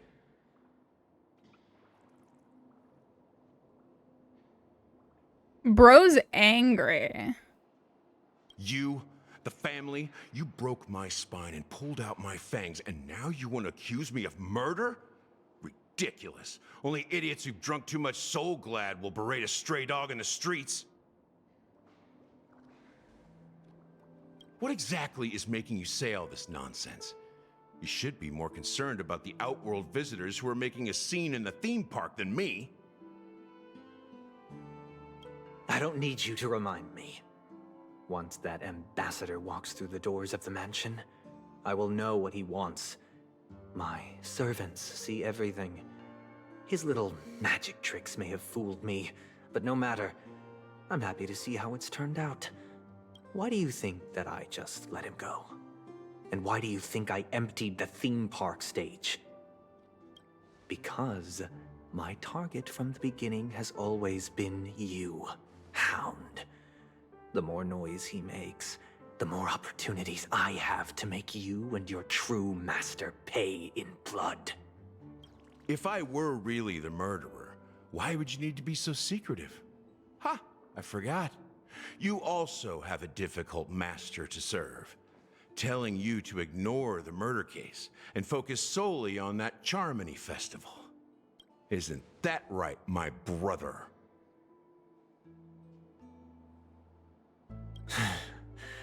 Looks like your disguise has helped you successfully understand every facet of the family. Disguise? You must be blind to be accusing me of being a fake. Open your eyes and take a good look.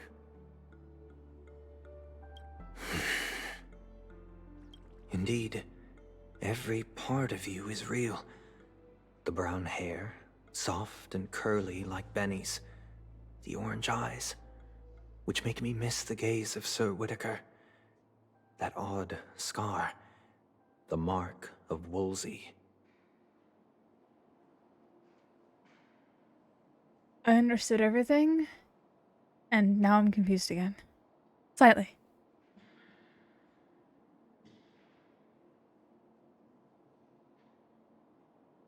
This deserves a big huh? My brain trying to catch up. I might be able to figure it out. Unless I'm supposed to have already figured it out by now. Then I'm kind of fucked, but it's fine.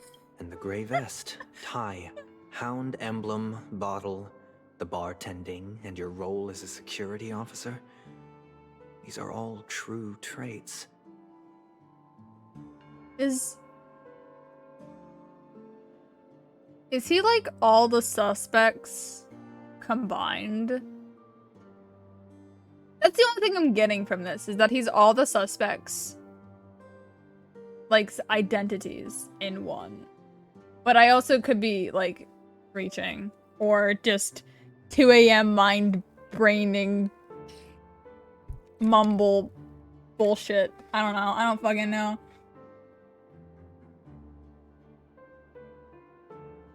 Oh, my brain juice was spent on the fucking Firefly thing.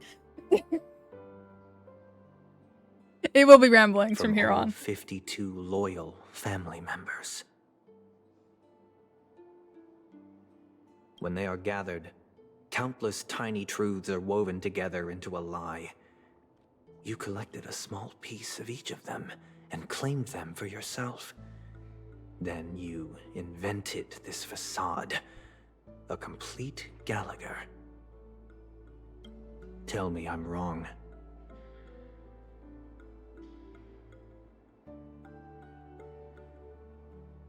Or was he just not gonna say that?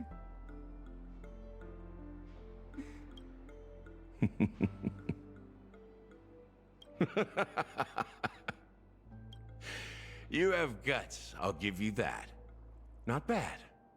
I severely underestimated you. Admirable. But so what? Can this prove that I murdered your sister and that stowaway? This proves that you and the Memory Zone meme death are linked. And that's enough. Listen up. I don't care how you did it. I only care about one thing. The answer to a question. You devil. You wretched, despicable dog. Why did you kill her?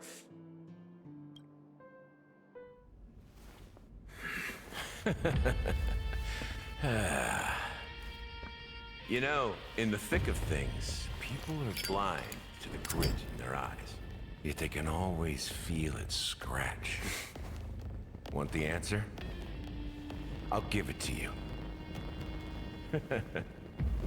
The whole thing is just fate playing a cruel joke on us.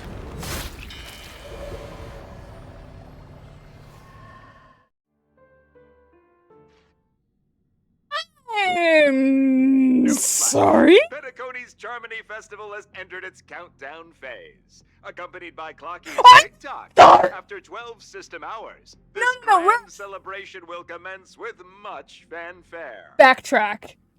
I'm gonna take like 10 steps back real quick. 10 steps back. Step. Step. I'm not gonna do all 10. Ignoring what's on the screen right now.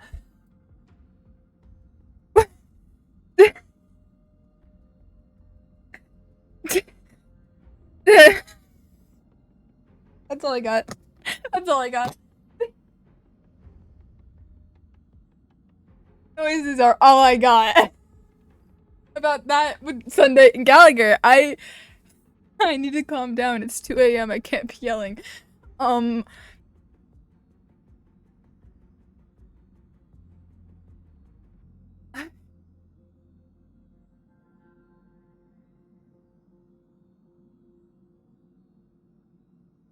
Yes and no. He has something to do with it. He is, he isn't. He was accumulating bits and pieces. He is an amalgamation of people and traits. And he is the death meme? Question mark? He controls it?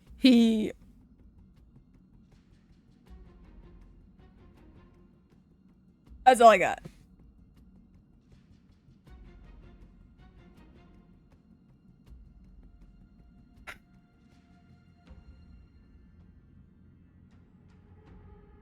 Oh my god,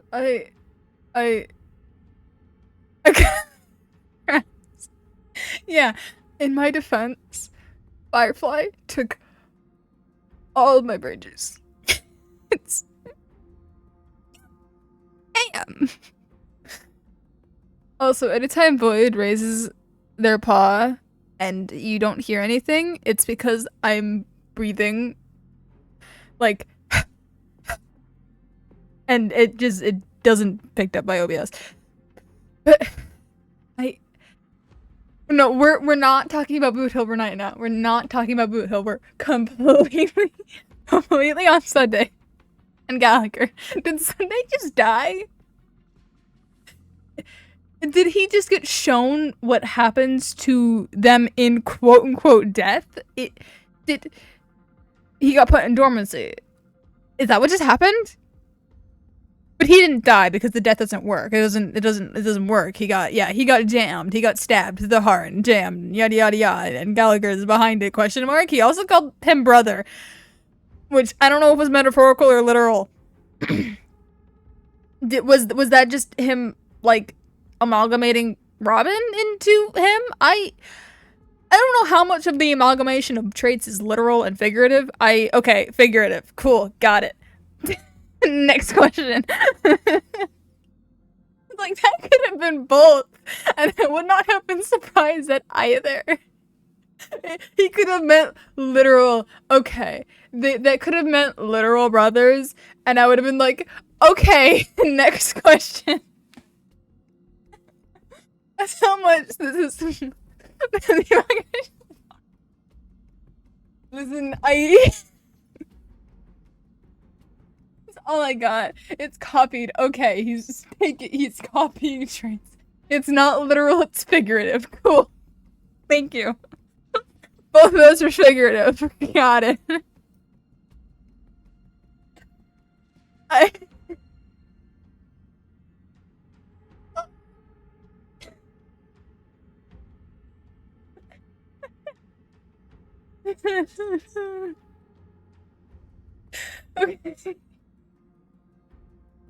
I don't think I have any other questions. I just need a second. It happened so fast. So fast. It was like, ooh, next dialogue. I need to know more. I need to absorb more information. Jammed.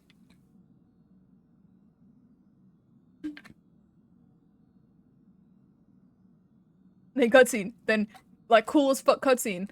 I also love how Sunday stands at, like, an attention at all fucking times. Like, even when he's, like, seconds away from choking Gallagher out, he's still standing, like, one arm behind his back, you know, like, completely straight up and down. Like, bro just does that. I don't know. I'm tired. I should not be allowed to stream when I'm tired.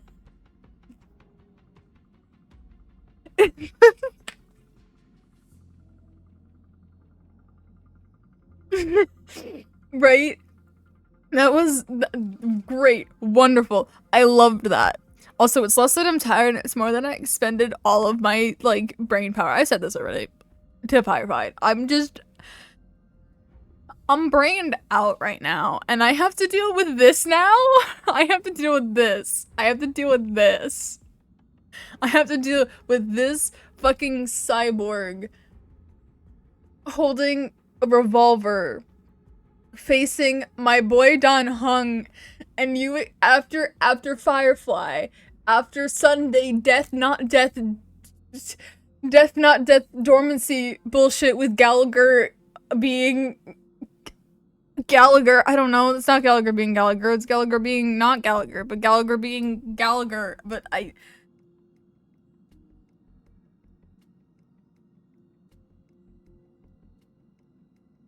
yeah, bro got the ass treatment, the concave ass. If I were him, I'd yell at my mechanic, be like, hey, give me a fucking ass. Anyway.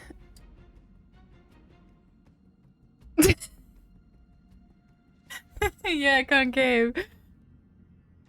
Have you never heard me refer to Kaya's ass as concave before? That bitch literally is, though. Like,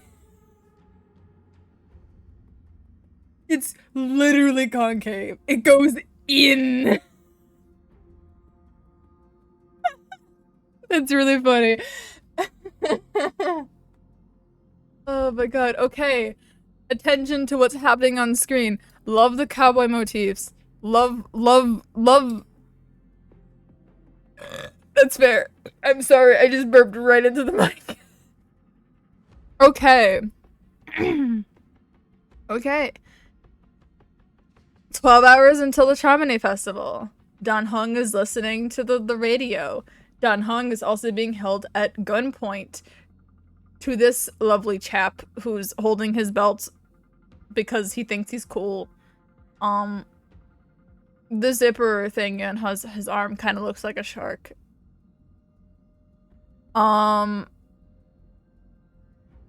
He's holding a revolver. Pom Pom looks mildly upset. Like, no, he is cool. But like, Pom Pom doesn't look distraught. Pom Pom's like, ah, shit, not again. And that is funny.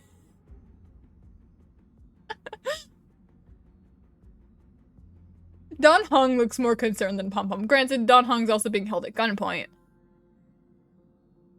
I can't get over Pom Pom's mildly distressed look. Like,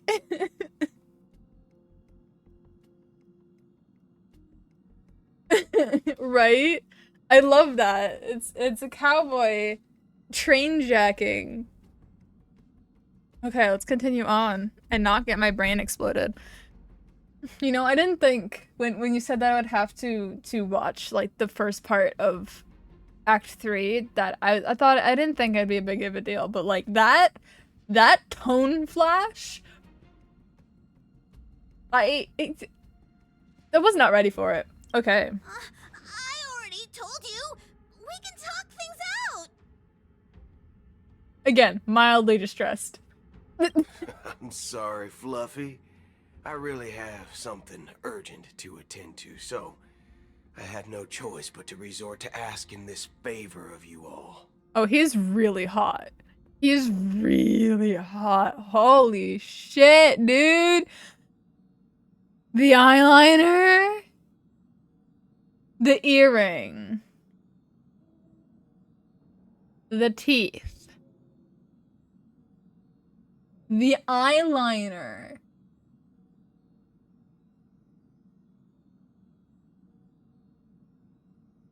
Dude is so hot.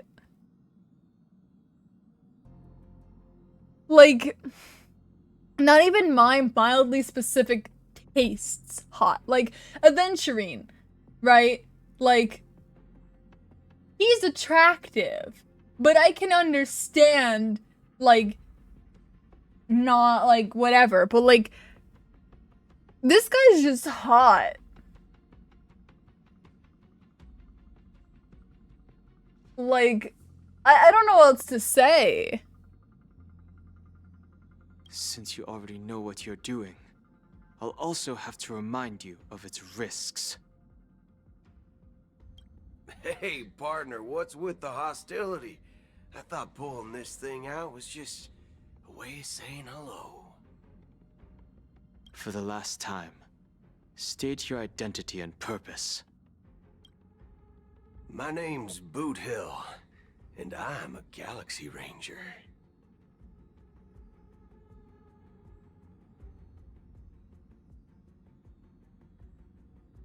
His face is nice. A Galaxy Ranger?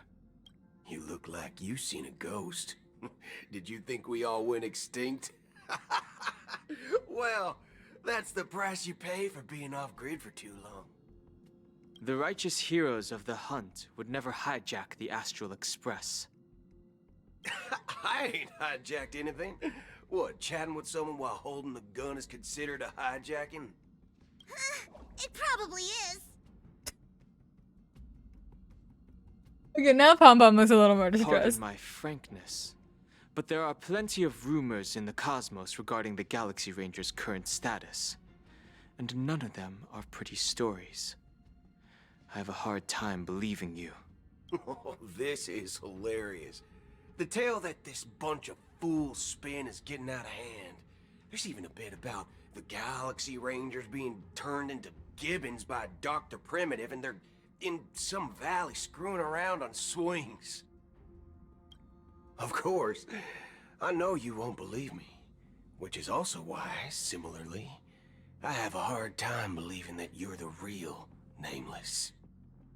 See the bullets in this gun? 9mm, an eternal classic. I may need the Astral Express's help right now, but if you're an imposter just like that one, then this bullet might just end up in my head. I can't allow myself to be exposed to danger. That's just the way it goes, so you all have to first prove yourselves. Huh? Where are you going?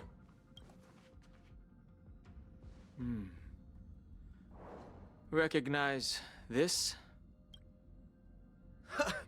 It's a model fudger. The Jade Abacus of Ally and Oath. The CN Joe really gave this to you guys? Model fudger? This is the Jade Abacus gifted to the Express by the Shenzhou Luofu's general, Jing Yuan. Its presence on board serves as the Shenzhou Alliance's official recognition of the Express. Is that enough? Not bad, kiddo.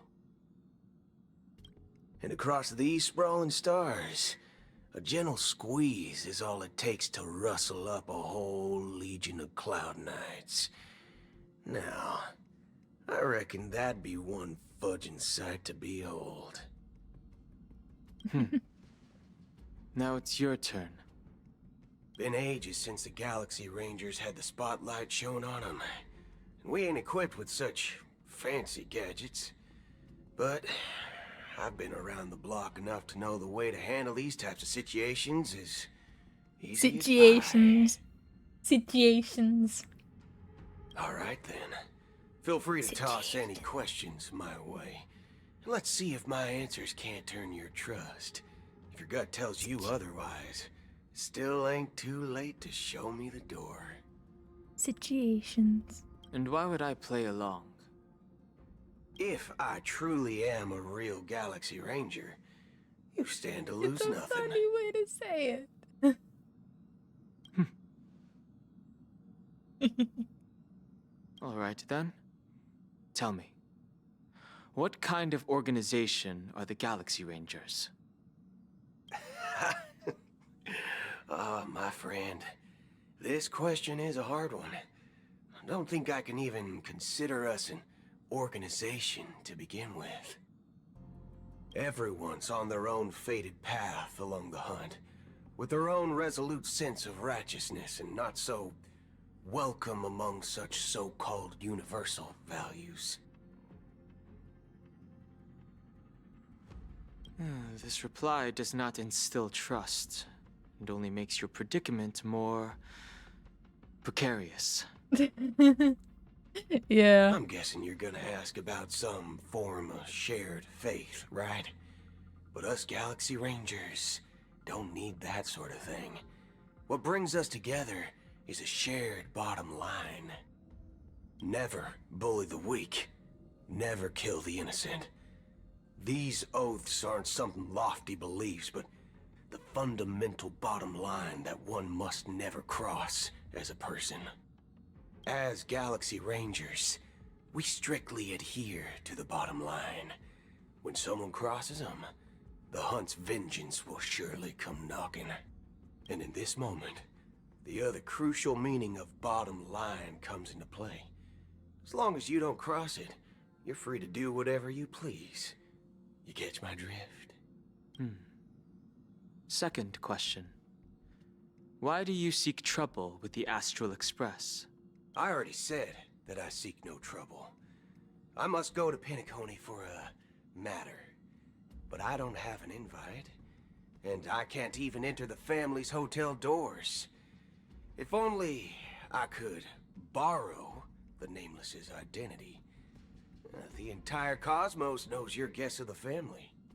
Aren't the Galaxy Rangers also esteemed guests? Oh, you've hit the nail on the head. This is why I'm here. It's fine if I tell you. The Rangers are pursuing an imposter.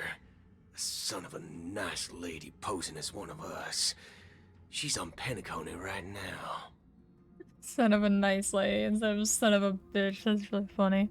My informant is a memo keeper. She's the same as all mimetic organisms, appearing one moment and gone the next. Ugh. She scares the fudge out of me. Still, she gave me some vital info. That Galaxy Ranger imposter. Who is it? Is that the third question? Is it a hard question? It isn't. Just that you might not believe me. That person calls herself Acheron. And according to our informant, she could be an emanator of nihility. That's impossible. Nihility. That's what I said. Don't worry. When I first received the news, I had the exact same reaction as you. IX never gives anyone so much as a first glance, and that's perfectly normal. What reason would they have to bequeath strength unto mortals? Then you must know that emanators can also conceal their own identities, which, for many people, it's better that way. Otherwise, there'd be wanton bloodshed across the cosmos, or even, perhaps, turning their back on the path they're supposed to follow. I had the good fortune of running into an elation emanator. Its appearance was no different than that of those clowns. If it weren't through sheer luck that I got it drunk, I would have never known of its eminent status. Even in the purest hunt, you'll find the Xianzhou Alliance under the spotlight and Galaxy Rangers lurking in the shadows. Paths are inevitably concepts created by people and exist in planes beyond our understanding. To reckon that nihility emanators don't exist, well, maybe we just ain't nihilistic enough. So, do you understand now? Your companions are in danger, and it's pretty harrowing. If you don't want to believe me, you'd best send a message to them, but I'd advise you to move fast. We don't know what's happening in the dreamscape or how much of what the memo keeper said is true. And that Acheron, who knows what she intends to do.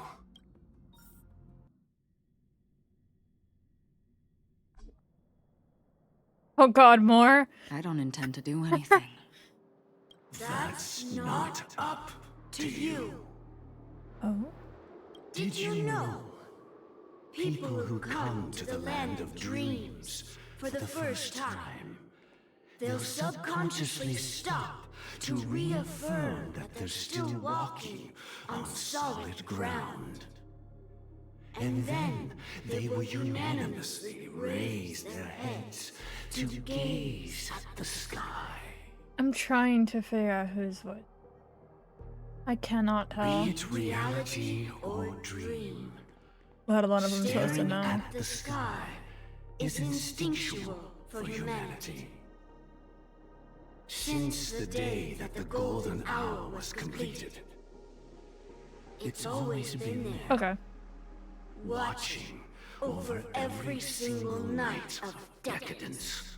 But now this night sky has been mercilessly severed, dyed with the mist of nihility. And this whole event happened within the course of a single slash of a blade. A single slash of a blade. Isn't really accurate. It was actually 2 blades, just that the second one was faster. That's not the point. Many guests who weren't supposed to be invited have gathered at this banquet. Even if the harmony is all-embracing, I have no choice but to show some of them the door. For the sake of Penacony and the peace. The planet of festivities has no place for you, a puppet of nihility. Those who live in the shadows do not bear the right to tread the illuminated stage. Speaking of living in the shadows, there's probably not much difference between us. It's only polite to reveal your true self, at least when speaking to others. Penacony's Dream Master. Oh, we get to meet the boss. That's just another reason that you can't stay. Whether you believe it or not, this is the real me. We are one. Is this the unity that the family espouses? My mortal shell has long since dissipated. The Oak family's 107,336 offspring are now my eyes, ears, and mouths, spreading joy across dreams when required. And in times of essential need, exiling evil from this haven in my stead. From the sound of it, it seems like you're asking me to leave Penacony. I am glad that you're an understanding one. Alas, I'm not asking. If you think you can. Are you threatening me? I ended it with a period. It was a statement, not a threat. Knowing who I am and still showing such malice. You're not the first, nor will you be the last. This scene played out many times before. And usually, when faced with my questions, most people retort, "Why can't I?" The result has invariably been that they can't. You are confident. But be reminded, the family is forgiving, but not weak. The chords of the harmony extend across worlds. If you do not comply, when the blade is unsheathed for even a hair's breadth, you will never be able to escape the eternal Centurion's wrath in all of your lifetime. 137 individuals. That is how many heathens I have exiled since I became Dream Master. Among them were those who once severed my wings, and those who immolated my body. And here I stand again, about to add another mark to the tally. And you will die. I mean, all of you will.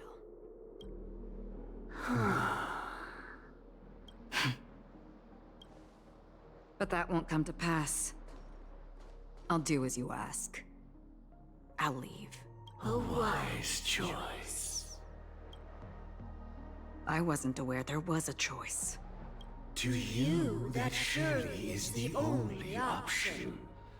Please bear in mind, you and Penacony are of different worlds. Those born on the far bank cannot seek solace across the river. Leave and never return. The radiance of the planet of festivities is overwhelmingly bright, luring in tricksters, wrongdoers, and criminals. But even the harmony itself will never welcome the self-annihilator of nihility. And even more so, when this self-annihilator heralds the destruction of everything. Your strength is obviously a gift of the sleeping and shapeless, immeasurable and fathomless, like a tributary spawned from the abyss that brings death and sin to all. Acheron. A befitting name. Take it from someone on the other side of your so-called river. You know better than I do that Penacony has already deviated from the harmony. Whatever your intentions may be, I foresee only one outcome. Its future holds nothing but nihility. Just like all the worlds that have drowned in their shadow.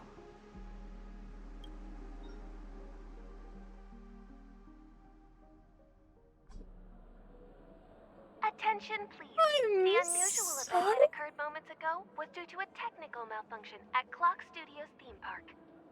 The family has promptly responded to secure the area, and we're happy to report that there have been no injuries. It was finally being like smooth sailing. Oh, I swear that was no movie shoot. So many chips fell from the sky, and I even caught one of them. I know. Don't worry. In an instant before my very eyes. Excuse me. Are you talking about the Clock Studios theme park incident? Hmm? Yeah, what about it? Oh, Miss Robin, am I seeing things right? No need to worry. I apologize for any inconvenience caused to your delightful dream journey. What you just mentioned about the chips really piqued my interest. Would you mind providing more details about the incident? Oh, it was just those chips you normally see everywhere. The green ones? They fell from the sky as if it were raining. And then those chips simply disappeared. It appears to be the Dream Sim tech the Iris family has been developing. Huh? Miss Robin, you mean those chips were all part of a performance? But I really... Shh. This technology hasn't been made public yet. It was originally planned to debut at the Charmony Festival, but it seems it's been leaked. Can you help me keep this secret? The raining chips were supposed to be part of my act. Oh, I see.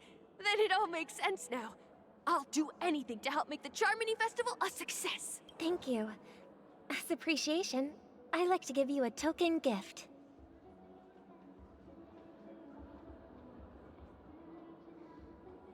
I'm sorry?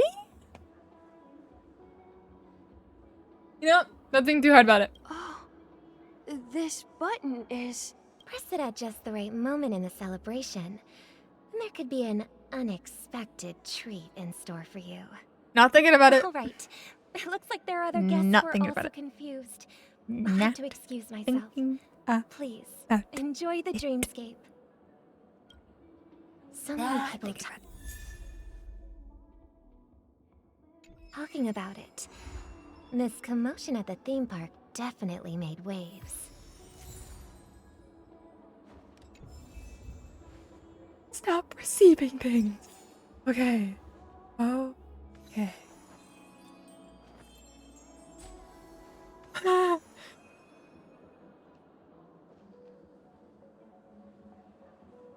I'm free.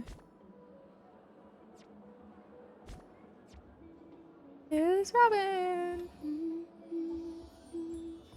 Look at her, but it's probably not Robin. I don't know yet. I mean, it said Robin question mark, and it had fool in the title, so I have a reason to believe it's probably not Robin, but you know.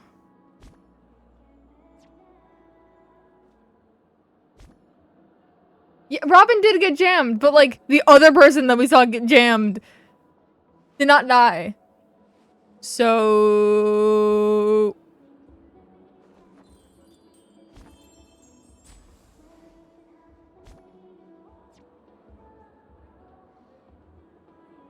I know. That's why I said I'm not thinking about it. That's why I said I'm not thinking about it. She's so pretty though. Like, she's so pretty. She's so pretty. I don't need sleep. It's fine. I don't need sleep. She's so pretty. Let the show begin. That's so real of you.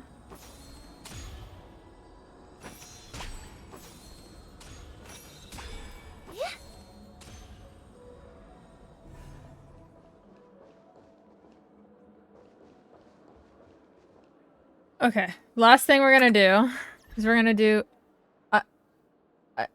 Oh, do I have to be me?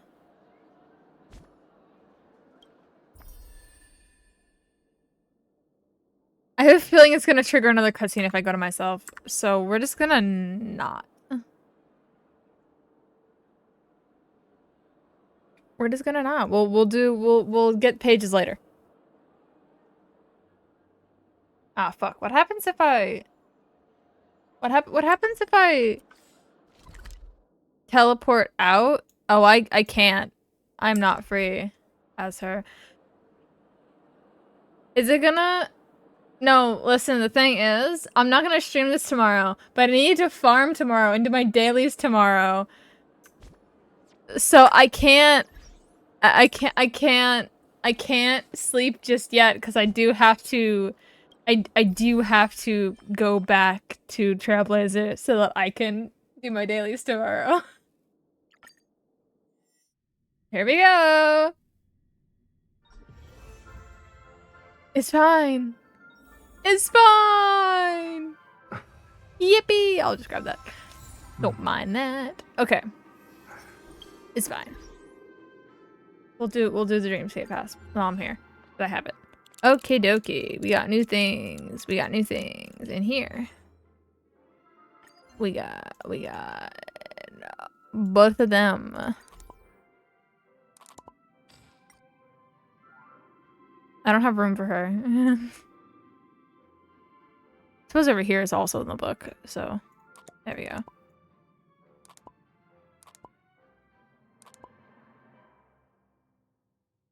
Yeah, we'll worry about the texts next time I play.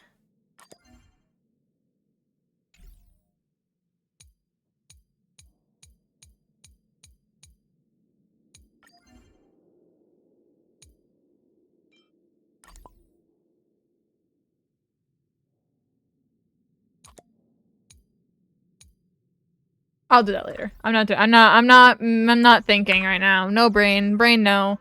But anyway, thank you so much for watching. That was a lot. That was a lot. That was a lot. That was a lot. That was a lot. That was a lot. That was a lot. That.